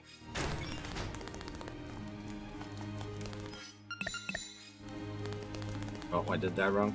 Let me do what I normally do. Okay. I get a little confused because I run other categories in Glitchless. I'm actually gonna do another MA like this for No Inox Word later this week. And now obviously we're overtime. We're gonna be overtime, I think, for the next segment of the stream today. But it's okay, I'm gonna take the time to do the things. Hold on. Now, I was talking and not explaining what the heck I'm doing. So actually, you know what? Let me reload so I can do the things again. Because it didn't save me grabbing the arrows or anything. So, after you get the bracelet, basically you're back to here with the Shy Guy, okay? You grab one of the different statues, you get into the one-way door. I'm facing the one-way door right now. I charge my dash and I hit the switch here, which is gonna be, the switch is gonna be up when you come back here from the one-way door, okay? So you hit it to lower it down as you're dashing past it. I come in here, I hit it with a hook shot, and you go up, you grab the pot with the hook shot. So you do this, press the button, come here, dash, grab the arrows, go up right here, grab this spot. Make sure, that's important, make sure you get past these zolls properly. Because if you don't, and you throw too early, you're gonna hit the zolls and not the door. And that's sad. If you're not confident that you can do this fast enough, instead of going straight for the pot like I do, you can go up, aggro the zolls, kill them, and then go grab the pot and throw it at the door. Alright?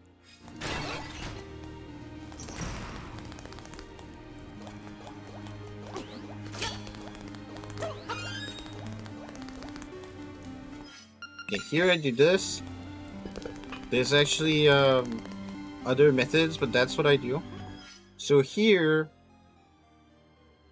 I'm gonna show you what I do. That's the bad RNG. There's a way to do it. I don't know. I didn't learn it. I'm sorry. I'm sorry. Okay. I would love to show it to you guys, but I don't actually do it, and it doesn't save an insane amount of time anyway. It saves a bit of time. Um, Hit us up in the Discord. I'll be happy to find it then and give it to you. But for the sake of this being short, and I'm terrible at video editing, I'm not doing it. Okay, so when the anti-fairy isn't going right as you enter the door, whether it is downright or upright, if it goes upright, it's gonna bounce right against the wall, the top wall, and go downright anyway. So it's the same thing. If it goes left, what you want to do, at least what I do, is I go here, I wait for the wizard to shoot, and immediately place a bomb. They're gonna die, okay, from the explosion. And that's how you clear the room.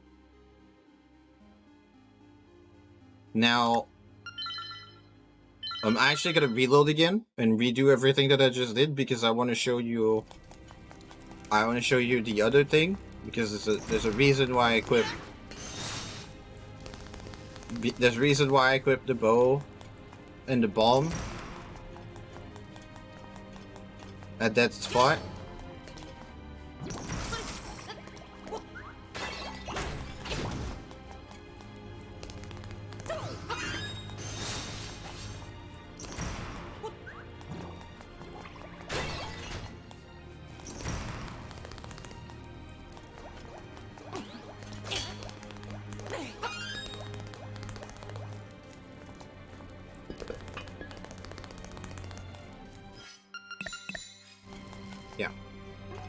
Yeah, let me reset that until we get the RNG that I want to show. Okay, if it's going right, what you do is you get in the middle and you go to against the back wall, and as soon as the anti-fairy is in the middle as well, you shoot a bomb arrow at it. So that is you kill the wizards on the first cycle instead of waiting on the second cycle like we just did. Like this. Alright. There's a way to actually force the anti-fairy to go back in the middle if it goes left. There's two ways because there's two paths that it can take to go left. The thing is, I guess that I didn't learn that. So I can't actually show it to you guys. So once you have the key, you just load the autosave. I see you. Thank you for the support. I'm recording the tutorial thing.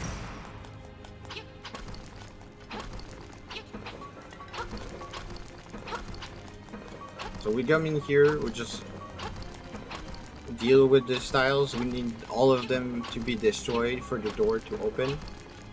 What you do doesn't matter, but I make sure that I slash the last one so I can instantly. No, I'm doing the wrong thing. I make sure that I slash the last one so I can instantly dash to get into the door. Then you dash up, open the door. You bomb the back wall, and then you can dash in here. Now here, and I'm gonna take several tries at this. You go against the left of the door. You hug the left of the door, and if you're good enough, that's what I try to do.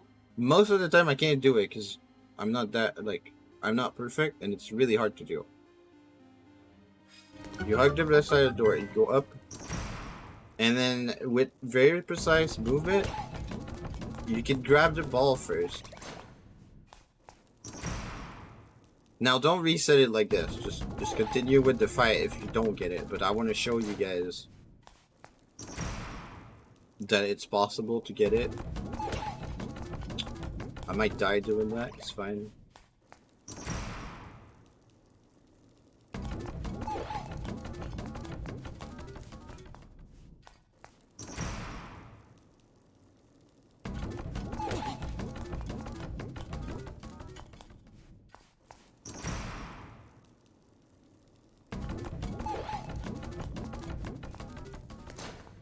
Now, it doesn't look like it's possible at all because, you know, I'm not getting it. That's what I'm saying. Oh, I did that very wrong. Hold on. But that's what I'm saying, that it's really hard. It's just really, really hard. But you can do it.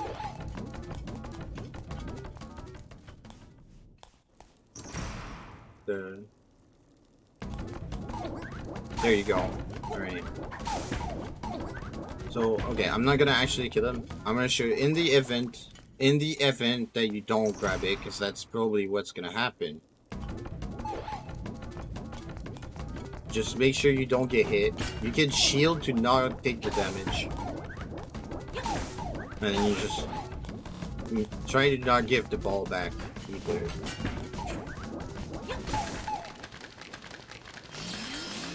And that's all there is to this fight. It's just that if you get the ball first, obviously it's faster. If you don't give the ball back to him, it's also faster. It's gonna take a lot of practice to get everything down. Obviously, as you can see, I don't have everything down myself. It's just really hard. You might notice I still have the bow and the bombs. There's a reason for that. So you go back. You know, we went up there, and now we come back. You grab the different statue, throw it against this door. You get on this tile here, shoot and shoot. I did that real fast. I'll show it again. The position is pretty important, the timing as well. There's other ways to do it that are probably slower.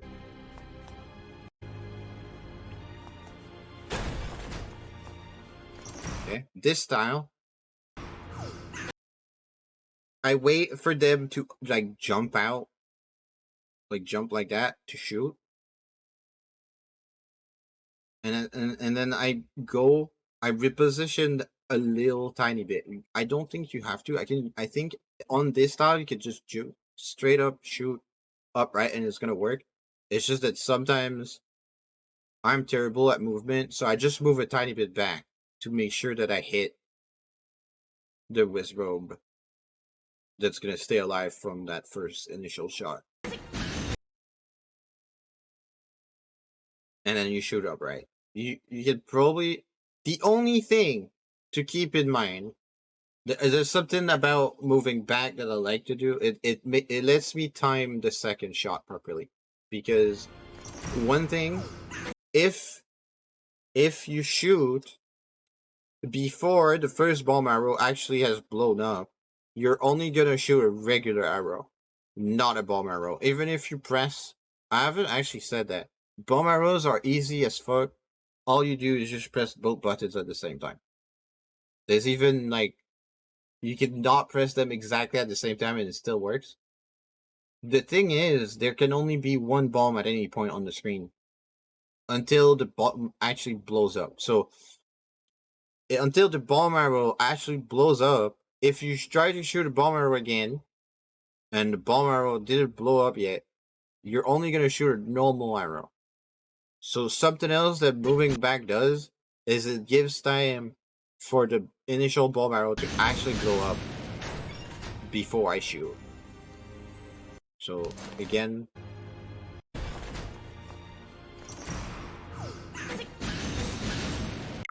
okay, that's how I do the room. Then I equip Feather and Marin Song. We're not gonna use that for a bit, but I want to jump now, so I do my equips now. Alright.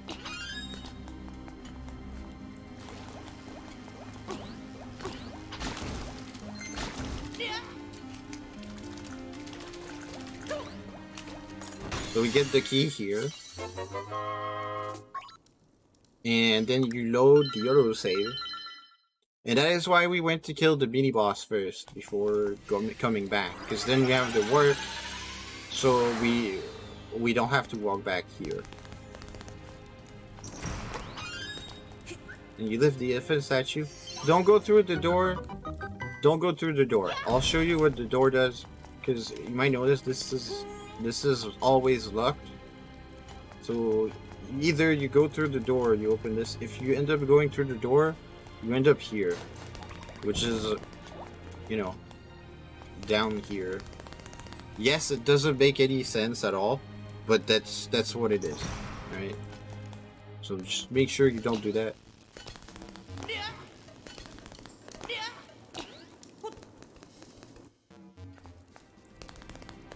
And then I unlock this, and then I do some fancy stuff. I'm gonna try and do it. You don't have to, like, you could just camp the corner, holding your shield, your shield out, and wait it out. Because, you know, it saves you the potential of falling into a pit because you mess up. The only thing that saves time is killing the last floor tile, and then the key's gonna fall, right?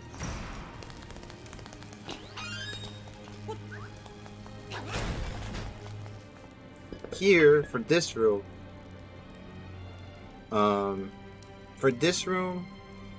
these chess pieces, right? I'm gonna do it the normal way, the way that I do it, and then I'm gonna clear the room and just show you how they move in case you want to do it, in case it's too precise and you're having trouble with it. So I toss the pot at the other pot over this piece. You need to get closer so it doesn't hit the piece. You grab this, you get against the pot in the wall, and you toss in the opposite direction, and you do the opposite thing with this one. Now this is actually the reverse way of solving the puzzle. There's the normal way would have the white piece here and the black piece here. So let me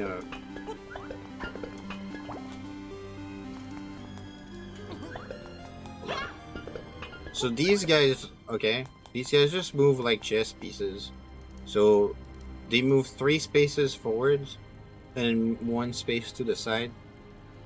So like the white piece, you want to toss it from here, like, oh wait, no, I'm doing it wrong apparently. So the white piece from the white space here, like that, and the black piece from the black space here. That's how you would normally solve it. What I did earlier is obviously faster.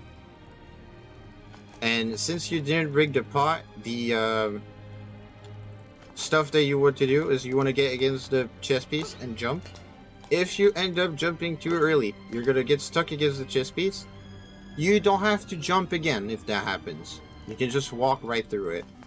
That's not something you can normally do, but if you try to jump over it and you end up stuck against it, you can just walk through it. If you're against it and you jump over it. If you jump too soon, you can still, like, if you jump too soon, you can walk right through it. So that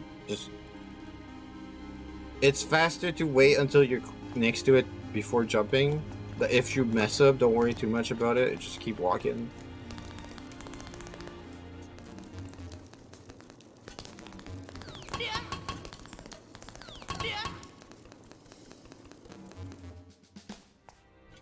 That's why we equipped Marin's song earlier.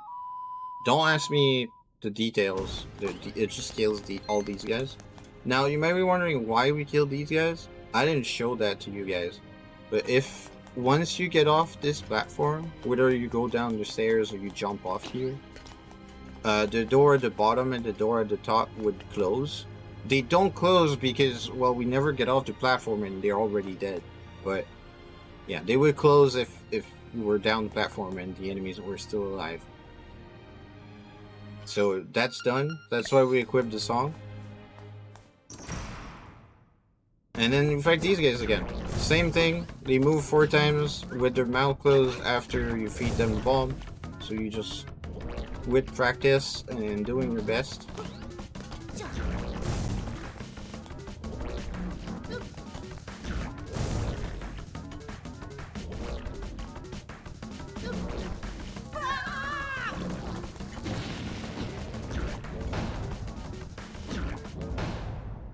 As you can see, that was like the best way of doing this. If you're low health, you can grab a fairy here.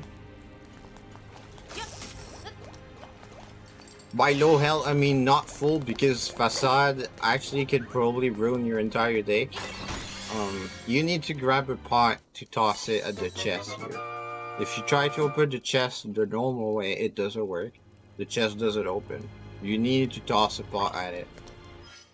Once that's done, you just load the autosave again.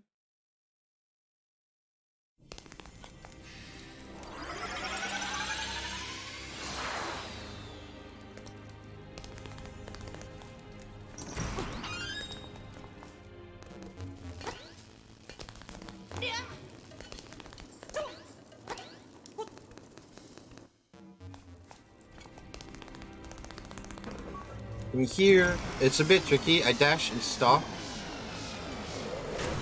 You might not want to go for this strat. Here, you shoot the Wizrobe once it's complete, like once it's done jumping up. You shoot it with the hook shot to stun it. And then you slash it twice, push the block. Normally the BMOS, if you do it fast enough, the BMOS will just miss you. If not, and if you're, again, if you're really low health and you did get the fairies, you have a small backup plan. It's not foolproof though. In this room, if you use the magic powder to light both torches, it's gonna kill the 2 sparks that are here. Killing sparks has a 50% chance of dropping a fairy.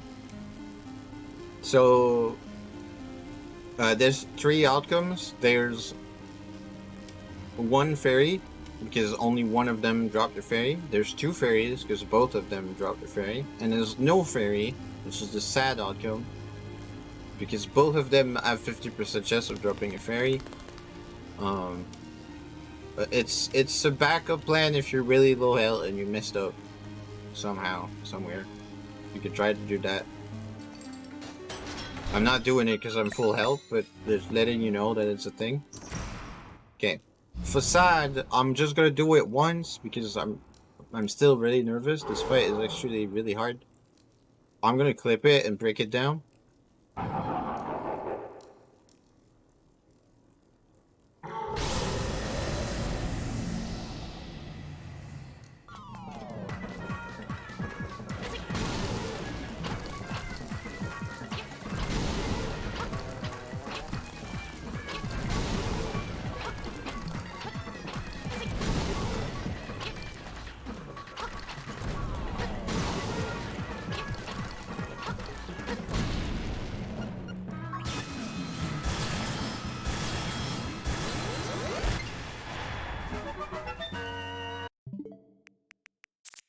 Yeah.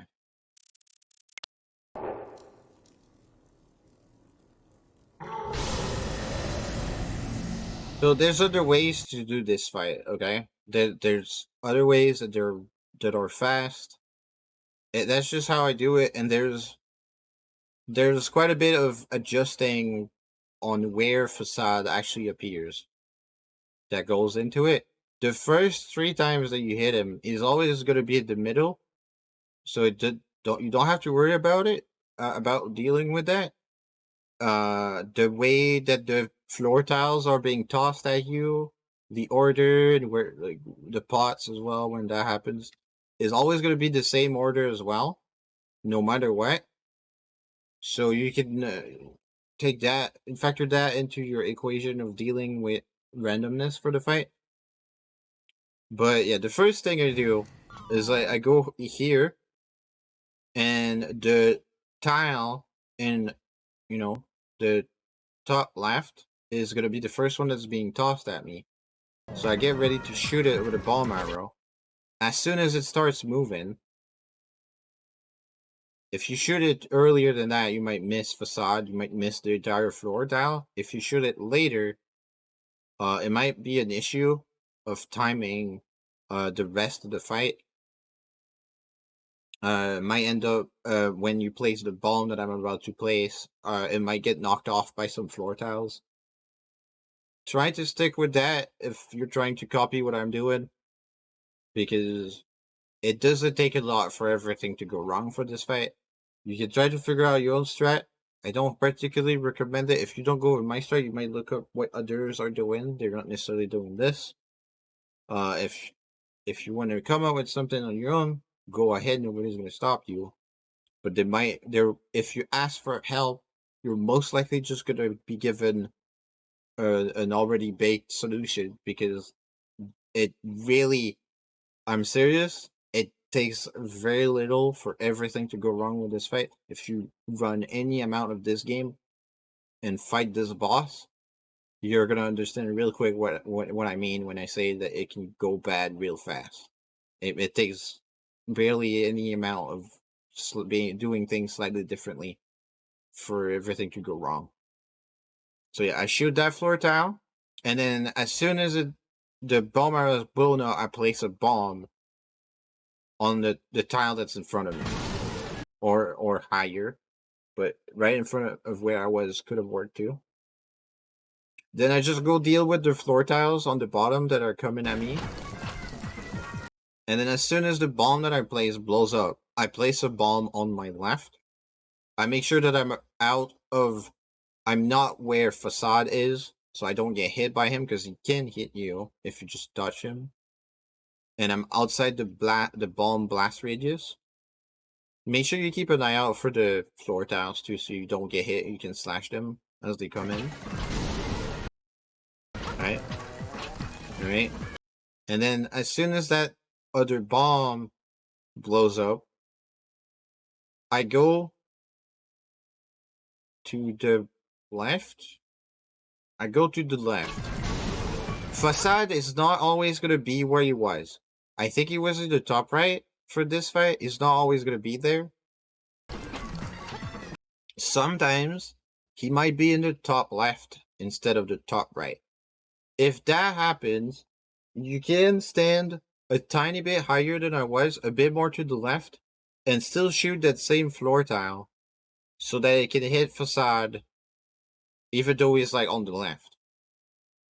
I don't know if you can see. Facade is occupying like 6 spaces, roughly 6 spaces. Like, 2 down and 3 across. There's an equivalent 6 spaces on the left of him. That's where he can be as well. If you follow my strat, that's the 2 outcomes that I get. He can be in other places if you do things differently. If you do it like I'm doing, that's the 2 outcomes that I get. So if he's in these other 6 spaces on the left of where he is right now, you can stand a bit more to the left, a bit higher, and still shoot upright, and the blast is still gonna hit him when you hit the floor tile at the right spot. Now, don't shoot that early. Now, I shot that early because I could, but obviously if he's more to the left, well, that explosion is a bit too far away. You just want to wait for the floor tile to be a bit closer before you shoot. Not too late, because you might blow yourself up, and if you're low on health, that's not good. But yeah, and then I go to the right after I did this, whether he was on the left or on the right. I go to the right. I break the floor tile that's coming up right there. I deal with the one that's coming my way, and then Facade is going to be in 2 positions. He's either going to be right next to me. There's not against the bottom wall, but like there's like a line of styles against the wall. One tile higher than this.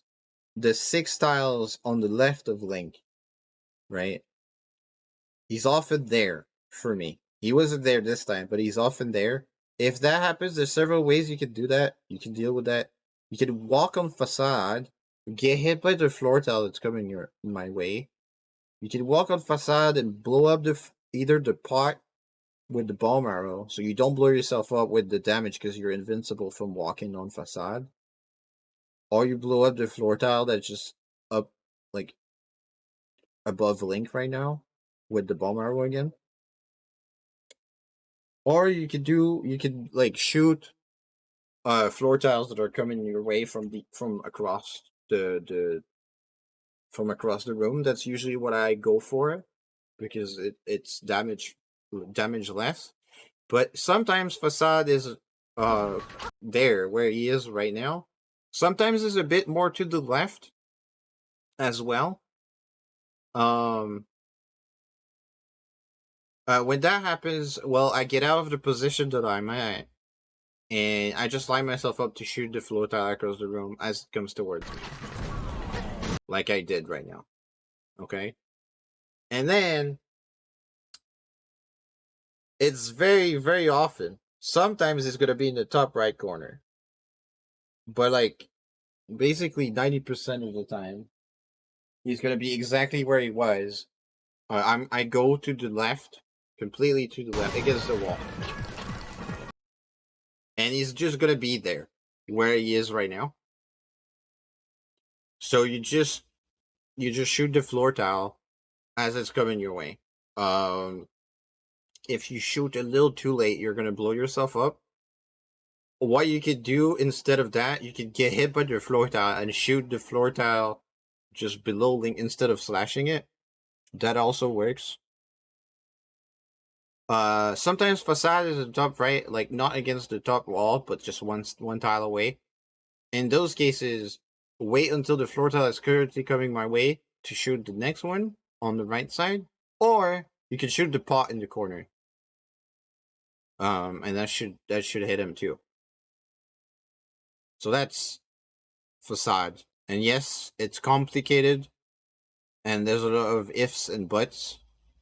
I'm gonna replay what I did this fight in one go again, but yeah, I highly just practice it, try a bunch of different things.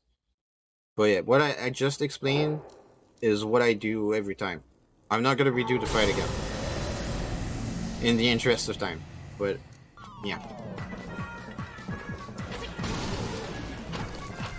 maybe just watch some runs, people doing it, see what they do depending on what happens. It's a pretty dynamic fight, very dangerous, but also exciting and fun. Right? So once that's done, you might want to grab the heart container. I'm not gonna do that because I'm already full health.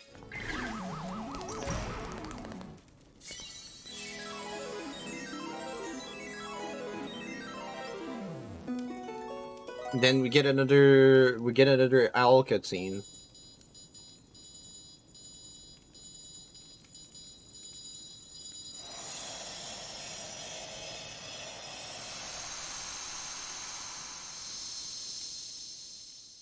Like after the instrument and stuff. There's the owl's gonna come talk to you as soon as you get out of the dungeon.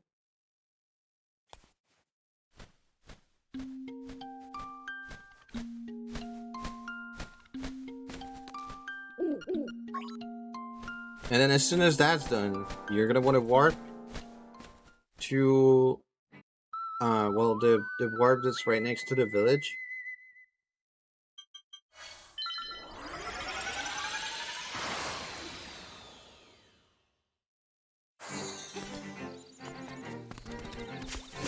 What I do, okay, what I do is I dash down here, and I dash down, and I jump over this guy. Now, not everybody does that, but I don't want to deal with this guy. I hate dealing with this guy. So that's why I have the feather here, and that's why I have a very different strat for Sign Maze. That's how I do it. I feel like it barely loses any time. If it loses any time, it's like less than a second, because I am very efficient at doing it. Sometimes I mess up and it's not that, but that's just because Sign Maze is actually very precise.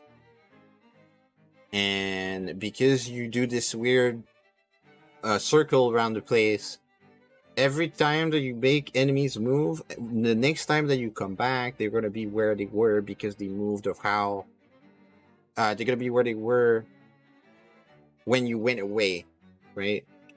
And it all depends. Everything that you do affects it, and it has consequences on when you're gonna come back around the same enemies later during the same sequence of doing the Sign Maze. And so, because there's so many enemies and there's so much going on, I'm actually just gonna do it in one go. Feel free to just rewatch it. I'm not even gonna replay it with a switch clip or anything. Just rewind the VOD once I make the VOD, and I just rewatch it. It's really tricky. So once I jump over that guy that I jumped over, I equip the hook shot as soon as I land, and then I hook it across. And then just watch what I do. It's fairly precise.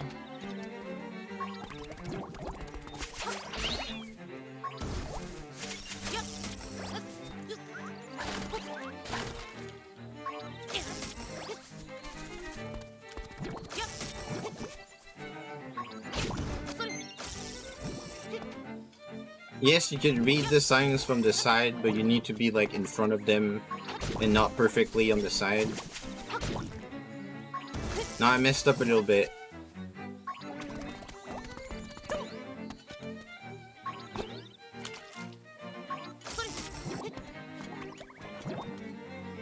The order of the signs is always the same.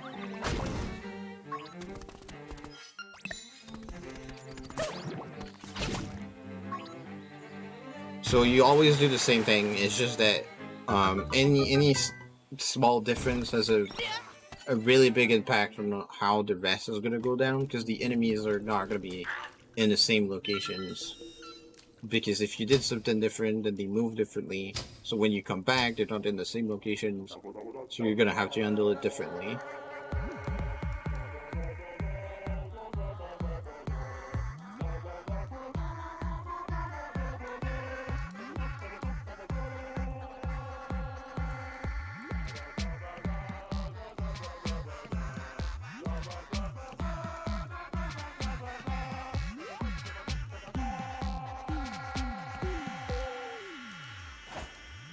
Oh yeah, this song is why we needed 300 rupees. Because you can't learn the song if you don't have 300 rupees. It costs 300 rupees. So, that's done. You instantly warp out of here. Back to where we warped earlier.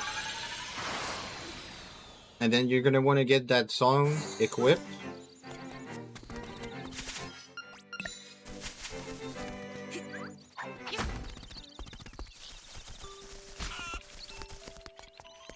You push this.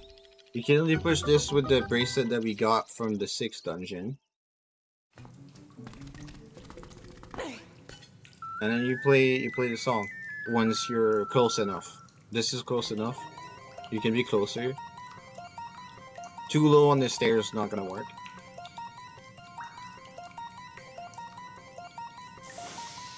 And we have our friend the rooster, which in Glitchless is mostly useless. But you have a required usage of the rooster. In Glitchless, you instantly warp out of here. And I often get confused because I run other categories. You warp here.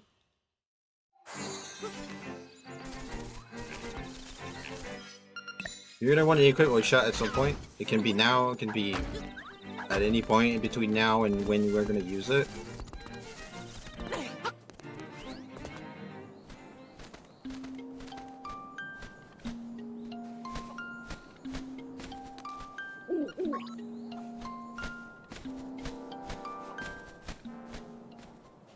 Now you're gonna recognize this because we went here before.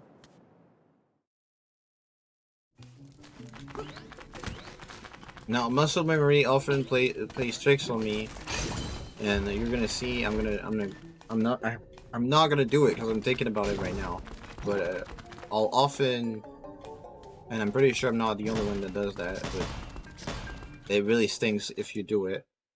I'll often, just because I'm not focused enough, I'll just dash here, and I'll jump down to D4 instead of, you know, continuing to dash and do the thing that we're supposed to do. Don't jump down to D4. It's not good.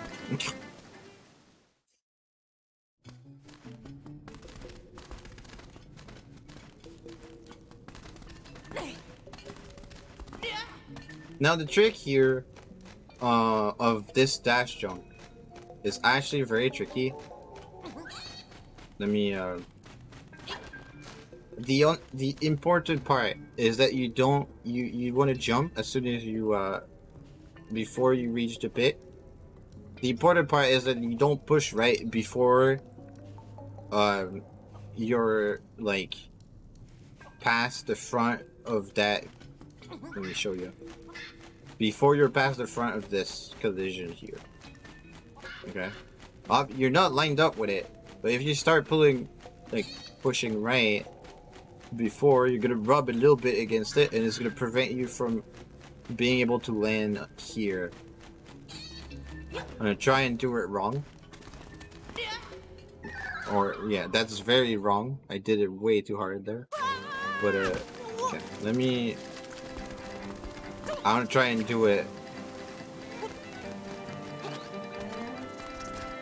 wrong on purpose. I'm actually really good at doing it, but I'm gonna show you what it looks like. Let me actually save this because it's gonna be a bit faster.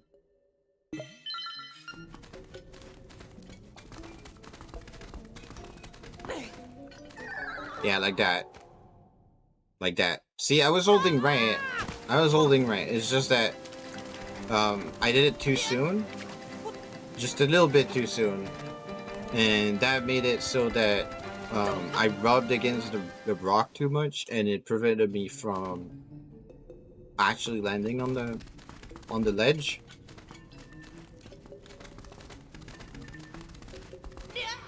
So you just want to make sure that you just start going right late enough mid-jump. And then you can hookshot across. There's a safer strat. The safer strat is easy. There's two of them. There's this.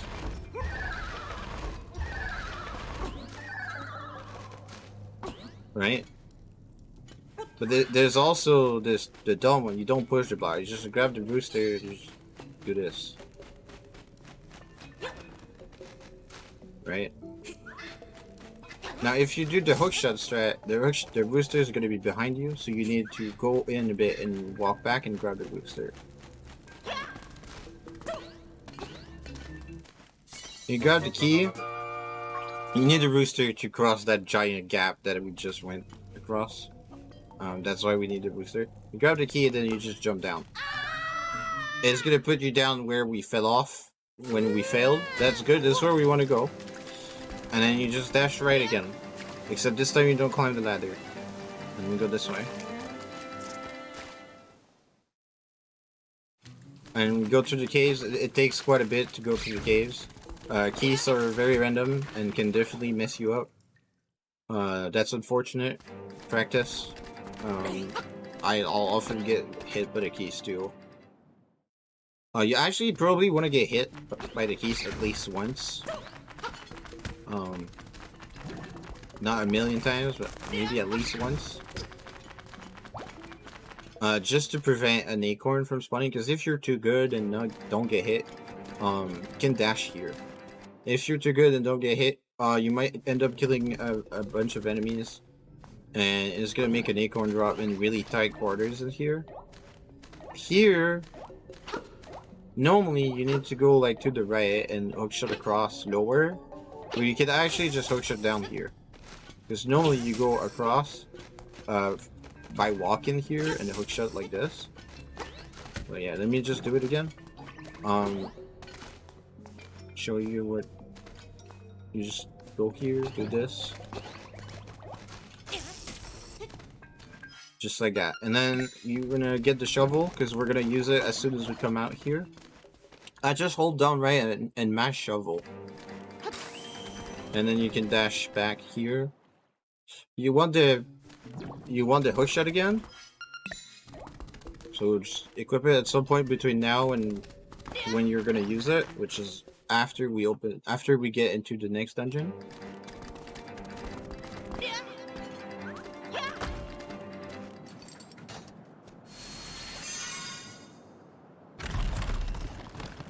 Yeah, so we've been live for 5 hours now. There's actually like there's like D7 going to D8, doing D8, coming back to D7, finishing D4 and the final boss left to explain. So if you need to go, I understand. But I'll highlight the VOD and I'll post it everywhere. I'll post it in my Discord. I'll post it on speedrun.com. And I'll post it in the speedrun Discord as well. So don't worry, you're gonna be able to catch the rest. And it's gonna be, I'm gonna make it a guide. It's just gonna be raw like this, not edited, but you know, it's something updated to the modern strats. I just wanted that to be out there so people could have it. So yeah. So that's the strat with the curve jump. Usually I use the dash to kill both light likes, but sometimes the randomness and me being distracted makes it so that's not a thing. Just make sure you don't get hit, you don't get eaten by the light legs. And everything is fine. Here, dash up here, grab the ball, walk out of the room, and then just come back. You can get it in time through this. Toss the ball.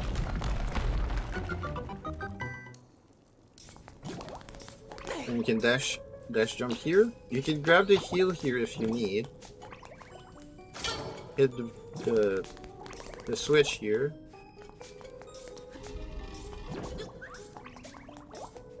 Grab the ball again, toss it down, and then you go down, but you leave the ball there. And you dash to the left. This dungeon is extremely confusing. You can get very lost. Make sure you learn the route. This is the fastest route for Glitchless. This is the route. So like, there's ways to, you know, to catch up if you mess up. But I'm not gonna cover them unless I actually mess up myself.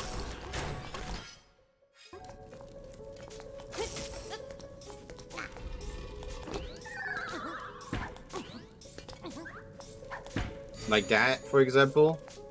That is a very, that is one unfortunate mess up that I do often. I want to toss up, but sometimes I just toss there.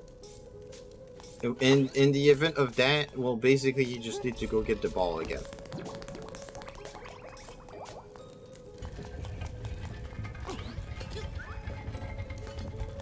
Yeah, you can't get through that. So I think what you can do, I think you can do this.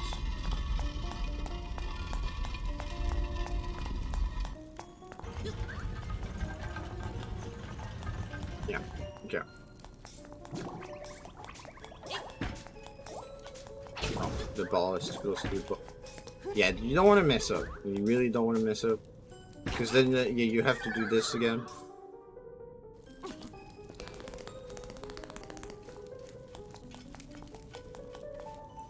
It's just still the fastest way. If you mess up, it's just, you know.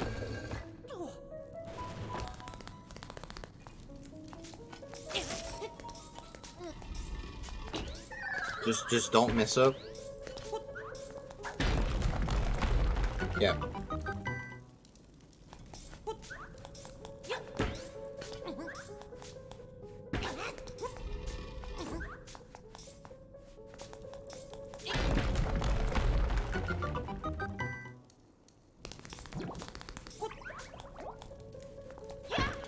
Don't hit the switch here.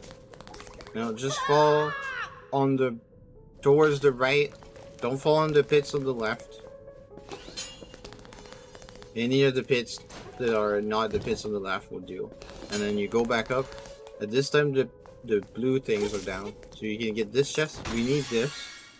This is the mirror shield. We need it to get into the 8. But you hit the switch before getting out. That is, you get through here. And we leave the ball there, we go up a floor. And we do this to go fight the mini boss. It's important, don't forget this. This is important for the route. You're gonna lose a lot of time much later if you forget to do the mini boss now. Because we use the warp later. You want the blue warp there. Not now, but like much later we use it, so Yeah, don't forget to do this now.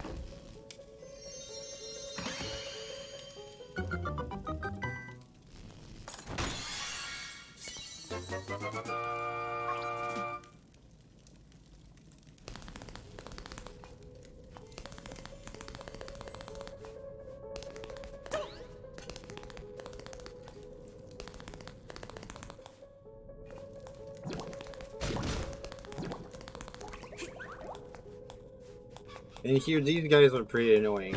You toss the ball across and then you match them. Try your best. Sometimes they get in the way. You might need to kill them before tossing the ball across.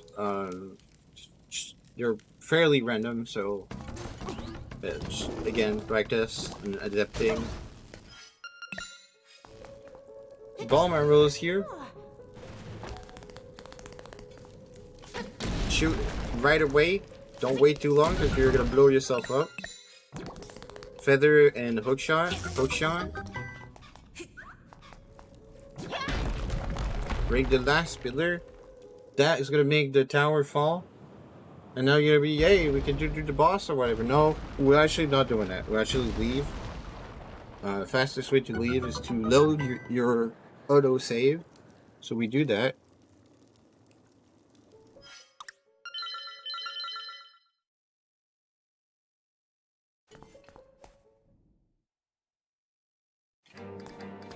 And then here, the easy method is you grab the rooster and you go down and you toss the rooster once you clear the pit.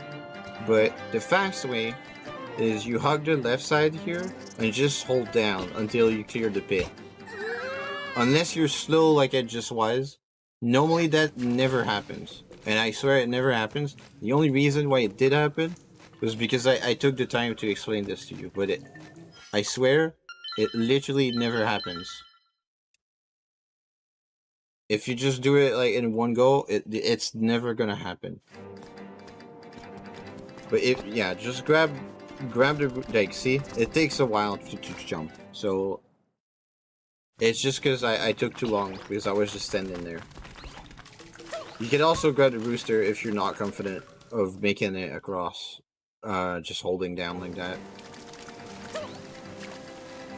The rooster is gonna make sure that you don't fall into the pit no matter what, even if you get hit by the bouncing guy.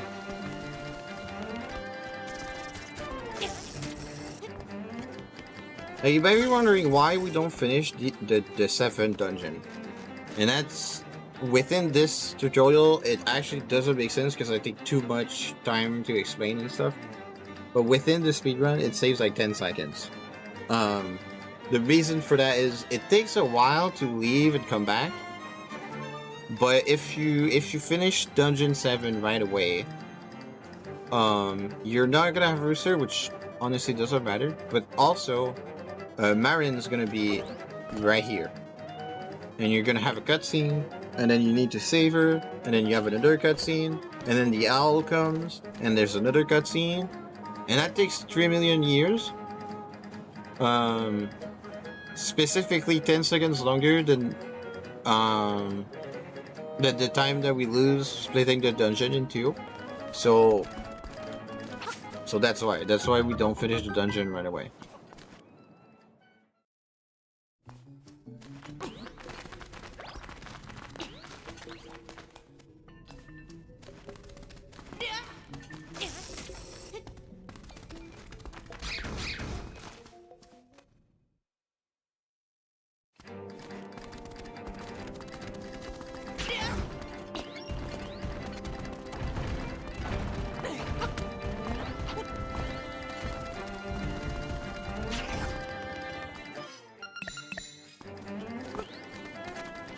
If you're scared about normally I shoot a ball arrow here, right? While standing here, shoot at the wall. If you want to save arrows, what you can do is as soon as you jump down from the ledge here, you can place a bomb down and just toss it like this, and then you can come around. And by the time you come around, it already blew up the wall, so you barely lose any time. Hold the shield and dash. And there you go.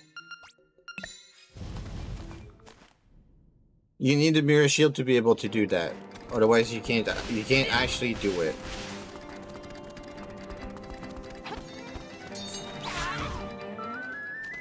I killed the first bird. You can opt to kill both birds before you wake up the boss, because if you accidentally aggro the other one, you're gonna have a not very nice time. The most important thing you want to do for this boss is not die. I'm not gonna go through the hassle of dying and doing what you need to be doing if you die. Don't die. If you're not comfortable doing the strat that I do, stay safe, get out of the way, hit it when it's way better than dying, for sure. So what I do is a dash, I get into position, I equip my ball arrows, and then I shoot up right, sorry, 3 times. I make sure that the bomb is blown up before you shoot the next one, otherwise you're gonna waste an arrow by shooting a normal arrow.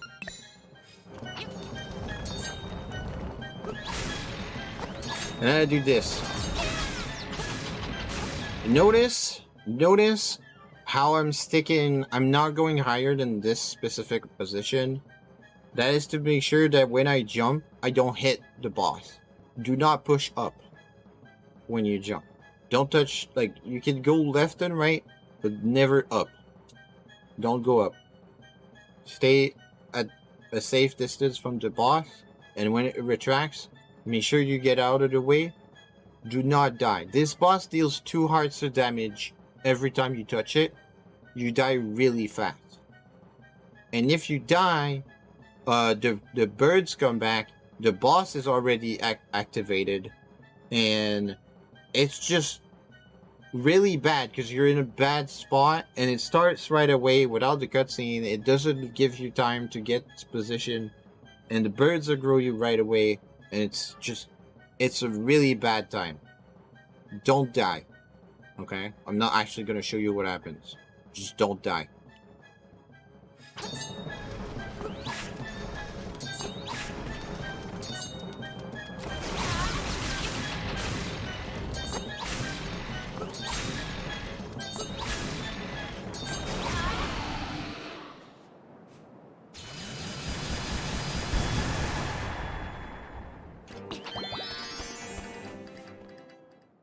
Okay, so for this, I'm gonna save here.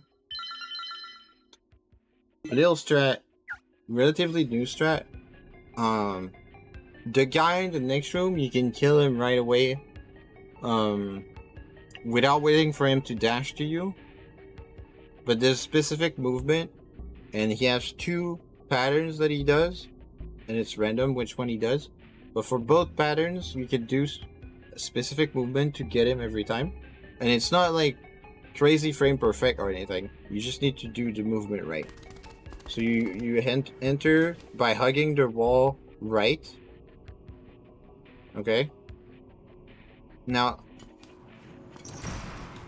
if he goes left, all right, depending on if he goes left or if he goes right, I have a different strat. I'm just gonna do them and reload. I can't really explain them as I do them, but like basically just watch. I'm gonna do both. I'm gonna make sure I did both, and yeah, it's not like the most precise thing, but if basically you keep moving the whole time, so it's not like super hard, but it needs some relatively quick reaction time, so you're gonna have to practice it a little bit, but it's not super hard. All right.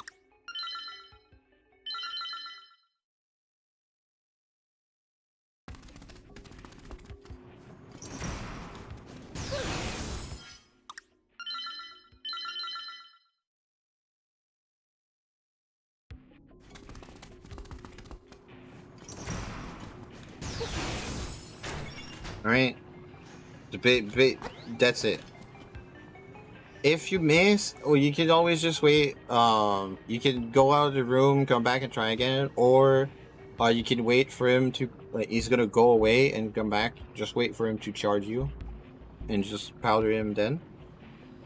You just want to make sure that before you cross here, that you did kill him and the doors have opened. That's it. That's the important part. If you can't do the strat, I highly recommend you practice it. It's really not that hard. It's just a question, a matter of just getting it down.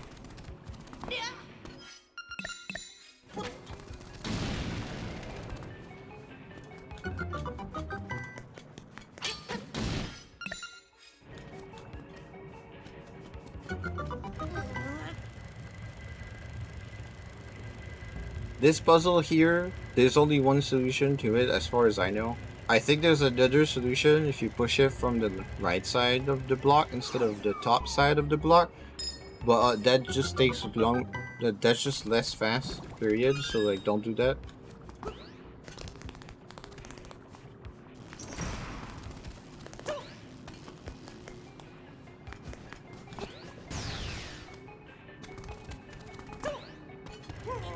Less fast, slower. I can't English anymore. I've been live without any break for over 5 hours.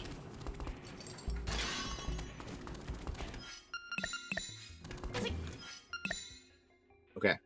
So here, for this specific menuing here, I made sure I equip the bombs on Y and the bow on X. And that's because I'm gonna alternate between like bombs and feather, and after I'm done, I'm gonna want to have feather and bow at the same time. And since I jump with feather on Y, that's why I do it this way. You might want to flip these if you're using feather on X to jump. Okay.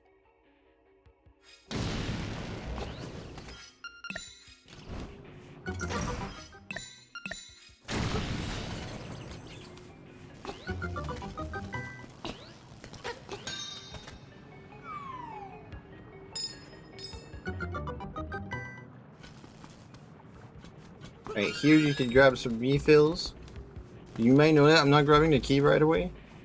That's because I'm gonna pass there anyway, regardless if I grab it now or not. Oh, I slashed a bit too early.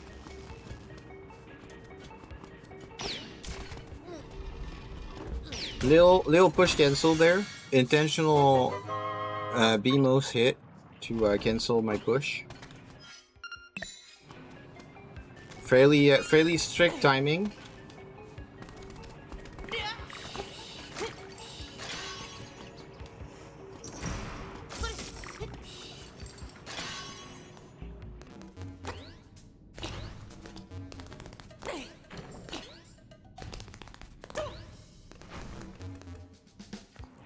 Now this guy, I actually have a few strats for this guy, but basically what you want to do, you can shield him if you're not comfortable, but the gist of it is just you want to do that. You want to just stun lock him like this.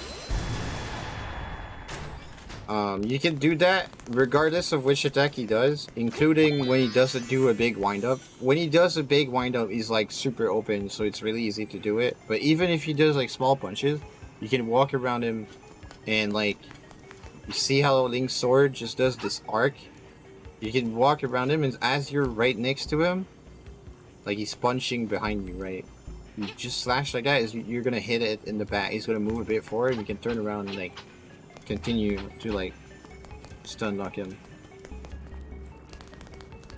Even if he does just like small jabs. So you might remember the switch that we hit earlier. The reason for that is for here. If you have to reload or die, you have to go hit the switch again, because these are going to be up again if you reload or die. Once you have the magic rod, you don't care about the switch anymore. So now you can reload. I'm actually going to equip the magic rod.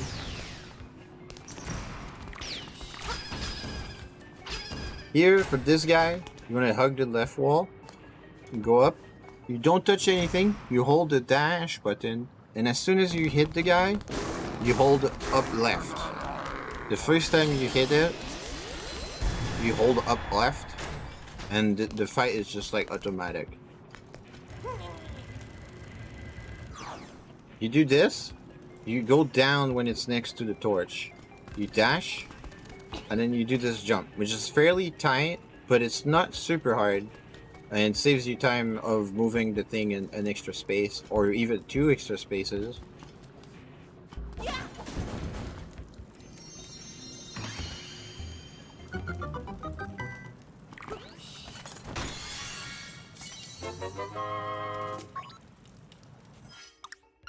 And you load the autosave again. You just needed the key. Now we can go where we needed the magic rod for. And the reason why we wait before getting that key is because, well, that key is the closest, but you need the magic rod. So, yeah, we do it after the magic rod.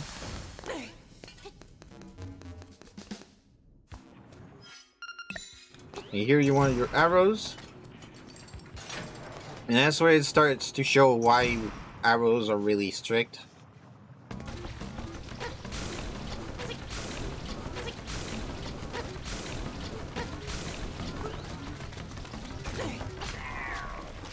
This takes practice. This takes a lot of practice. So I don't know, practice it. There's a specific timing to shoot the arrow to stun lock him. And you can save the last arrow by doing what I did with a dash and jumping and slashing. If you miss a shot, this fight is horrible. This fight is very bad. If you miss a shot, I'm not gonna cover it to do it because I don't know. I don't know. I don't have a backup strat. This puzzle can be done many different ways. I will not judge you if you don't do it the way that I'm doing it right now. I just like doing it this way because most people don't do it this way, and I like to be different for no reason whatsoever. I don't even do it like that on the world record. But I do it like that now, so whatever.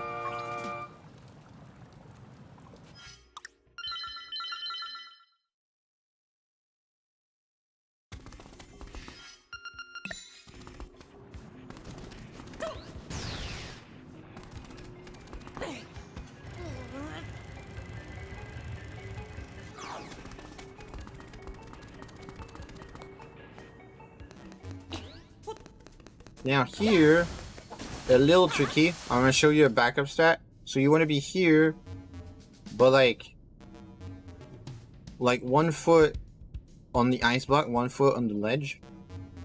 And you shoot. So you're still standing, but you got the block on the left. Okay. And then to be safe, the optimal strat is jump and then move right. But if you move right first, you're gonna fall off. You can move back and then jump. And then you dash and move left at the same time. You're gonna be able to land here and start dashing right away. If you mess up, in the event that you mess up and you fall down here, but you got everything else right, you don't have to go around and try to drop from the top. A slightly faster thing, you can jump, do this, and do a dash jump like... Wait, maybe melt this, yeah. And do a dash jump like this. Okay.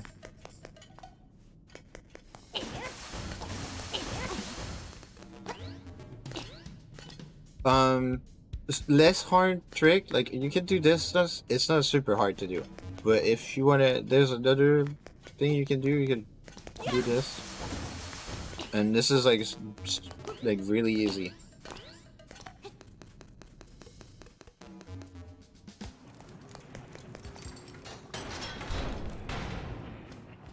Okay, Hothead is actually, because the magic rod is pretty bad to use, and just try to use it, you're gonna understand really quickly why it's pretty bad. Hothead is actually tricky to do. because the magic rod is pretty bad.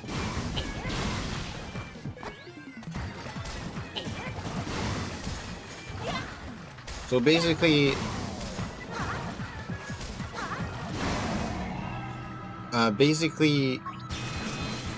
you just want to do that. You do your best. Try and not get hit. Try to not walk into the lava. Like, the fight isn't like crazy dangerous. It looks impressive, but the main problem is mostly that you need to be using the magic rod. He's immune to P3, everything else. So yeah, the trick is just aiming and using the magic rod in general is really tricky. It doesn't look so bad, but it's actually pretty bad. Like the short of why is because, look, I'm just gonna mash the button, okay?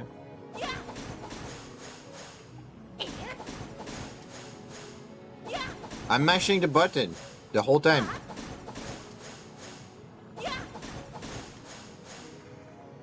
If you do something like that, like, I'm still mashing the button full speed right now. If you see, there's like there's some sort of timer. You have 3 shots, but every time before you can get your shot back, there's a timer that needs it, unless you hit something. If you hit like hot head, for example, you get your shot back pretty much right away. But if you miss your shot and it doesn't damage anything, then you get like some sort of cooldown for that particular shot, and it's very uncomfortable.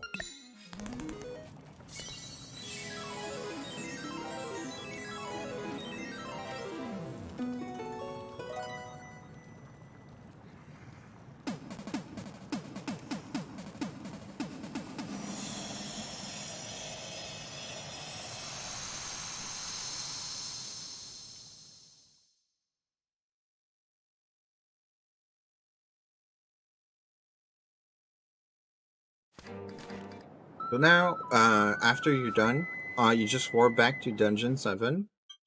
That's why we opened the wart with the shovel. You can dash straight into the door there. You can re-equip your hookshot because you're gonna need it.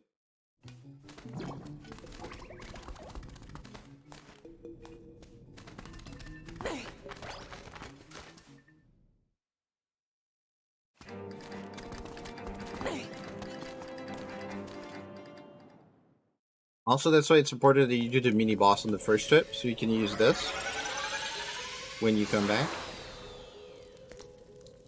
Because now, when you leave, oh look, it's all different. We can just get to the boss room. That's because we broke the tower.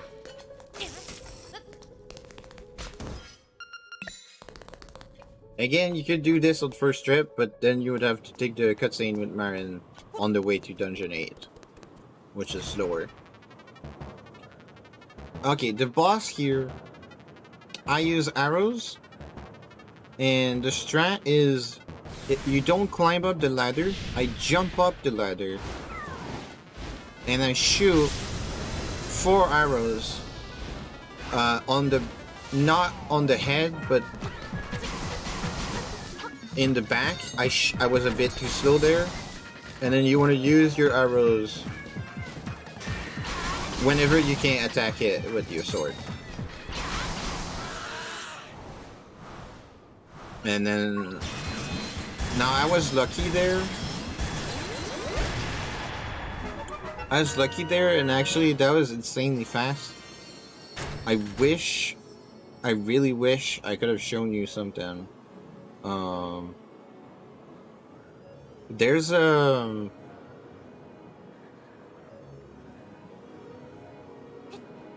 little attack where he's gonna shoot feathers at you that he does sometimes. When he does that, and you can tell he's gonna do that because he flaps his wings faster. Just listen to what I'm saying, and when you're gonna do the fight, you're gonna notice it. He arrives like from he arrives from the right or from the left when he's gonna do that. Whereas if he's not gonna do the feather wind, he arrives from the top of the screen. And when he does the feather attack, you let go of your spin attack and you just dip down a little bit on the ladder and you come right back up. That's gonna make him go away and he's gonna come back with a different attack. And otherwise, try to do what I was doing. Again, practice. This boss is a bit random. Arrows help a lot, but that's why you want to get good at shooting stuff with your arrows. If you struggle a lot and you need help to get backup arrows and stuff, drop in the Discord. We can give you tips on where to get extra arrows. It's gonna cost you a bit of time to get extra arrows, but it's better than being screwed and running out of arrows. So, oh yeah. Also, make sure that you don't drop below 11 arrows here, because the time that arrows save fighting this guy are not worth having less than 11 arrows here. So just keep an eye on that.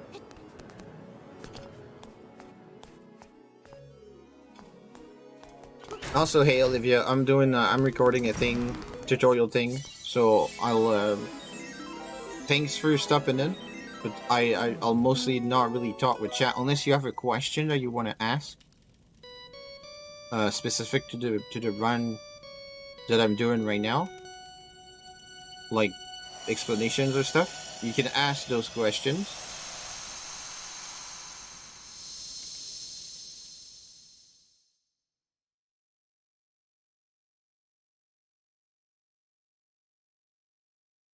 Okay, once you're done here, you just jump down here. You fall into the pit. And that's because we're going back to finish Dungeon 4 that we never finished. And now that's another one. Why are we not finishing Dungeon 4 earlier? That's because if you did that, then the ghost would start following you. And you're like, which ghost? That's exactly the point. The ghost, as a side quest, that takes like 300 years. More like 2 minutes, but like, you know, you don't want that. So we wait for the end. It doesn't take 2 minutes to come back. So, yeah. Your second trip to this dungeon, you want to do this puzzle pattern. If you did the manip like I showed at the beginning, this is your solution. Otherwise, if you did the different manip, you should know what it is as well, because you probably followed a different guide that probably told you what it is.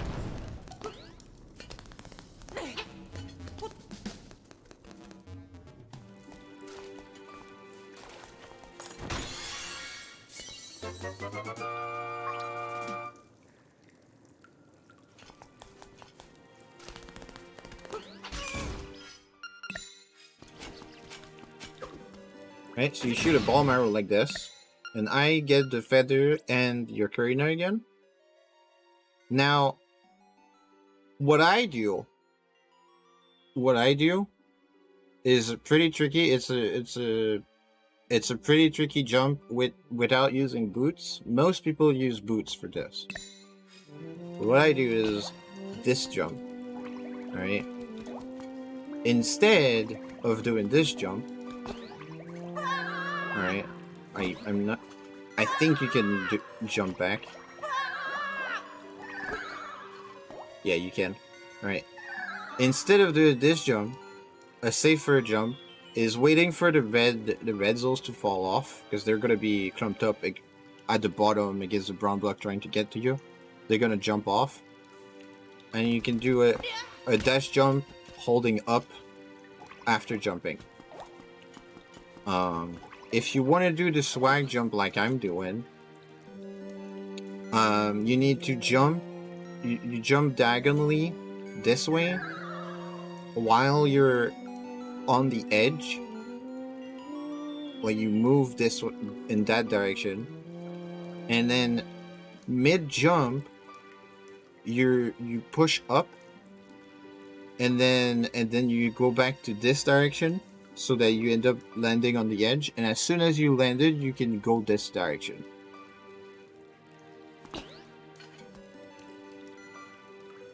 Right? It's tricky. It's very tight. It requires practice. But that's what I do like every time.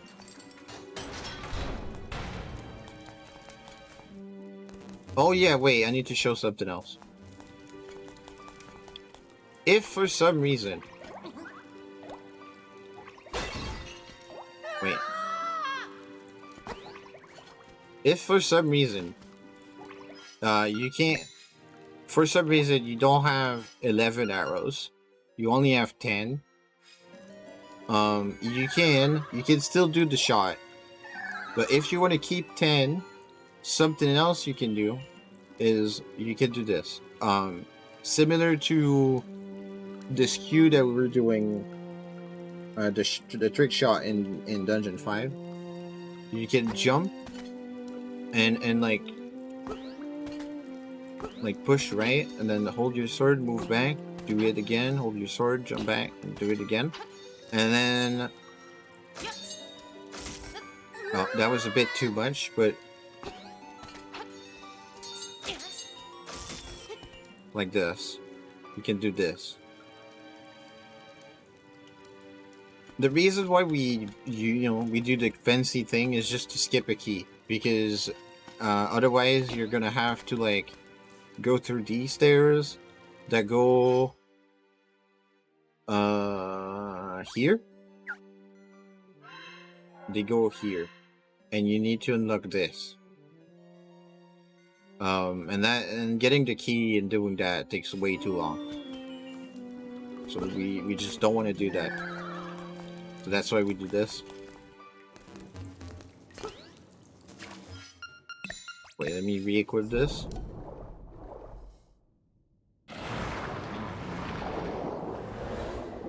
For this guy, this guy is actually very scripted. So if you do the same thing every time, he's gonna do the same thing every time. The trick is getting some double hits with your spin attacks.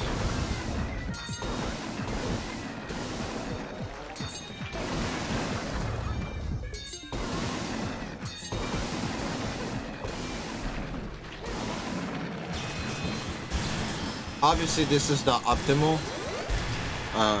It's not like super easy because the fighting while you're swimming is actually very awkward. Because to go faster, you need to press A. Also, like, you know, you're trying to attack and press A a bunch of times. It needs practice. Now, I highly recommend that you still grab this heart container unless you're confident that you don't need it. But this is your last opportunity to heal up before the final boss. The final boss is extremely difficult. I'm really, really good at it, and I usually only take 1 heart of damage, but, I warn you, right now, if you're new to this game, it's probably not gonna be what you end up doing.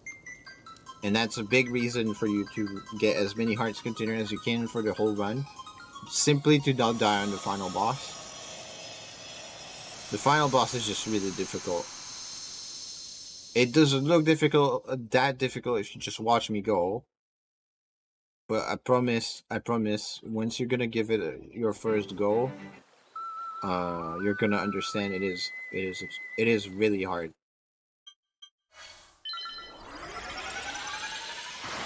So now you might be like, oh, but you're gonna get the ghost anyway. Apparently not. If you just like go to the final thing from here, after Dungeon 4, the ghost doesn't come up. And it had a similar behavior in the original as well, and they just kept that in the remake. Why? No idea, but that's what it is. It just appears if you go south too much.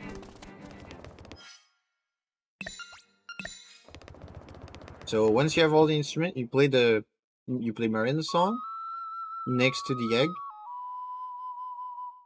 which takes about a minute.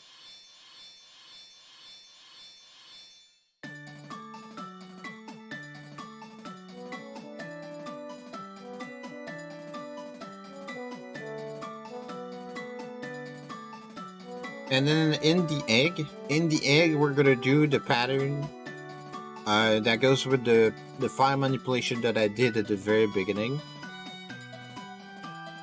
You're not gonna have to do this file manipulation every time. I actually messed it up when we did it. I didn't fix it because I already had a properly manipulated file, but I covered the reason why I did it wrong and everything.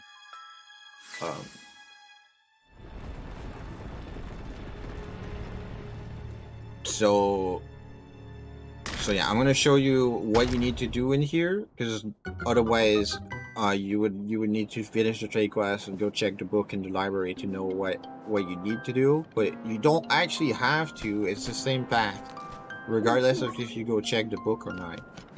It's just that, well, if you don't do the manip, it's completely random, and there's like 200 something different paths, maybe more even. It's just random, so just okay. So once you're in the dark like this, you go right, then up, then left, then up, and then you just keep going up, like until it works. So again, it's right, up, left, and then you just go up until it. There you go. Now now that you know that, you might understand why we do this, because it's really easy to remember. It's also really fast to just dash up the whole time.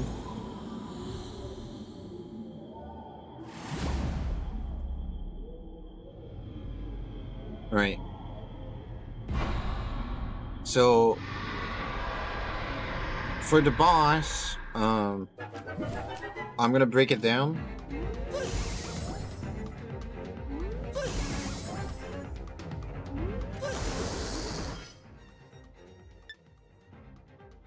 I'm gonna break it down like every phase, just for you guys.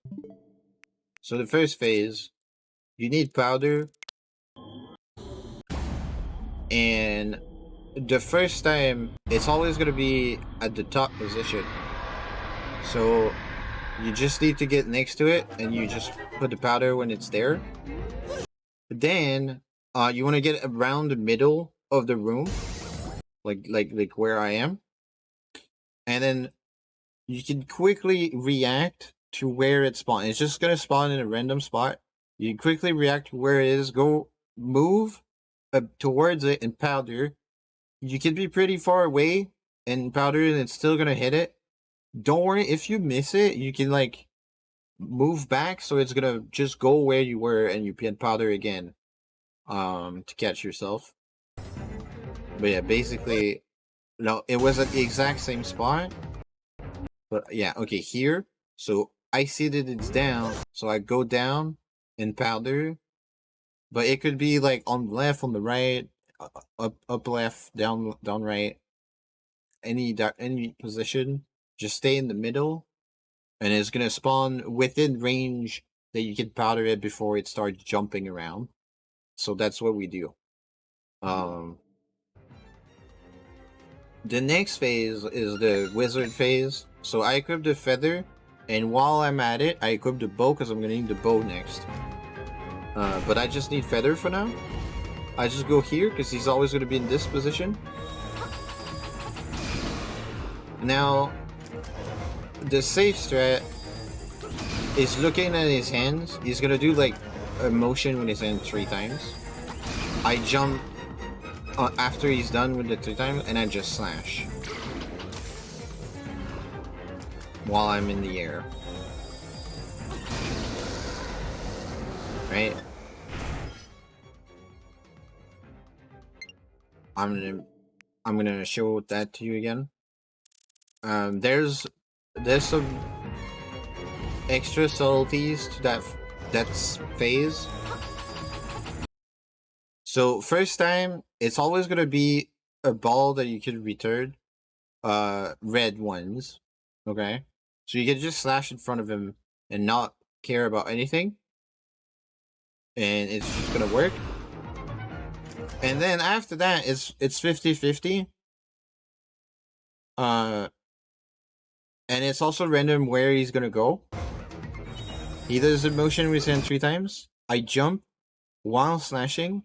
If it's red, I'm gonna return it and it's gonna hit him. If it's blue, it's gonna pulse. It's gonna pass under me. I'm not gonna be able to return it, but it's gonna pass right under me because I'm jumping, and I'm not gonna get hit. And after he did. There's other details. You need to return 4 red balls at him for this phase.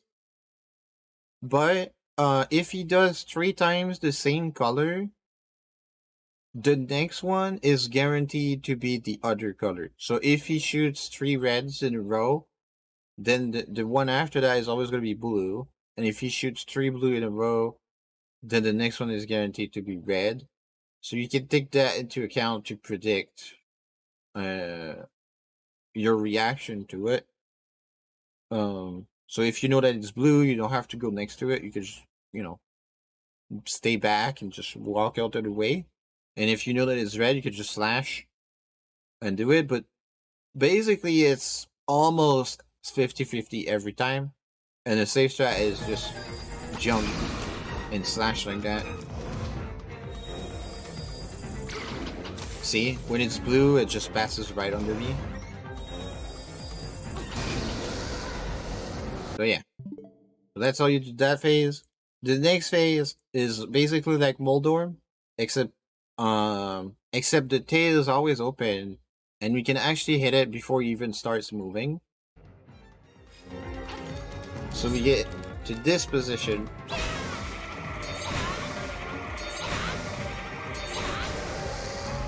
Right? Yeah. I might be screwed for the next phase. That's unfortunate. I might have to die to show you that properly.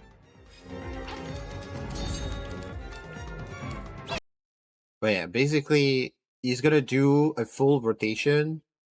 And then you just release when he's done doing the spin.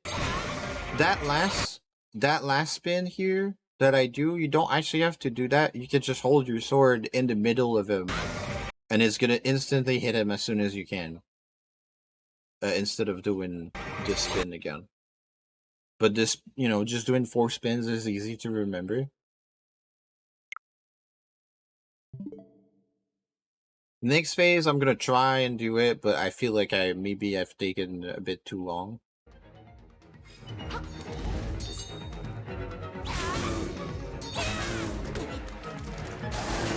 No, okay, I got it. So this is how I do it. You can derive different methods from that. I'll break that down for you guys.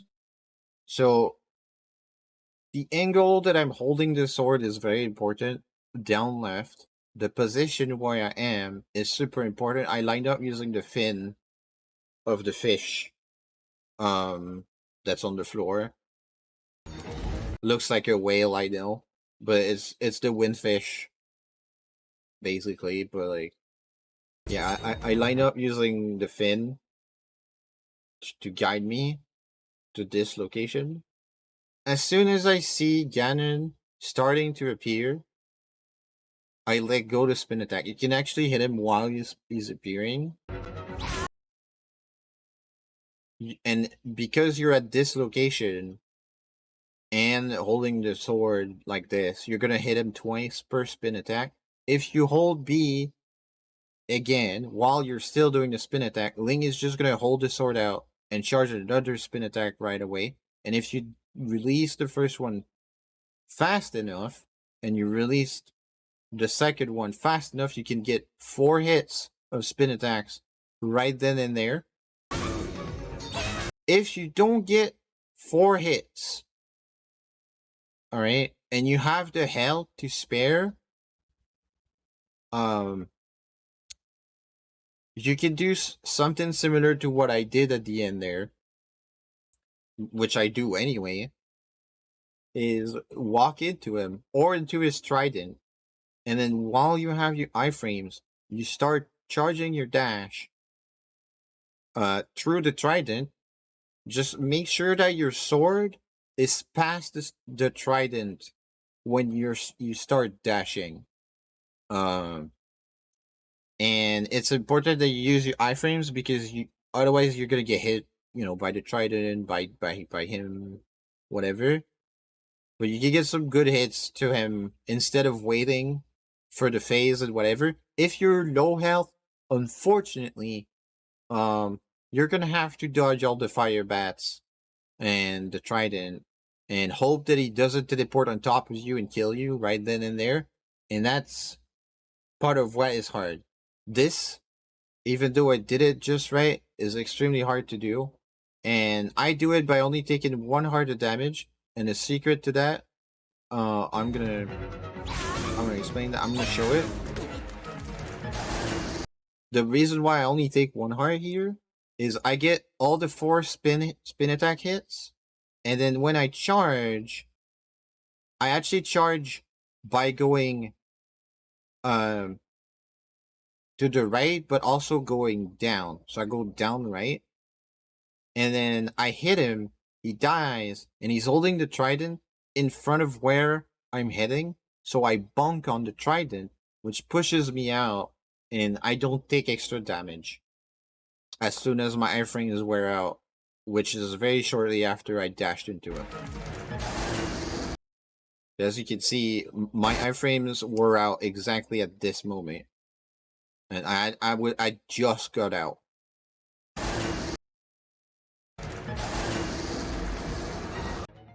So yeah, very precise. Here it is again.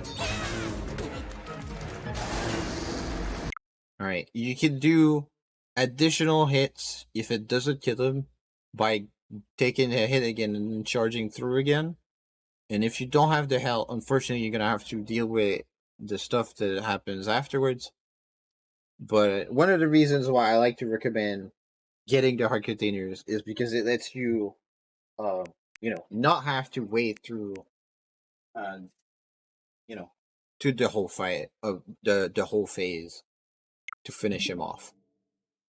Okay, the next phase of the fight is fairly straightforward. I'm not gonna do the replay again. You just spin attack this time. That's it. There's nothing else to it. It goes a bit fast, so it might take you by surprise and hit you. It needs a bit of practice. Now this, you can shoot 2 arrows in quick succession. The random of when he opens his eye is random, right? Just make sure you jump over the arms at the right time. Especially if you're gonna be low health, you don't want to die here. And then that's it. For Glitchless, word of advice, I can't open my menu right now. If you run out of arrows during this phase, which might happen, you might miss or something, you can switch to the magic rod and still get him. It's just that you need 2 shots of magic rod for each arrow that you missed. You need 10 arrows. If you missed some shots and you only hit him 8 times with arrows, then you need to hit him 4 times with the magic rod on top of that. Alright? So, yeah. And then that's it. You just dash up the staircase and you stop the timer right there when the screen is black. And that's the speedrun. So, yeah. That was my tutorial MAA. It took 5 hours, almost 6 hours. So I'm gonna highlight this and post this on speedrun.com and in the speedrun Discord and in my Discord. And if you got anything, any extra stuff that you want some guidance with, drop in the speedrun Discord or maybe in mine. I don't mind that. In the Link's Awakening channel for my Discord. And ask your questions and we'll try to help you. Give you some help on what you need. Usually, if you provide clips, if it's for a specific trick, provide clips of what you're doing, and I'll usually be able to tell what you're doing wrong and guide you in the right direction. And yeah, just enjoy the speed run. I think this game is really fun to speed run. It's a bit long. It's about my record for glitches is 1 hour 40 minutes.